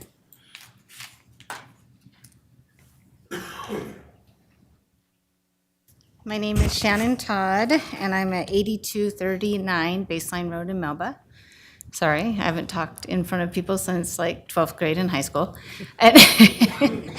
But I am just up here to say I'm not opposed to solar, but I am on farm ground. I have about 46 acres in Melba, and I raise hay and some cattle. It's small in the grand scheme of things, but it's a lot of work, and I love it. Mr. Vanderskoff and Debbie Davis and Justine, I support everything they said, and they have everything down pat with the codes and everything, and I do not. But I just really think solar should be out in the desert. I grew up in Mountain Home. There are thousands and thousands of acres of desert between here and Mountain Home. There's lots of solar out there already. Because Savion doesn't want to pay to have the, take the time to put the solar panels next to substations, they have endless pockets of money. Let them pay for it and not devastate our community. It's just, you know, we have a great little community. There's no reason to have that there. And gosh, I don't want to be redundant, but I just really hope that you guys will see that the solar panels don't belong on the farm ground, and the desert's a perfect place for them. Thank you so much for your time. Thank you. Any questions? Thank you very much Thank for your you. time. Next up, I have I believe it's a Karen Shields or Fields, or it's off Robinson Road. Am I way off? No, you're, I'm Karen. Please state your name and address. You'll have 3 minutes for your testimony. Karen Nichols Oh, wow, I at was way off. 600. I'm sorry, I was way off. That's okay. My bad. Karen Nichols at 6006 South Robinson Road in Cuna, Idaho. And I'd just like to say that I echo Ted Vanderscoff and everything he said, and also my husband, Robert Nichols. He's next after me, so rather than having both of us come up here, we'd just like to echo what Mr. Ted said. And I'd also like to add that we've been farming in this area for 52 years. And I don't want to live next to a glass desert. So I'd like all of the solar panels put out in the desert and not on farm ground, that we produce food for this nation, for our local area, and for all of the other people around. And it's just, it's hard to see that we just have a monster eating up our valuable farm ground and taking our way of life away. And I would just really like you to consider all of those things before you make any decisions. Thank you. Thank you. Any questions? No? All right, I know she said that Mr. Nichols is in pub, but if... I would like to speak. Okay, that's why I ask. Please come up, state your name and address, and you'll have 3 minutes. My name is Bob Nichols, and I reside at 6006 South Robinson, Cuna. And I live right across the street from the ground that's proposed to have the solar panels on. And me and my boys, we farm around 2,000 acres. Not all of it is in Ada County, but quite a bit of it is, and we raise hay and grain for the dairies, and which provides jobs. You put panels on there, all the jobs go away. The dairy that we provide the feed for, they go out of business, and all those jobs are gone, let alone the trickle effect that goes down from the milk that they produce and the meat that they produce. It's a devastation to the whole community. And going back to the question of taking these panels out and bringing back farm ground, it would be ludicrous to think that they can. In today's world, there is no way that me or any of the younger people out here can go out and buy a piece of ground and put an irrigation system on it and start off farming. And that's what it would be. Because the irrigation system would be totally trashed. They'd have to put new wells in as well, because setting that long, the casings in the wells would be rusted out, and it'd just be totally ludicrous to think they could. And even if they could, somebody come along with the money that would, it would take several years to bring that ground back up to productivity. My dad was the one that helped take this ground out of sagebrush. And it took several years to bring that ground up to productivity. And it's just totally ludicrous to think that these solar panels can go on and then come off in 30 years and go back to what it is today. Thank you. Thank you. Any questions? Thank you so much for your time. Next up, I have, I believe it's a Callie Yost. Is that correct? Kelly Houston, I oppose the current language that's written down. Is everyone able to hear that? Everyone good? She was opposing the current language for, In which regard? in which regard? Like, But the definition of the farmland, I think, okay. needs to be greater restrictions. Okay, just greater restrictions. Okay, thank you so much. Next up, we have Hank Allen. Yeah, I'm here for cell towers, but I'm listening to all this stuff, and I oppose the solar farms. Okay. All right, I'll circle back to you on cell towers as well. All right. All right, Jerry Brady. Is there a Jerry Brady or Brody? This is at, oh man, this is in Boise. 2042 East something Court. All right. Oh, no? Okay, moving on. I have a Tracy, is it Basquet? Baus? Bosque. Oh, I'd just like to echo the testimonies of Debbie Davis and Ted Vanderscoff. And I agree that we need to expand the ordinance to include land of state importance and land of local importance. okay, thank you so much. Next up, I have Kirk of the same last name. Exactly what she just said. I echo Debbie Davis and Ted Vanderscoff, what they have spoke of, and I would also like to see expanded verbiage in the ordinance of the land of state and local importance. Okay, thank you so much. I have Angela Tillman. Is that correct? Please state your name and address. You'll have 3 minutes to speak.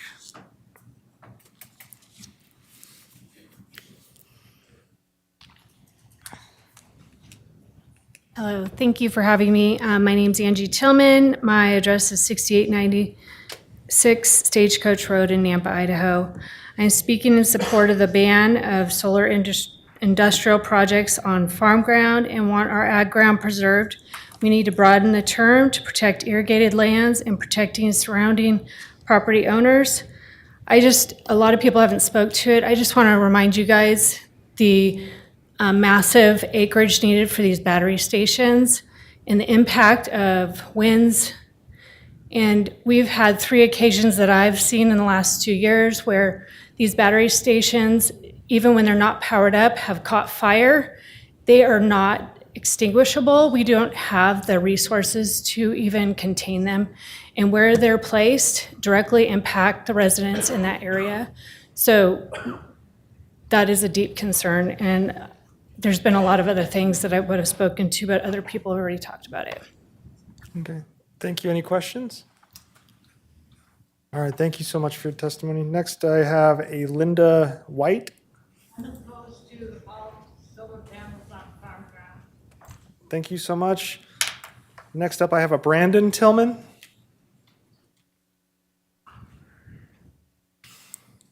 You have 3 minutes. Please state your name and address for the record. Hello. Brandon Tillman, 6896 Stagecoach Road, Nampa. I'm here not only for my family, but for my great neighbors. They're great people who have young families that will be here far more than 30 years. So this gentleman right here with the glasses, I don't know his name, but echoing him, and the man that was here, Hiram, he left. Not against solar, but if we can put it out somewhere else, that'd be great. Ted, echoing Ted as well. Good man. So, thank you. I oppose. Any questions? No. Thank you so much. Okay, we have come to the end of the list for solar, but There's one more. I was going to say, do people in the audience who have not been on the list or I have not called, Please raise your hand and I will call you for it. All right, gentleman with the awesome mustache, please come forward. Last name, first page. Did I miss it? Pat McCormick. Oh, I did miss it. I'm sorry. My bad. How did I miss that? All righty. I did miss it. That is my fault. I don't know how I skipped that over. Anyways, please state your name and address, and you have 3 minutes to speak. My name's Pat McCormick. I live at 13600 South Canada Road in Melba on the Ada County side. Thank you for the opportunity to speak tonight. Had a lot of good speakers tonight. Appreciated everything that they had to say. But I noticed 2 points that really need to be addressed, and that's why most of them spoke tonight. One of them was, land is land. That's all it is, until you stick a shovel in it. If you stick a shovel in it, plant a seed, put a little water on it, now you've got a crop. Now that's farm ground. Now, it depends on the guy with the shovel on how the potential of that farm ground is expanded. It either becomes prime ground or bare ground. But the fact of the matter is, as long as that ground's being farmed, it's farm ground. And to classify farm ground as prime ground to eliminate the building of solar panels or any of that stuff, it's way too limited. Farm ground is any piece of ground that has the potential to be developed into prime ground. And that ground feeds us. So you just can't sell it. You can't give it away. Decommissioning. That's the real savior of solar development. Decommissioning after 10, 20, 30 years. There isn't a person in this hall tonight that can tell me what the cost of decommissioning is going to be 10 years, 20 years, 30 years down the road. We can't get rid of the panels now. We can't get rid of the wind farms. We can't get rid of the oil that is in the turbines in the wind farms. What are we going to do 10, 15, 20, 30 years down the road when those grounds have been decommissioned? Somebody's going to have to pick up the burden. If you don't have a bonding element that incrementally increases every year that farm is in production, you're not going to be able to pay for decommissioning. You're going to have fallow ground. That's the fact. Nobody here can tell you what's going to happen in 30 years. Not this gentleman, not this lady. And that's unfortunate, because I'd like to have them look into the crystal ball and give us the facts on that. And then we can make a good decision on what to do. The fact of the matter is right now that farm ground is farm ground. It's ag ground. If you're growing crops, that's what it is. So I hope that the commissioners, and Mr. Birch, I appreciate your comments earlier about the thousands of acres east of Swan Falls. Beautiful place for solar panels. The problem is, you can't build anything on government ground, can you? Hey, please address the I'm panel, sorry. I not the audience. apologize. They cannot build things on government ground. If they could build on government ground, can you see the potential for the expansion of solar power throughout this great state, the great county of Ada County? They can't do that. And I think we need to know why. And I think we do know why, of course. So, thank you for your time. I appreciate it. If I've insulted anybody tonight, I apologize for that. It wasn't my intention. I really enjoy coming here and listening to you. You people, you're very good at what you do, and I certainly appreciate you. Thank you Good so evening. much. Any questions? Nope. Thank you so much, sir, for your time. I did see another hand raise. Please come forward. So my name's Adam Gustafson. I was called when I stepped out for business. Oh, yeah. By all means, come forward if you want to have testimony. I would just like to oppose and basically just say that I agree with Mr. Vanderscoff. Okay. Thank you so much. Is there anybody else in here for solar? Okay, your hand was up first. Please come forward, state your name and your address for the record. You'll have 3 minutes to speak. Okay, I really haven't planned on speaking tonight, but my name is Ron Zimmerman, 1235 Newport Drive. I'm the president of Beacon Electric here in Meridian. And my family was a farming community in the Beaumont area for over 100 years. And so I have a little bit of interest in that solar problem. But anyway, now also I'm a very proud father of a nuclear engineer building the next nuclear submarine. So you know what type of a power that I would prefer to see.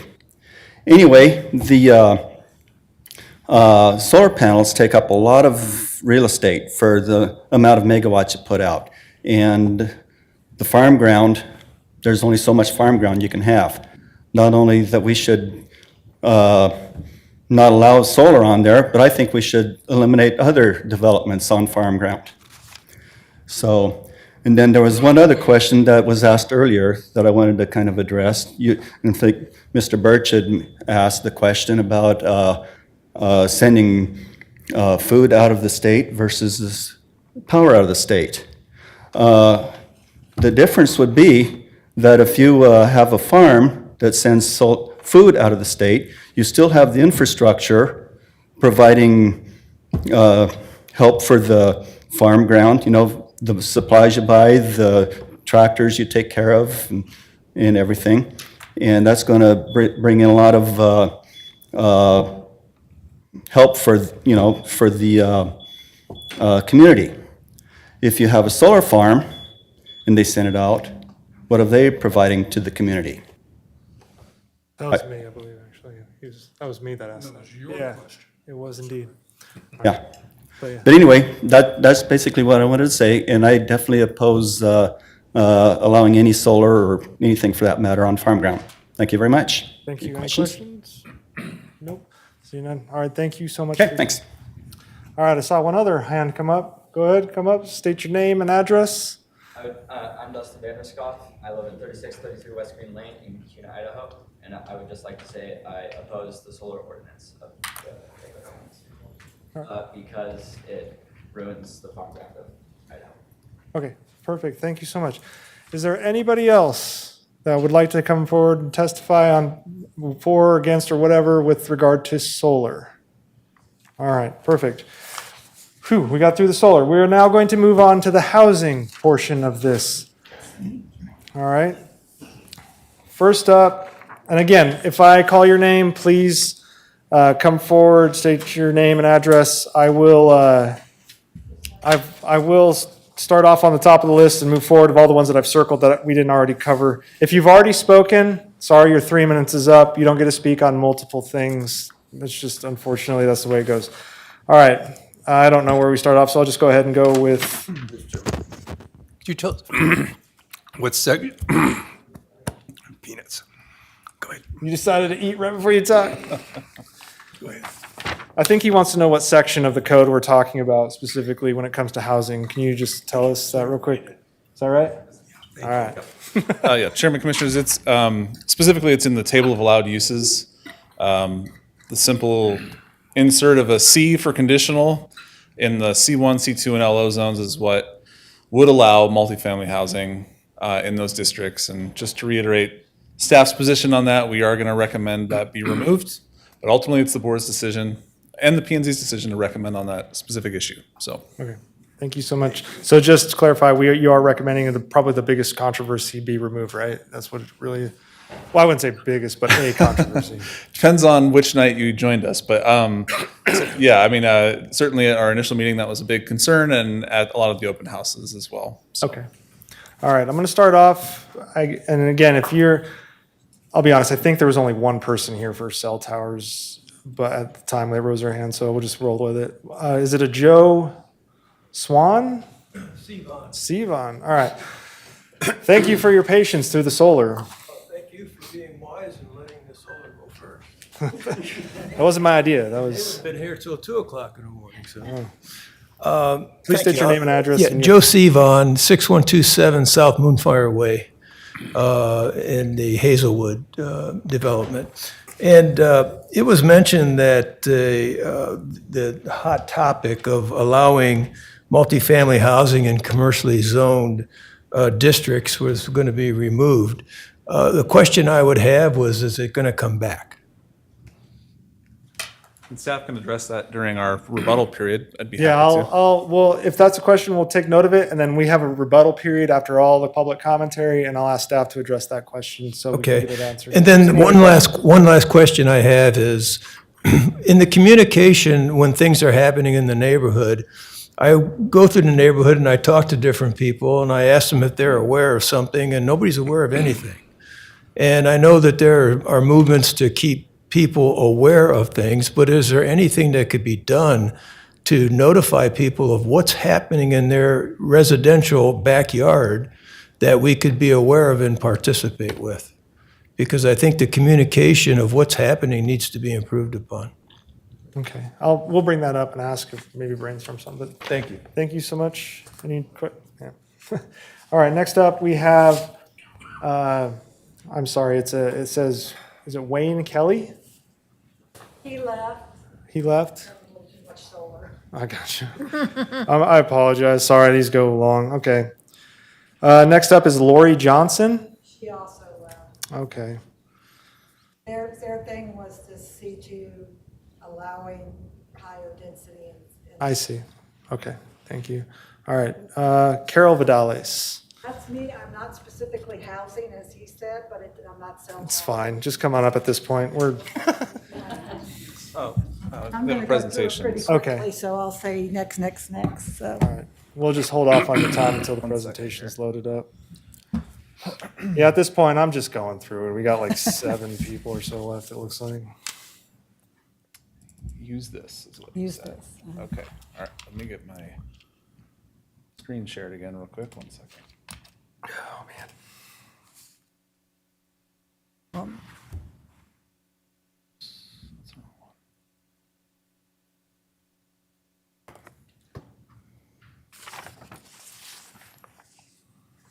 Getting there, sorry.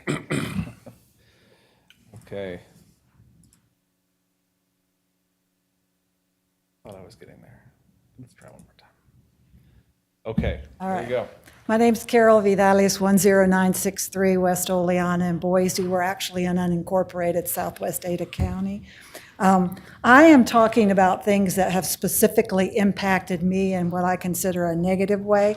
That's why I titled this Code versus Reality. Next, please. First topic is landscaping. There's lots of verbiage in the existing and proposed rezone or zoning code talking about landscaping, but one of the big things for me, it says like, if you're in an area of city impact, which I am, you have to have a licensed landscape design professional design the landscape. Next, please. There's a whole bunch more verbiage, but the first part sounded good, but now it says that the installation is the responsibility of the property owner. That is not so good because there's no follow-up. Next slide. This is an actual document from, I live in Hazelwood Village, when my neighborhood was approved. This is just a small section, the landscaping for that little section. Next. And the parts that's in red, I've expanded on the next slide. And you'll see in the lower left there, it's got very specific instructions like remove the burlap if it's not biodegradable, take all the bindings off, so forth. This looks great. It's like you're really taking a lot of time to make sure everything's done correctly. However, next slide. The reality is this, and the next page.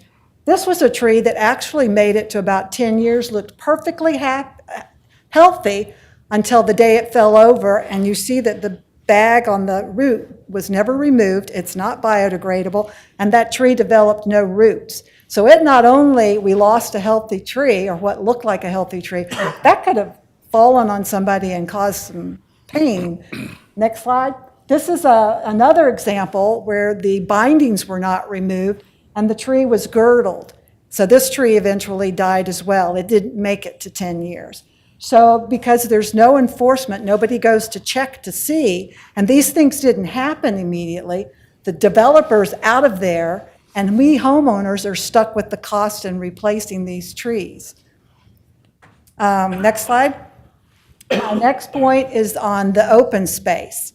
Again, there's a lot of verbiage in the code. This is just to give you where it is. The next slide, at the bottom of the next slide, they're saying like open space can include things like pools or gardens and things like that. There's a whole bunch of things.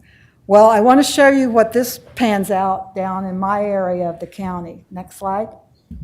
This next slide is up on the left is like a sign. If you go to the apartments at Lake Hazel and Maple Grove, they show that. You see lots of green. The right is what, if you see the aerial view, there's not so much green. Next slide real quick. Where's the green? It's in the neighboring development, and all that green on the left is privately owned and maintained by the Charter Point neighborhood. We have a similar situation in mind. I consider it abusive to not be giving people in high density enough open space where they can go and play kickball or baseball or something. Then it just becomes a attraction to go into private property on the adjoining neighborhoods. So I'll stop. My time's ended. Are there any questions? Any questions at all? Go ahead, Commissioner Birch. I'm just curious, and this is more a question for Mr. Lutzen. The issues being raised seem like wise issues. Couldn't they be handled on a case-by-case basis when an application is made before the body? Chairman, Commissioners, to address a few things, the installation of the landscaping, Ms. Vidalis and I actually spoke about this at the open house, that there's probably an opportunity for staff to get out there earlier. We do a final zoning inspection and we go out and confirm trees are in the right place and shrubs are there, sod is in place, so forth, but we're not digging into the ground and looking at if burlap is removed, things like that. So to address that, I think we can be figuring out a better way to perform those zoning inspections because nobody wants trees to die like that. It seems like a big waste of money. It disappoints the neighbors. So I've been talking with my team about how we can figure out a way to get out there during landscape installation or something to actually make sure that it's going to work long term. But at the end of the day, I'm not a landscape architect. I'm there to review a site plan and make sure that I've got everything I need. But I do have a landscape architect on file with the project that I can ask questions of and try to have them address things. So that's certainly a thing that we can tighten up. As for the open space and different things like that, yeah, I mean, I think there are a lot of ways to achieve it. Maybe our code's not as tight as it could be in terms of defining more specific types of open space or increasing the amount. We didn't make any changes really on that front with this version of the code, but in subdivision standards and master site plan standards, certainly something we could try to work on more in the future. But yeah, it's not anything that we propose in our code right now. So, could there be, obviously some of this stuff is not discovered for years. Is there some way for them, homeowners, whatever, HOAs, I don't care who it is, calls up Ada County Development Services and says, hey, this was in code 10 years ago and they clearly didn't follow it 10 years ago and now we're reaping the problems of it. And if it's Hubble, I don't care, whoever the developer is, can that come back on them perhaps? I mean, it certainly could be a private party to private party thing, but 10 years, it'd be interesting I don't know how a judge would handle that, but. If I can give something that occurred to me is that if you required the developer to give some kind of a document saying, I certify that the landscaping I have installed was done according to what was approved, the plans that were approved, and that's just, like I said, these things didn't do it in a year. Some of them took as much as 10 years, and we're not digging out. But if there was something that we can come back to you, and you have to pay the cost. I guess it's worth thinking about, but we run into it. We'd have to talk to the lawyers and everything like that. Yeah. Yeah, I do think there are ways to tighten that up, and I would be interested in exploring that. And it sounds like the Vidalis have experience with Hazelwood in particular, and so I mean, I don't want to see wasted time, money, or effort, and I want trees to live. It's kind of important to the area. So, Commissioner Birch. No, I was just going to say, I think the certification idea is an interesting concept because when you're building a commercial building, you have the engineer certify. and the engineer is going to have professional liability insurance. And so if they're wrong and the building collapses, you're going to sue the engineer, and the engineer is going to turn around, look to their insurance company and say, hey, you got to protect me here. And so I don't know if landscape engineers have that same level of protection of having professional liability insurance in place.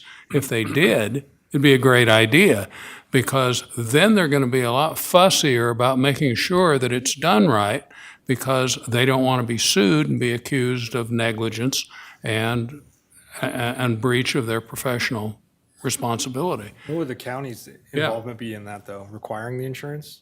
Yeah, it'd have to be. We require a licensed landscape architect. So, but there might be an additional sign-off Certification. form or something that could be incorporated into the final inspection. Yeah, Commissioner Blue. And I've seen this all across Ada County, so it's not just your subdivision.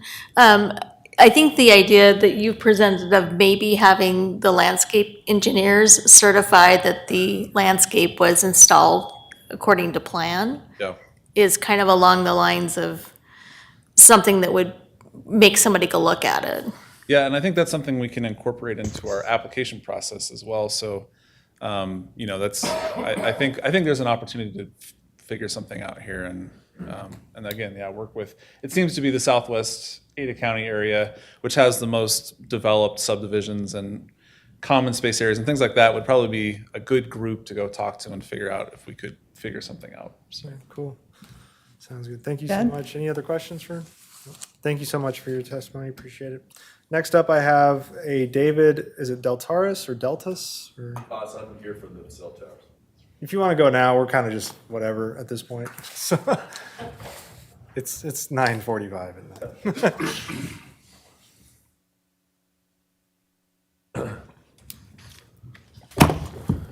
Chairman, members of the commission. My name is David DeHaas. I represent Idahoans for Safe Technology, representing thousands of individuals in Idaho. I have a radio show and podcast where I've interviewed top experts in the field of wireless technology. In my hands are just a couple of the over 30 books of 12,000 pages of evidence showing cell towers causing harm that have been used in court. There's a wireless smoke that you cannot escape and is causing harm. It took from 1964, when the Surgeon General stated smoking is dangerous, until 2004, before Idaho banned smoking from public spaces. At least with smoking, you can escape the pollution. There's no escaping wireless energy. You can't wait 40 years to protect the public. There's an existential crisis looming, and Idaho needs to get ahead of it. AFib rates, brain fog, and glioblastoma rates are vertical. Small cell antennas are the most dangerous of all, and we don't need them. Robert Kennedy Jr. has expressed concerns about potential health risks associated with cell phone radiation and 5G technology. In a November interview, he said, "My concerns about 5G is that RF radiation from 5G is dangerous. It penetrates, it disrupts the blood-brain barrier. Also is associated with glioblastomas and other cancers, and it causes a lot of other dramatic health effects." He further emphasized, "We need to protect our children. We should not have antennas on our elementary schools. We should be warning people appropriately. Do not put cell phone next to your head." Dr. Martin Paul said, "These towers are presenting an existential threat to humans and our pollinators. I believe there's a likely correlation to the link of cell towers and large forest fires." Dr. Kent Chamberlain, president of Environmental Health Trust, stated, "I have worked on cell and microwave towers my whole life. I thought there wasn't any harm, but our group of scientists commissioned by the governor of New Hampshire found thousands of studies showing cause of harm." AFib rates in Boise are vertical. I run a healthcare facility, and prior to 2020, I had never heard of people going into AFib like I do today. I personally know of people who have died from glioblastoma brain cancer or have Alzheimer's because their homes sit in the crosshairs of two towers. I get emails every week complaining of headaches, brain fog. All these people live near newly installed small cell antennas or between two big towers. I tell them they have one option, and that is to move. It's time to follow the lead of Dalton Gardens, Idaho, and write a good, solid ordinance. The county recently lost a lawsuit to Intermax because the judge said there was not a good set of rules in place, i.e. no good ordinance. Before I came here today, I was talking to my mechanic about the transmission in my truck.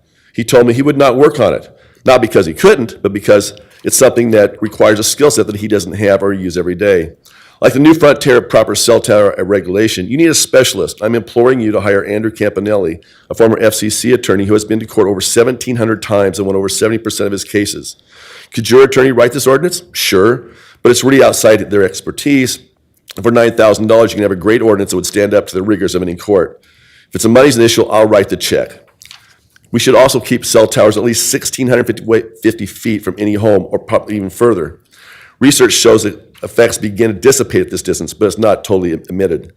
Drive tests showing gap in coverage be provided by an independent third party and paid for by the applicant. Drop call records from the applicant in the area of service and performed by third parties. And no small cells, wireless broadband antennas in any residential areas, period, end of story. We don't need them. Fiber optics wired to the premises is the most safest and most efficient technology. What you don't understand, like Kevin Kless said earlier, these cell towers can be hijacked and used as weapons. All the power lines should be underground.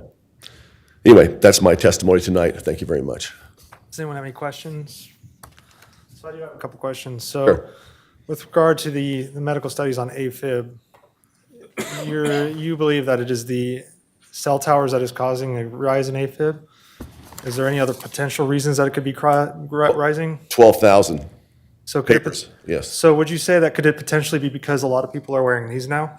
Well, And that all these things affect you, but the biggest, as we've got a person will testify here later, he's been an AFib 20 times. He'll probably answer that better than me. But I'm just saying, like, could detection be a reason why it's skyrocketed? All of us are now wearing smartwatches that detect AFib.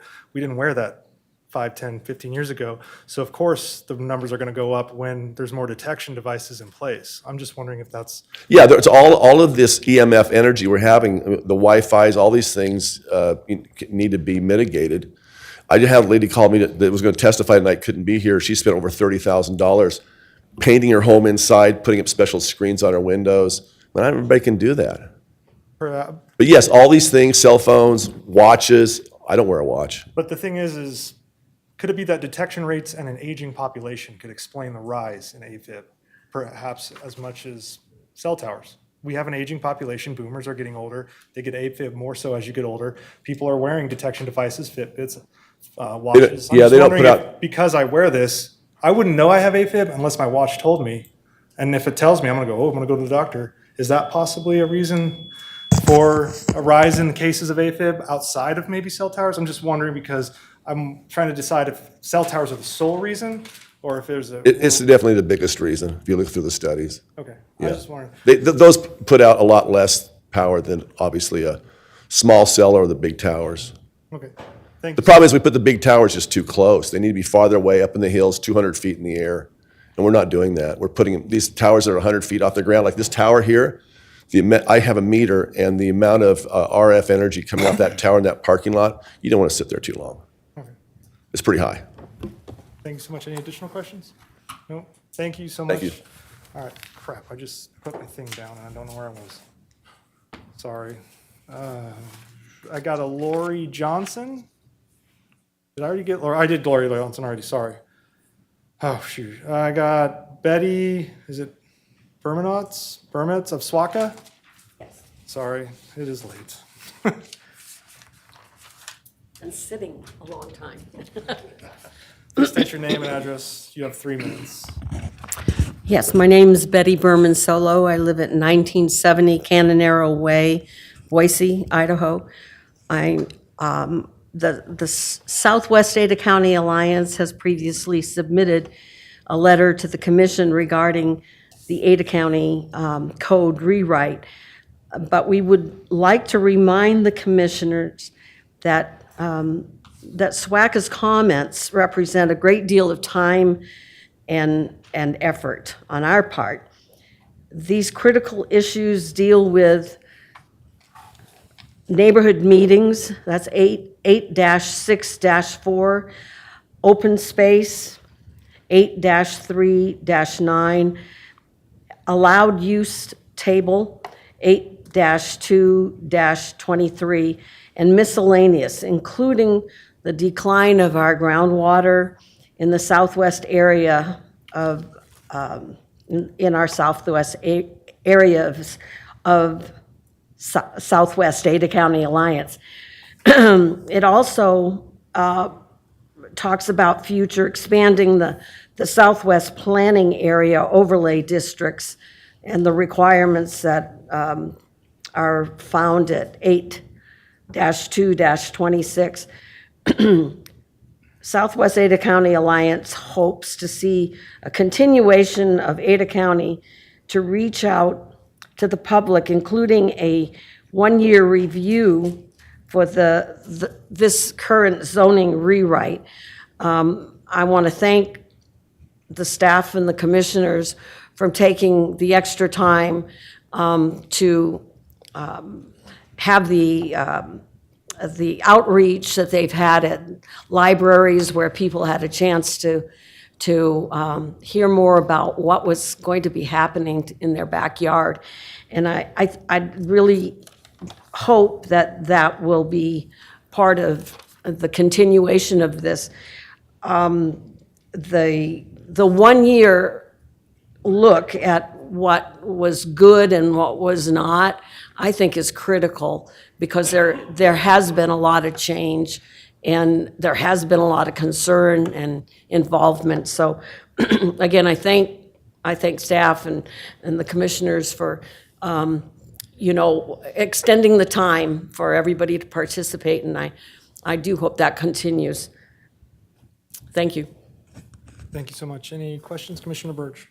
So I'm sorry, so you don't have any specific proposed revisions to the code language, do you? I think they're all well stated in those issues that I mentioned, the neighborhood meetings, the open space, the allowed use table, and the miscellaneous. Really there are different sections, so I really urge you to look at that letter. It should be, I don't know what the exhibit number is, but I would imagine staff has it readily available. It's on page 49. Thanks, Brenda. I don't have the exhibit numbers memorized. I'm not that awesome, but it is in the packet. It's on page 49 of the and packet, of the memo. Thank you. Again, thank you very much. Thank you. Was there any other questions? No. Okay, thank you. Thank you so much. Next up, I have a Thomas Coops.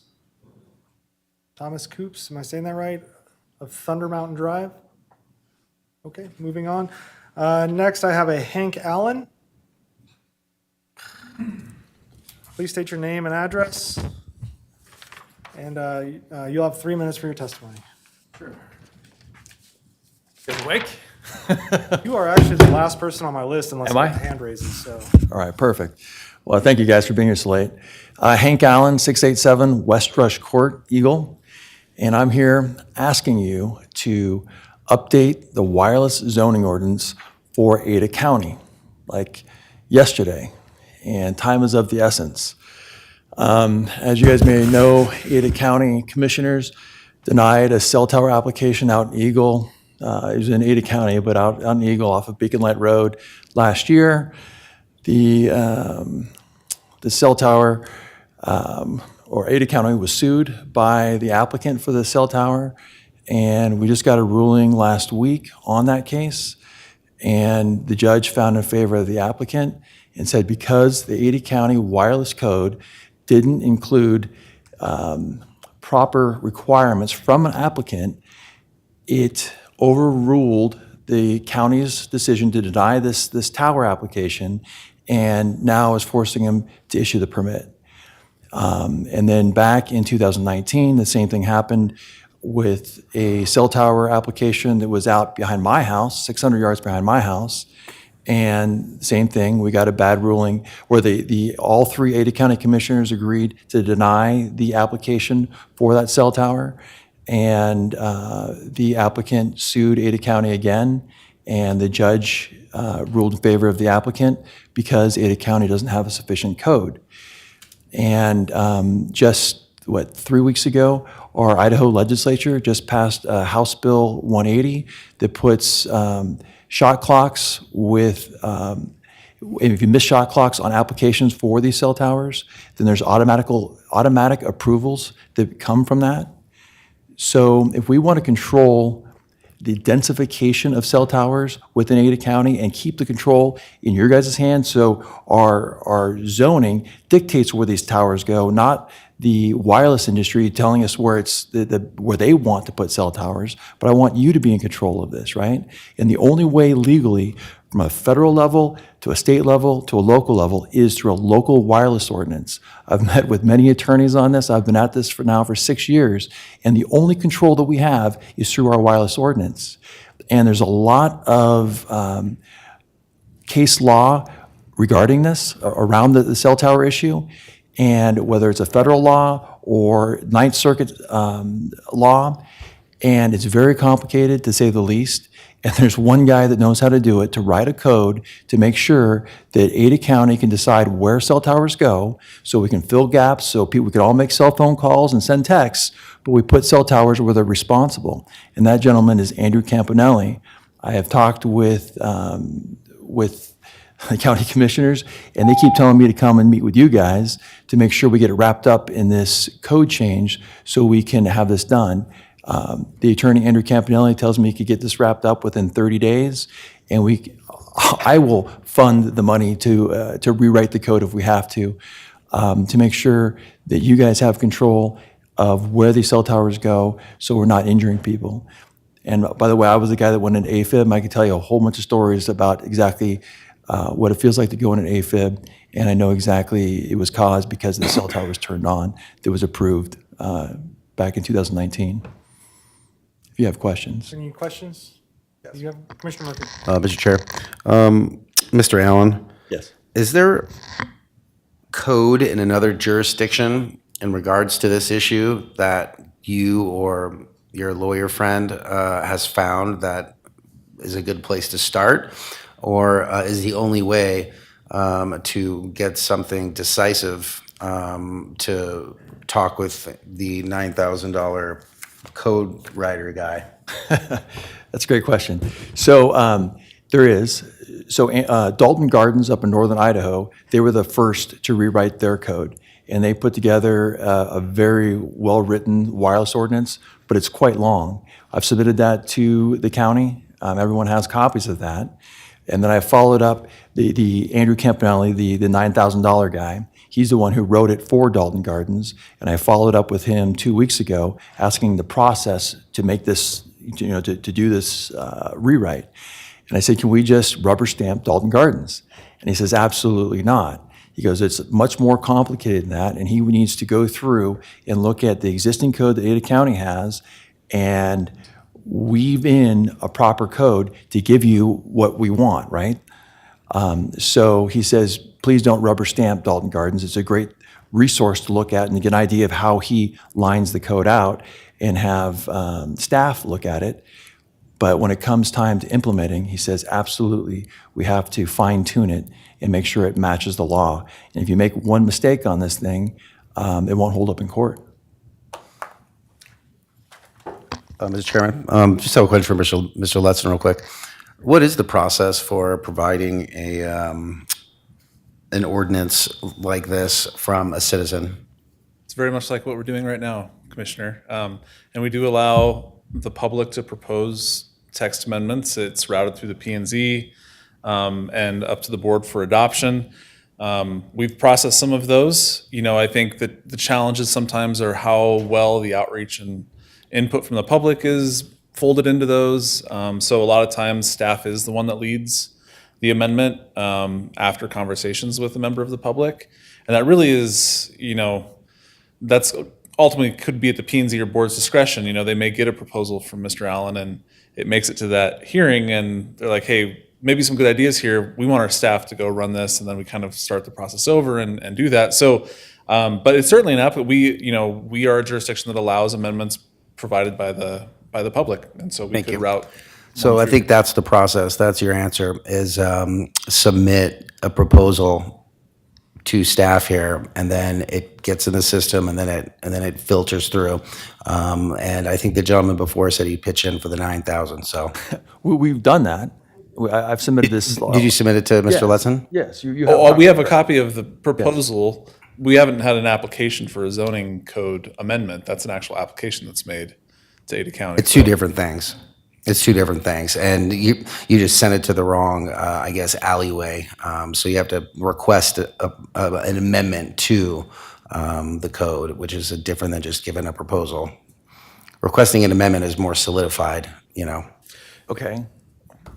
Yeah, it is a formal application, and yeah, we can talk to you and Just trying to point your you. group about that if that's the route you want to go. I know that you have had a lot of discussions with our commissioners. I will, and the commissioners were advising us to go through this code amendment and get it put in with this package. That's why I'm here today. And I guess if it would have been an application, that's great. I'm just looking for the quickest way. If the zoning, if all of you here agree that we need to do something with our code and see it as a priority to remain or to keep local control, what is the quickest way of doing this?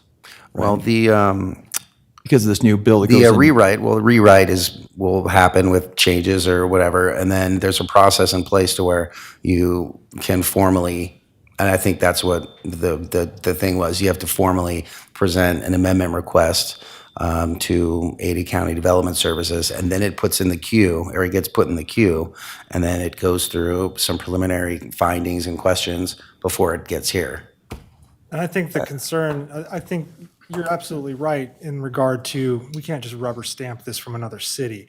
We're talking about a massive metro compared to the rest of Idaho. Yeah. And I'm perfectly open to definitely doing some sort of cell tower rewrite, but for us to broadly, from our section, try to rewrite a cell tower code when you said it's incredible. I just pulled up Dalton Gardens. It's incredibly comprehensive. Yeah, very much It is so. well outside of our scope currently. Yep. So if that's something you would like to see, then that's where I think you should submit a formal amendment, and then we would review it, because we, as of right now, there's no way we could just say, hey, Leon, do Galton Gardens, bam, send it to the commission, the board, because, yeah, you're right, it's comprehensive, and there's a lot of good information in here, so it's worth looking at, but from our seats up here, and probably even from the Board of County Commissioners trying to implement this in a code rewrite, just from a series of county discussions, it's going to be virtually impossible. So that's why I'm saying, and Commissioner Murphy's saying,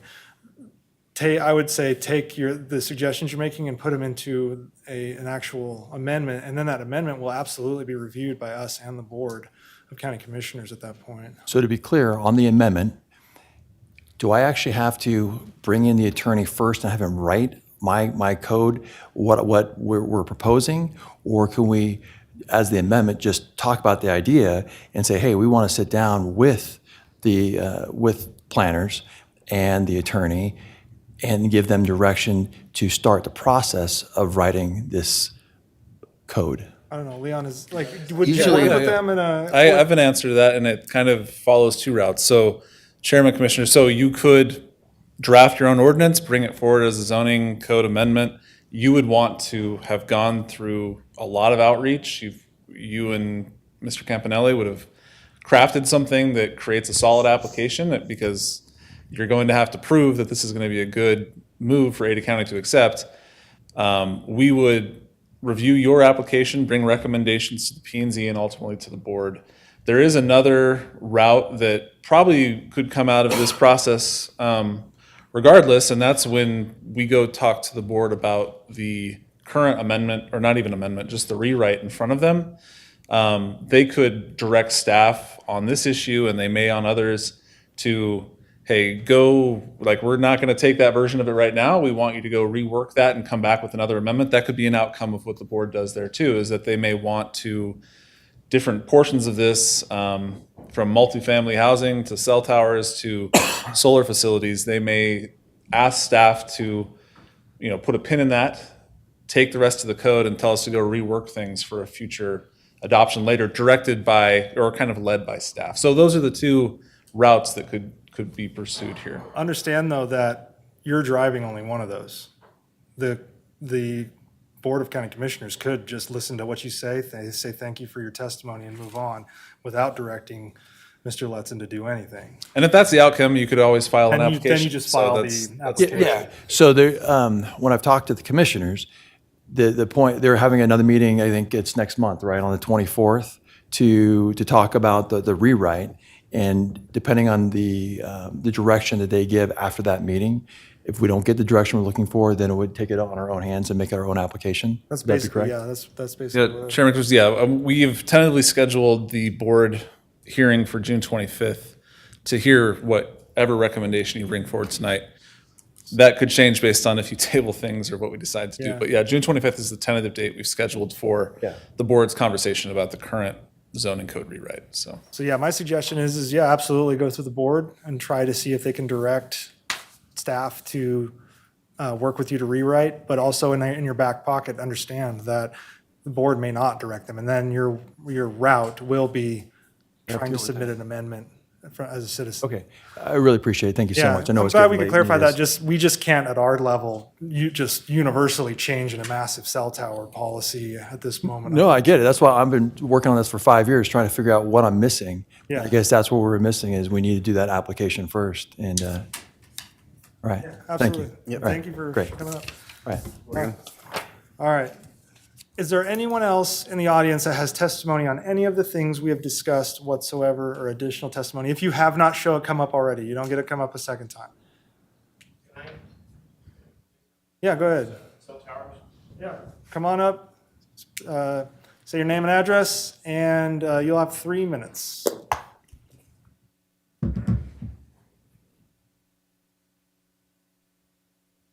Yes, my name is William Lind, and I live at 12097 West Rice Road in Star, Idaho. The Idaho legislature recently passed House Bill H-180, which limits local control over wireless infrastructure effective July 1st, 2025. Unless Idaho cities and counties act now, they may lose their ability to regulate wireless installations in ways that protect health, property values, and community aesthetics. Dalton Gardens has already adopted a strong ordinance, and I'm encouraging Ada County to explore the possibility of adopting their own strong ordinance to regulate wireless facilities. The Dalton Gardens ordinance is a model that protects local control, limits the oversaturation of wireless cell tower infrastructure, protects property values, and protects aesthetics. And that now is the time to act before the House Bill H-180 goes into effect on July 1st, 2025. And I sent an email that included the link to the Dalton Gardens, which you've already brought up. So I support changing the code to regulate wireless facilities in Ada County. Thank you. Any questions? No. Thank you so much. Is there anybody else that would like to speak about anything with regard to what we've talked about today? Okay. I appreciate everyone who has waited it out and your patience. I'll go ahead and turn it back over to Mr. Letson for staff / rebuttal, since it's the same thing for you guys. Do we get to ask Yeah, questions? so- Is now the time for questions? or Yeah, do we so wait if till you after have, for if rebuttal? Commission has any, it's just going to be a conversation between us and staff at this point. So go ahead, Commissioner Blitman. As we talk about the cell phone tower, this seems like this rewrite has been going on since 2020. So it seems like this is a relatively new sense of urgency with the state legislature. So is this something that the staff will be looking at? If we included a direction to look at it?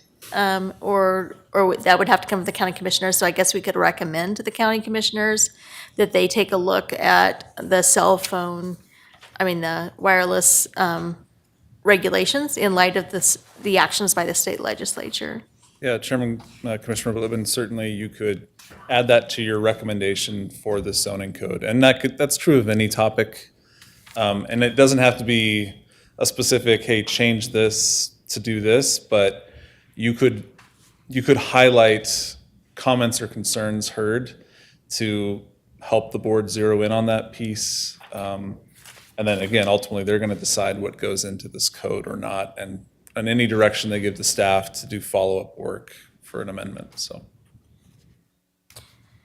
Okay, I've got a bunch of questions, but I let somebody else ask questions first So before I. in order to make take this a little all bit of more them. cohesive, what I'm going to do is I'm going to have us start, I'm going to break us up into the specific thing. So we'll start with comments on cell towers. That way we're not bouncing, I have a comment on cell towers, and then Commissioner Murphy has a solar thing. So we're going to start with cell towers, and then we'll go to housing, and then we'll go to solar panels, because solar panels was the biggest thing.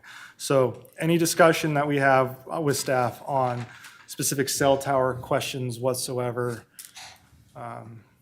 I personally think we kind of hashed that out when that gentleman was up here, the discussion of, and I agree with Commissioner Blitman that it should be probably a recommendation for, because the state legislature has started focusing on this, frankly, the federal government as well, to kind of look at that. So any additional things on cell towers we need to kind of go over before we move on to housing situations? All right, perfect. Next up, we'll talk about housing. Does anyone have any discussion or questions for staff on housing whatsoever? Go ahead, Commissioner Blitman. Is this the zoning rewrite that includes the auxiliary dwelling unit changes, or has that already been happened? Yeah, Chairman, Commissioner Blipman, we've already amended that section of code. That was the increase in size, and we introduced some other standards. So we've just carried that previously approved language into the new code. And then the staff is recommending, and that the change not happen regarding the multifamily housing, which is a Southwest Idaho Hazelwood. Yes, Hazelwood. Yeah, Chairman, Commissioners, yes. At this time, we've heard enough input there to realize that just making it a conditional use without maybe beefing up standards in other areas or being more nuanced or spending more time on that issue, it's not a good time to fold that into the code. And so we are recommending it be pulled out. Again, it'll be at the board's discretion if they want us to do any follow-up work on that. We might hear resoundingly that they too don't want this in the commercial districts. And so, that'll be one thing off staff's future work agenda. But yeah, we are recommending that be removed. What was the staff response to some of the suggested changes about the neighborhood meetings? Like there was one specific list of neighborhood meetings need to be at this time and not this time. Yeah, Chairman Commissioner, I think there are opportunities to improve the neighborhood meeting process, and I do appreciate SWACA's, is it okay to call it SWACA? I think everyone does that. SWACA's considerations and thoughts on making a meeting more pleasant to attend.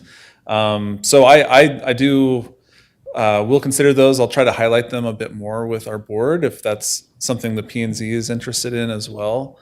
But yeah, there's always an opportunity to try to make those a good experience. And we tell every applicant that comes through our door, the people you meet at that meeting are the people that are likely going to follow you to the end. And so if you're nice up front, you might have a better experience at the end, or if you make it a better meeting up front, you might have a better experience at the end. So, it's already out there, but maybe it could be codified a little bit better, so. And I think along with that, you're always open to suggestions for making it better. So it doesn't necessarily have to come to this meeting. They can just shoot you a note and be like, hey, have you thought of a Facebook page or whatever, what I mean? Just stuff like that. So the suggestions are available to be made outside of this setting. I just don't want people to think that this is the only voice they have is here. Yeah, they are. And our code is pretty bare bones right now and doesn't have, we went through a process to allow virtual meetings, and that was kind of during the COVID when nobody wanted to hang out with each other. So we did allow for virtual meetings. And as a county, we have a lot of challenges with people finding an adequate meeting place. In the middle of summer, standing out in the middle of a desert, 40-acre piece of desert probably isn't a super awesome experience, but sometimes there just aren't really great options elsewhere either. So the applicants, they can make that a better experience, and they can ask for relief of the director to do something like a virtual meeting. But again, I think we could consider SWACA's ideas and see if there's something else that could be incorporated into code. Any additional questions? Yeah, just have one. Commissioner Wickstrom? Thank you, Mr. Chairman. Just going back to the secondary dwellings, was there any concerns brought up about these secondary ADUs being used for Airbnb that would negate actually having more housing supply out there? Yeah, Chairman Commissioner, during the amendment that we went through, that topic came up, but it wasn't really a very big concern. We have also put a standard in the secondary dwelling section that says the primary owner has to reside on the property, either in the main home or in the secondary dwelling. So we kind of feel, if nothing else, someone on site with a vested interest in the property is probably going to do a better job of looking out over a property versus someone who's not the owner. So that was one effort to kind of get there, but yeah, honestly, the secondary dwelling thing hasn't come up or the Airbnb thing hasn't come up too much. Okay. Fine, thank you. Any additional questions on housing? Commissioner Murphy? Mr. Chairman, Mr. Lesson. Can you explain further the duplexes allowed in RP, RR, RUT, RSW, R1? Yeah, Chairman Commissioner, so I'm assuming people are familiar with the duplex. So currently those are not allowed in those districts. And so as an effort to try to increase housing options on some of those larger acreage properties from 1 acre down to 40 acres, if someone opted to build a duplex, it would now be an option for them. Duplexes exist in our code today. They're primarily focused on residential, in the residential districts that are smaller properties. But you know, a duplex on 40 acres versus a duplex on a half acre, my assumption is a duplex on a 40-acre piece is probably going to be a lot less intrusive than one on a half-acre piece. And so for that reason, it was just this idea that we're trying to create more housing options out there. And so expanding that in other districts. Thank you, sir. Thank you, sir. I think it depends on obviously the size of the duplex, on the size of the land. I live on 5 acres in a rural residential right now, and if you popped a duplex next to us, that would be not well received, and probably change the entire makeup of the area. So that kind of concerns me, and thanks for your answer. In addition to the townhouses allowed in the R2, R4, R6, R8, seems like we're moving towards this densification with these changes, that kind of concerns me a little bit as well, and other people who I've spoken with. The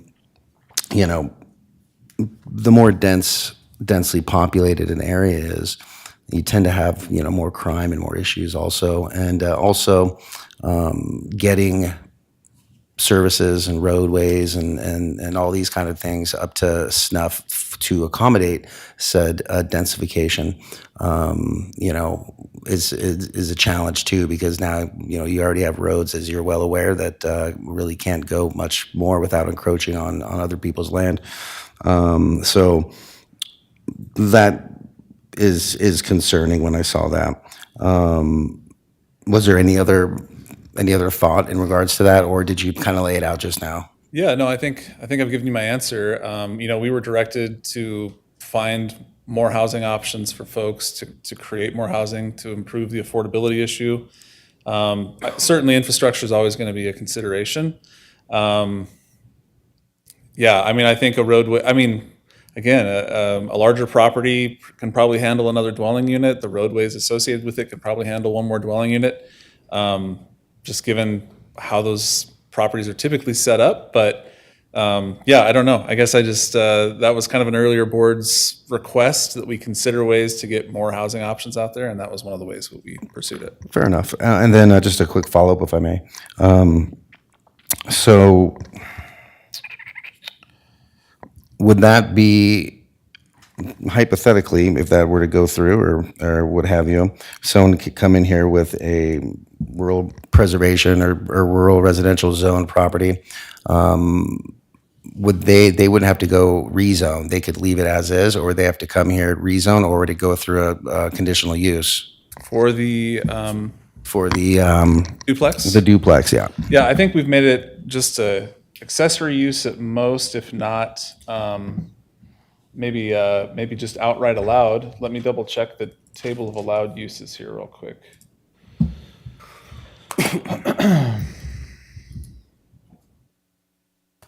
Oops. Bear with me while I cycle through our code. So we have made them a permitted use. So it's a building permit, and through the building permit process, there's an ACHD impact fee, there's a health district consideration if there's a septic associated, but it's treated like a detached single-family dwelling, so there's not any public hearing associated with a duplex, so. Thank you. Any additional questions? I do have one, go ahead. No, go ahead. Help me understand the Golden Eagle Audubon Society had some requests. And Yeah. did we address those in our zoning change, or? Yeah, Chairman Commissioner Blitman, yes, they had, their comments were more specific to building design. Yeah. How you can reduce glare improve windows in new buildings. Color windows, the color lights. Yeah, and we didn't incorporate those because a lot of those are single-family residences that don't have any planning and zoning regulation. It's really just a building permit at our permitting counter.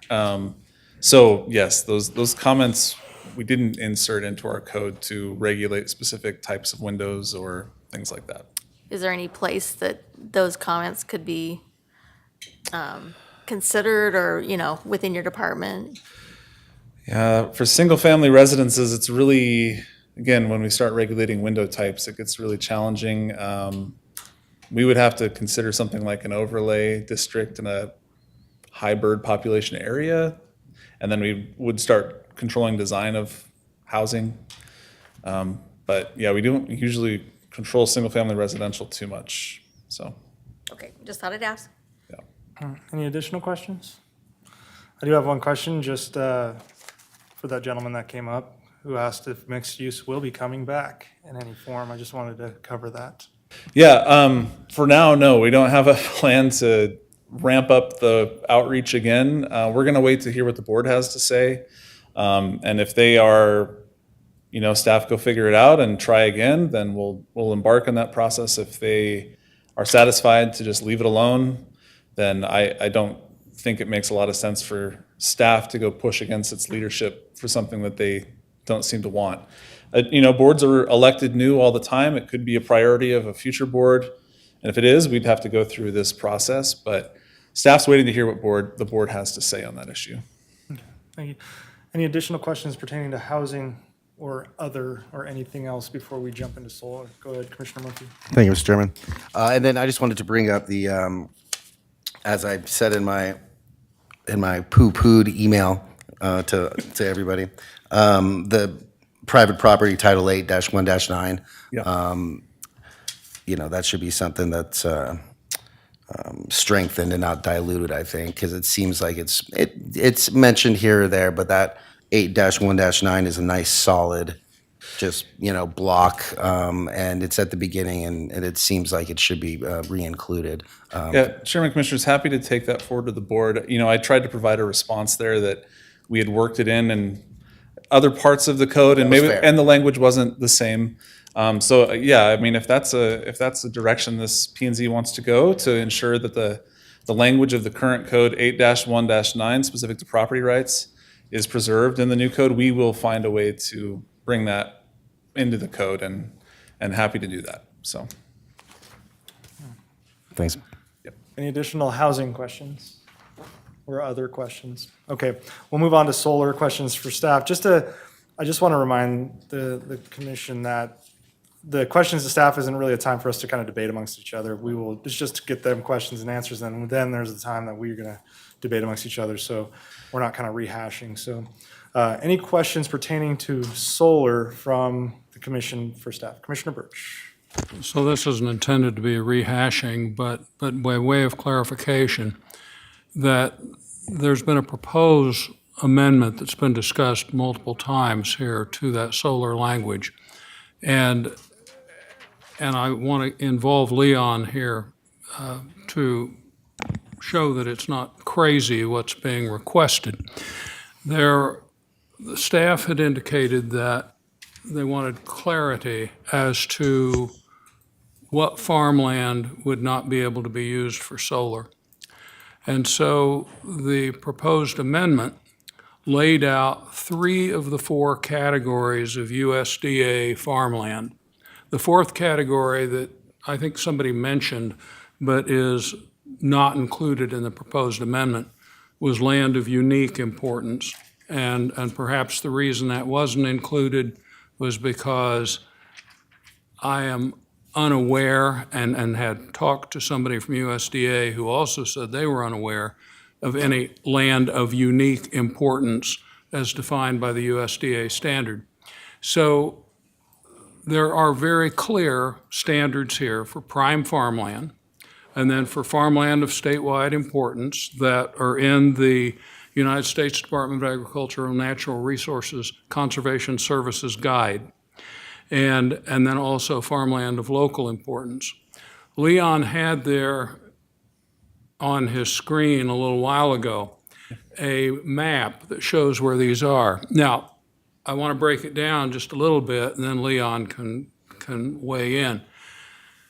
The original proposal was limiting prime farmland that was irrigated, and that was rejected by people that have commented for obvious reasons, and that is you can cease irrigating it.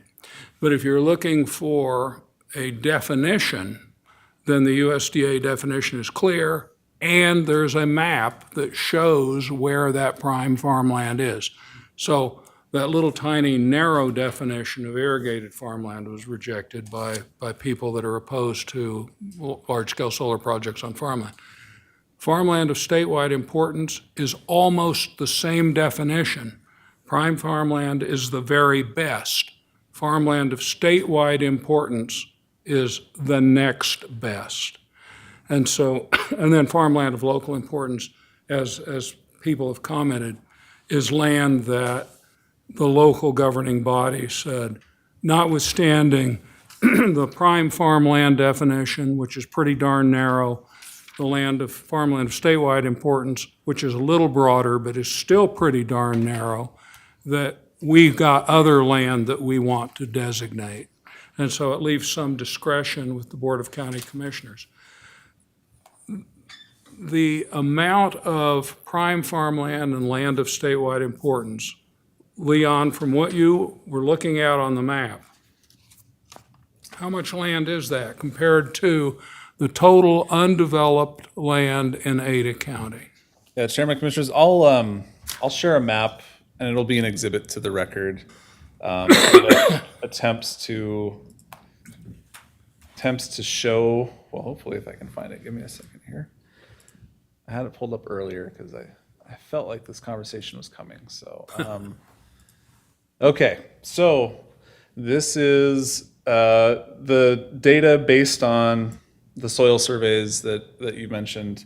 And the three colors here, funny enough, misleading, the green is actually not prime farmland. The red and yellow are considered prime farmland. The yellow is that of, I believe that's the tier 1. And then the red is the statewide importance. And then we have this blue, which is, it could be prime farmland if you reclaimed excess salts and sodium and if it was irrigated. And then we have one more color, this light green. Sorry, I gotta zoom in here a little bit. These layers are challenging. I thought it was light green. I found the third one. Let's see. It's okay, there's a darker red and a lighter red. Anyways, if you look at this area, this is roughly the southern part of Ada County. For some reference points, I believe this is Hubbard Reservoir up here. We've got Blacks Creek here, Indian Creek. So if you were to accept a broadening of the prohibition on lands that are prime or of statewide importance and remove the irrigated category, we kind of have this area right here, funny enough, which some of it seems to be farmed at this time.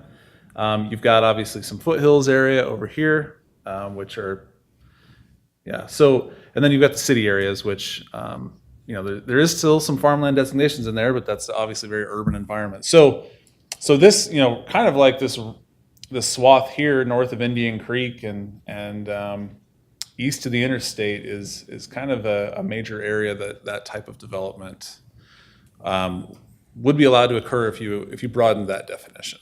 And so, just to follow up, so that's miles and miles and miles of property between the edge of Boise, Eisman Road, clear down to Elmore County, the little settlement, or what used to be of Orchard down there, all of that is allowed if you include this broader definition prohibiting the land on large-scale solar facilities on prime farmland and land of statewide importance. It does appear there would be a large number of square miles undetermined by staff at this particular hearing. We could work to get a more concrete number on that. But as a general representation visually, it is a portion of the county. It's certainly not the dominant portion. But it is several square miles. Who does this map? This is, let's see, I had it written down. Forgive me for my brains failing me a little bit at this stage in the game.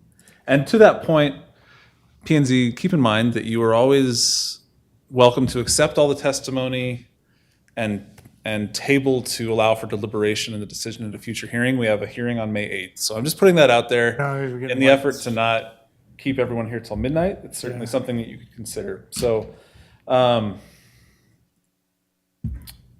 sorry, let me find my prime farmland definition, which is on 325. I have it in front of me if you want. I got it right here. So, I'm just wondering who maintains that. and that's how the often- USDA's Natural Resource Conservation Service. That site right there that you were on? That is the data that makes up that map.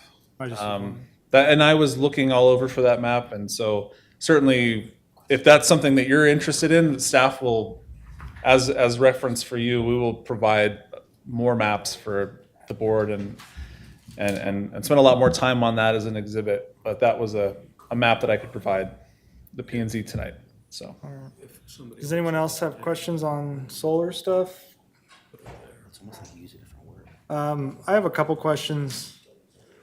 I'll be honest, it really sounds like no one's happy with, because it's like one side's like, get rid of all the ordinances, and the other side's like, add more ordinances, and I'm not entirely sure how we can rectify that. Perhaps it requires a separate breakout session. There was some kicking around in our circles of potentially breaking this apart from, because it's such a big part of it, because the housing, I feel like housing, we kind of came to a good resolution. Cell towers, we kind of figured it out. We're going to let but this solar thing is so big and like nebulous that I'm wondering if, obviously we're not going to make everyone happy, but the fact is right now it seems like no one's happy.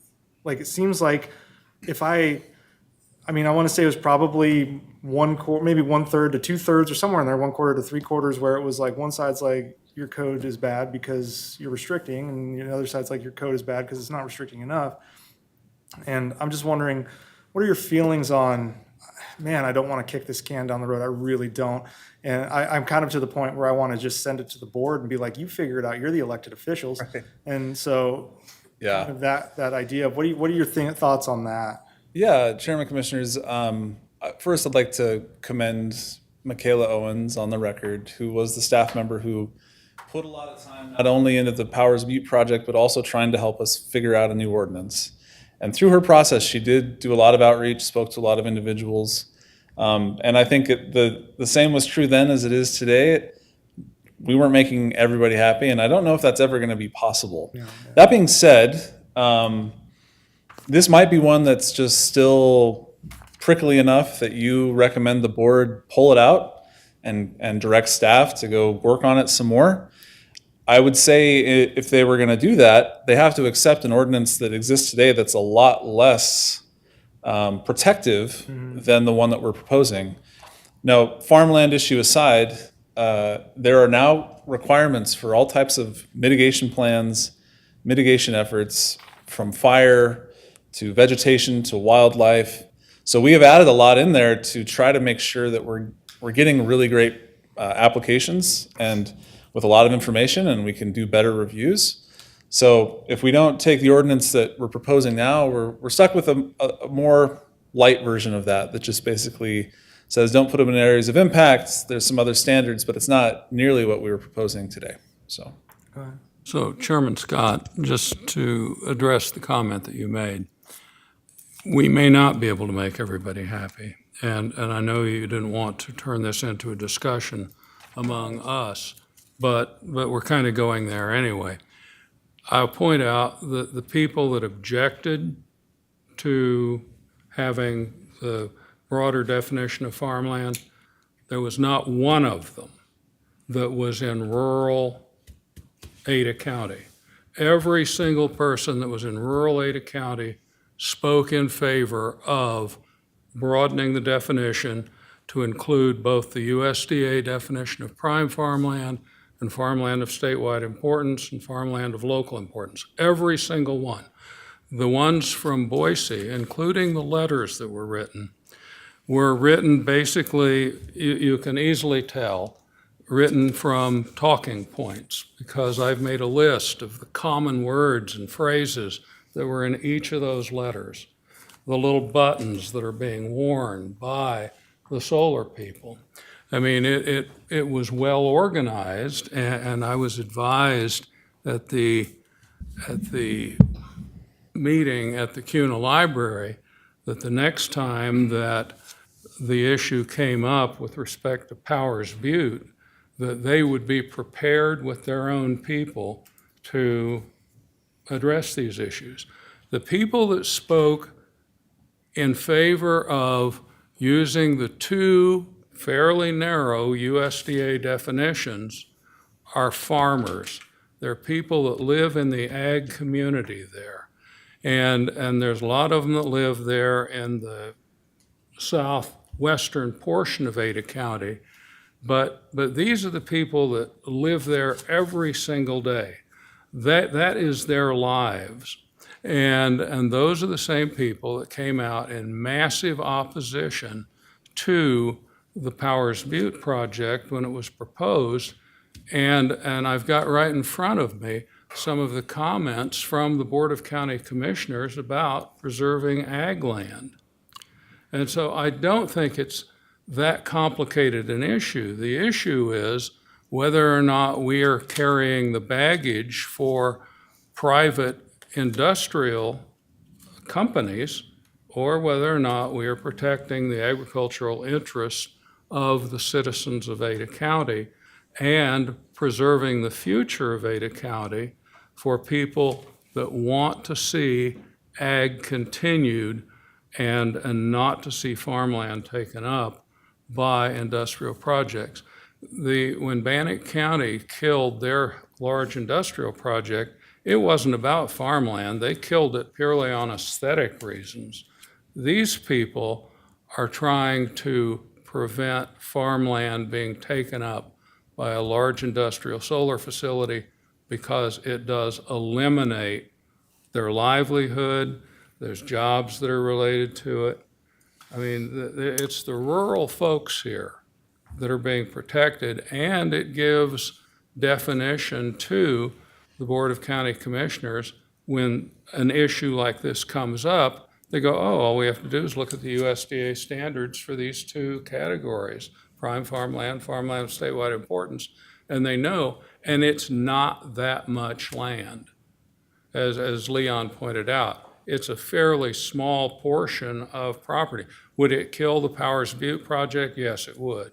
But the Board of County Commissioners unanimously agreed that it should be killed.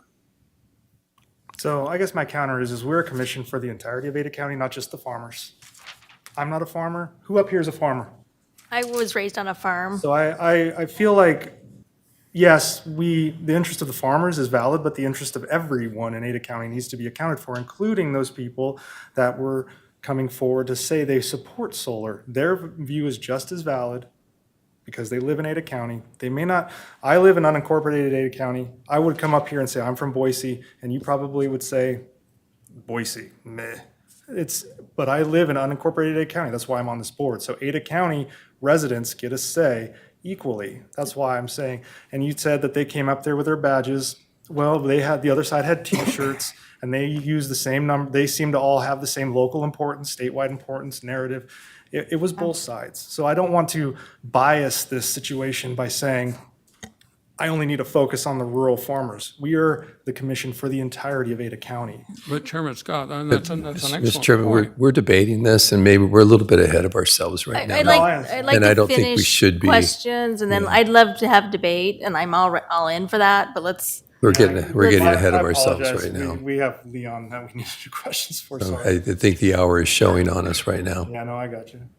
To be honest, I really don't. Unless the commission I would really like to finish this. But I think we should stop where we are. I don't think we should debate it. We're debating it, and we shouldn't be at this point. No, I agree with that. I just think that the suggestion of potentially tabling to another. Yes. I'm fine with continuing if others aren't. But I know normally 10 p.m. is our stopping point, and we're well past that. Mr. Chairman, I think I've made a lot of notes, and I'd like to kind of go through them and organize them and get my thoughts together, because it is a balancing act right now. But yeah, I'm not I've just got lots of notes that I'd like to organize and get my thoughts together so that when it comes to time to debate, we may be able to make some amendments or some changes or something that we send that's of quality to the commissioners, not just pass the buck to them. Okay, what we'll do is we'll let staff happen, and then I'll open it for a motion to potentially table or whatever we want to do so that we're doing it in an official capacity so that, because it's late. And normally, I don't want to just override this. Normally, we only go till 10 p.m. We've just kind of been going later and later because this is important. But we'll go ahead and finish with staff, and then I'll kind of open it for a motion if we want to table to a later so that we can kind of regroup our notes, get some rest and things and like that and such. So we'll go ahead and finish out staff for now, and then we'll see where we go from there, okay?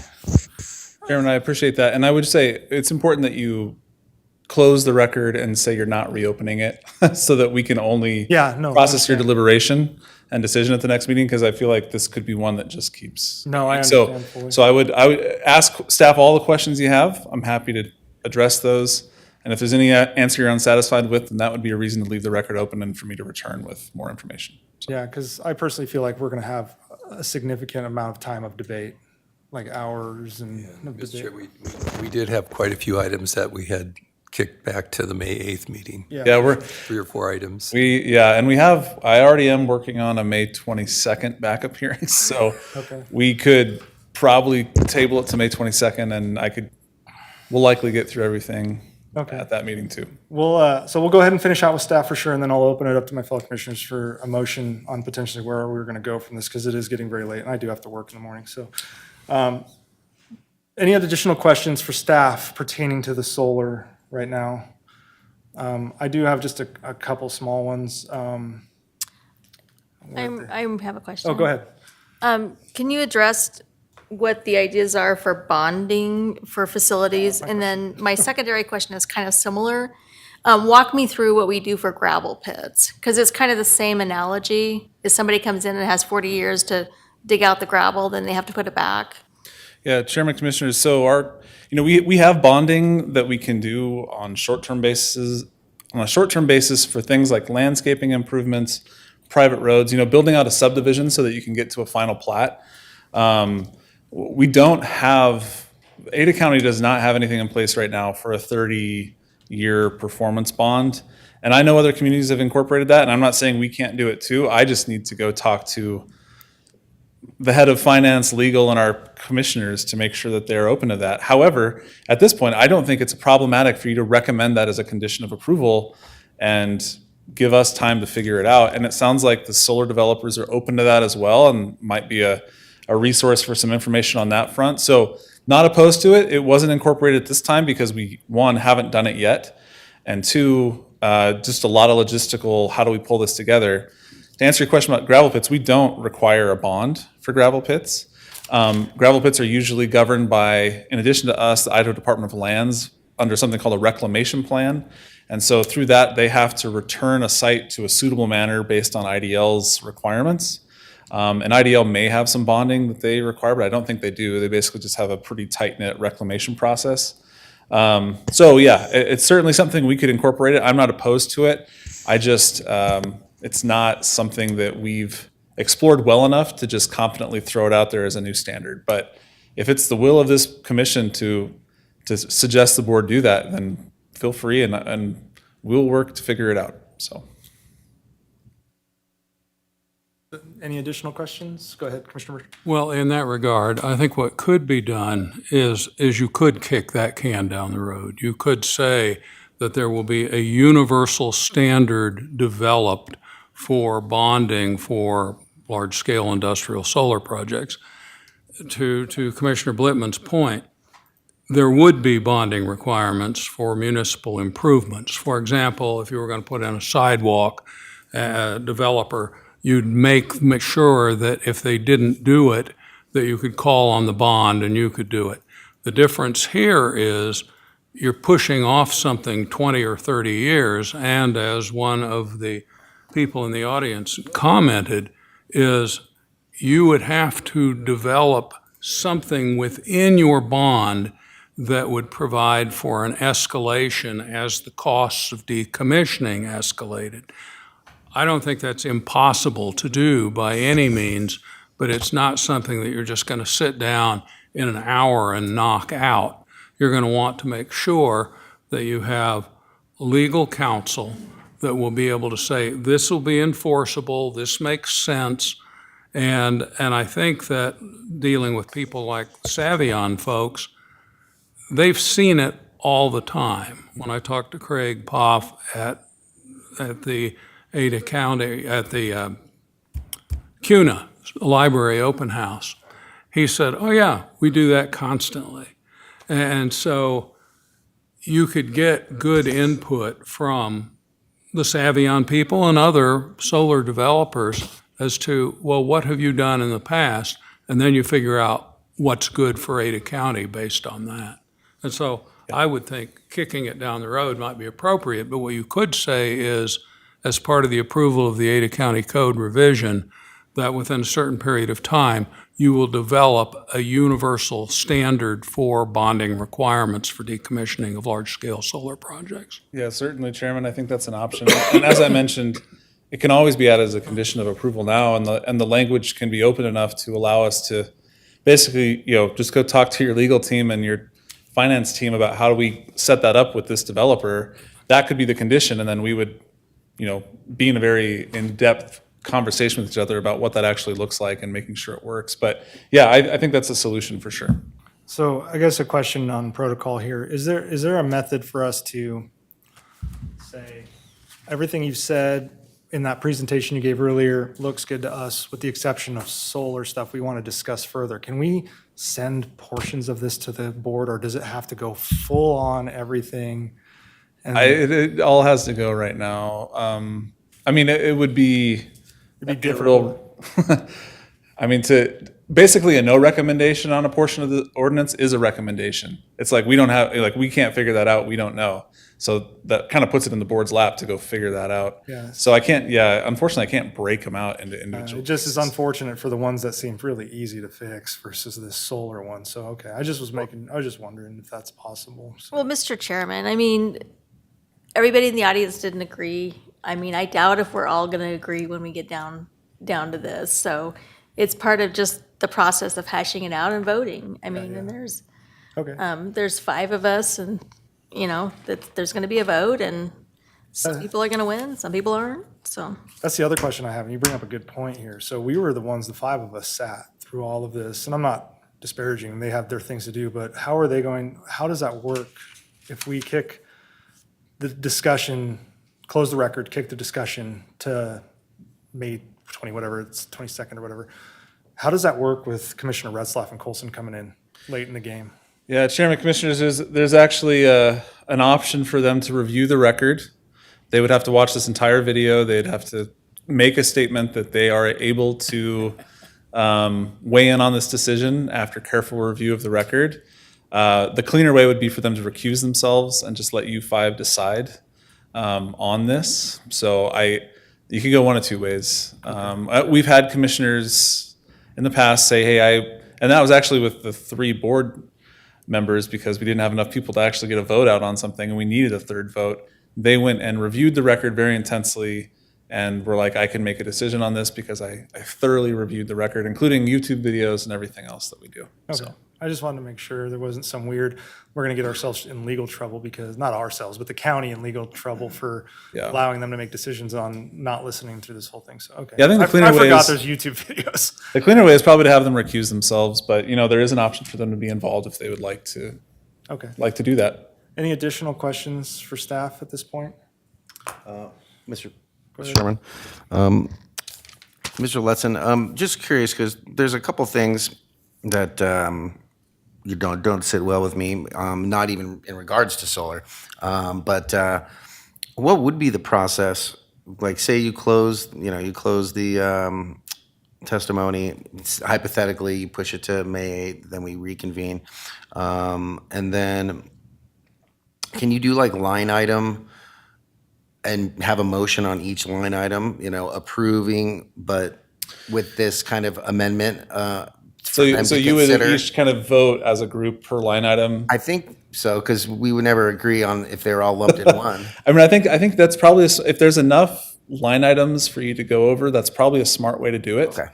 And then you would have a final motion reflecting the outcome of that process. Actually, yeah, that's actually a good idea. Yeah, thank you. All right. Any additional questions for staff?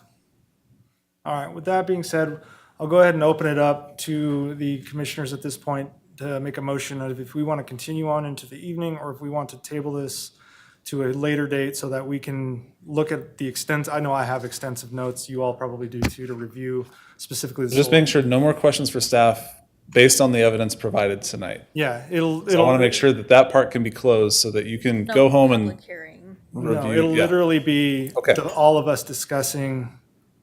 Correct. It's Not with each other. You don't get to talk to each other. No, I mean, when we come back on the 8th, I'm suggesting the 22nd because I'm not going to be here on the 8th. I think the 22nd can work, and I apologize for people in the room that have been waiting. And Yeah, I'm sorry about. I just feel like there's enough here that you guys need the lateness of hour and the depth of the record. Probably a smart move. So Yeah, we have a lot to review and it's going to be a long debate.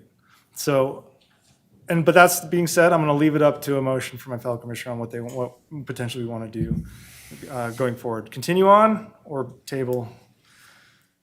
That spotlight shined on me. All right. Mr. Chairman, I move that, Commissioner- I move that we table the hearing and discussion until May 22nd We can meeting. confirm it's 22nd? yeah, I'll double check. I'm I almost just want to make sure. May 22nd. 22nd, 2025 meeting. Close the record. Close the record. Close the record. I've been up since 4:30. I got it. I've been up since 5. It's late for all of them. I would second that motion. Thank you. Okay. So there's a motion been made to table this until the May 22nd. Again, I apologize to everyone, but there's just a lot here, and we want to get this right. So a motion's been made. Commissioner Blitman has seconded it. Do you want to speak to your motion, Commissioner Wichton? Yeah, it's been stated. Everybody has a lot of notes to go over it. I think that we'll have a more beneficial discussion and a little more coherent rather than going, it will be a long debate, but we'll have a better product at the end of it so that we can wrap it up. Commissioner Blitman, you want to speak on? I'm okay. That sounds like a good idea. Anyone else like to speak? All right. All those in favor of tabling to the May 22nd alternate hearing, say aye. Aye. I also say aye. I don't see anyone who's opposed. So we will obviously reconvene on the 8th for our normal meeting and then talk this over again on the 22nd, specific to the solar, or with the record closed. I just, before I close the meeting, I just want to say, and there's not very many people here, I'm very, very appreciative of what you guys have done, coming here, being a part of this, and being respectful. Thank you so much for being here. I also want to, before I close the record, commend staff on just outstanding. I don't think I've seen a community that probably would do more to try to ensure their people are informed. I know City of Boise would not do this. I know City of Eagle wouldn't go this far to have meetings. Oh, we didn't get enough. Have additional meetings, multiple hearings, take comments, take phone calls. Just outstanding from the staff in general, and we're really appreciative because it makes our job easier, and I think it makes the community more comfortable. So I just wanted to say thank you and whatnot. If anyone else has. With that being said, I guess I need someone to please do a motion to approve the minutes from the last meeting. For those involved, that's the end of the discussion, so, yeah. I need a motion to approve the meetings from the last. Mr. Chair, Commissioner Murphy, I move to approve the minutes of the Ada County P&Z Commission public hearing that was held on April 10th, 2025. thank you. Does anyone have a second? Second. Commissioner Birch has seconded. All those in favor of approving the minutes, say aye. Aye. And I also say aye. I'm going to abstain, Commissioner Scott. Oh, and one abstained because she wasn't here. All right, and that, we'll turn it over to Mr. Letson for any discussion. We don't have a board. No updates, commissioners. There hasn't been another board meeting, thank you, since our last, so. Somebody's working. The meeting can be adjourned, yeah. All right, thank you. Meeting is adjourned.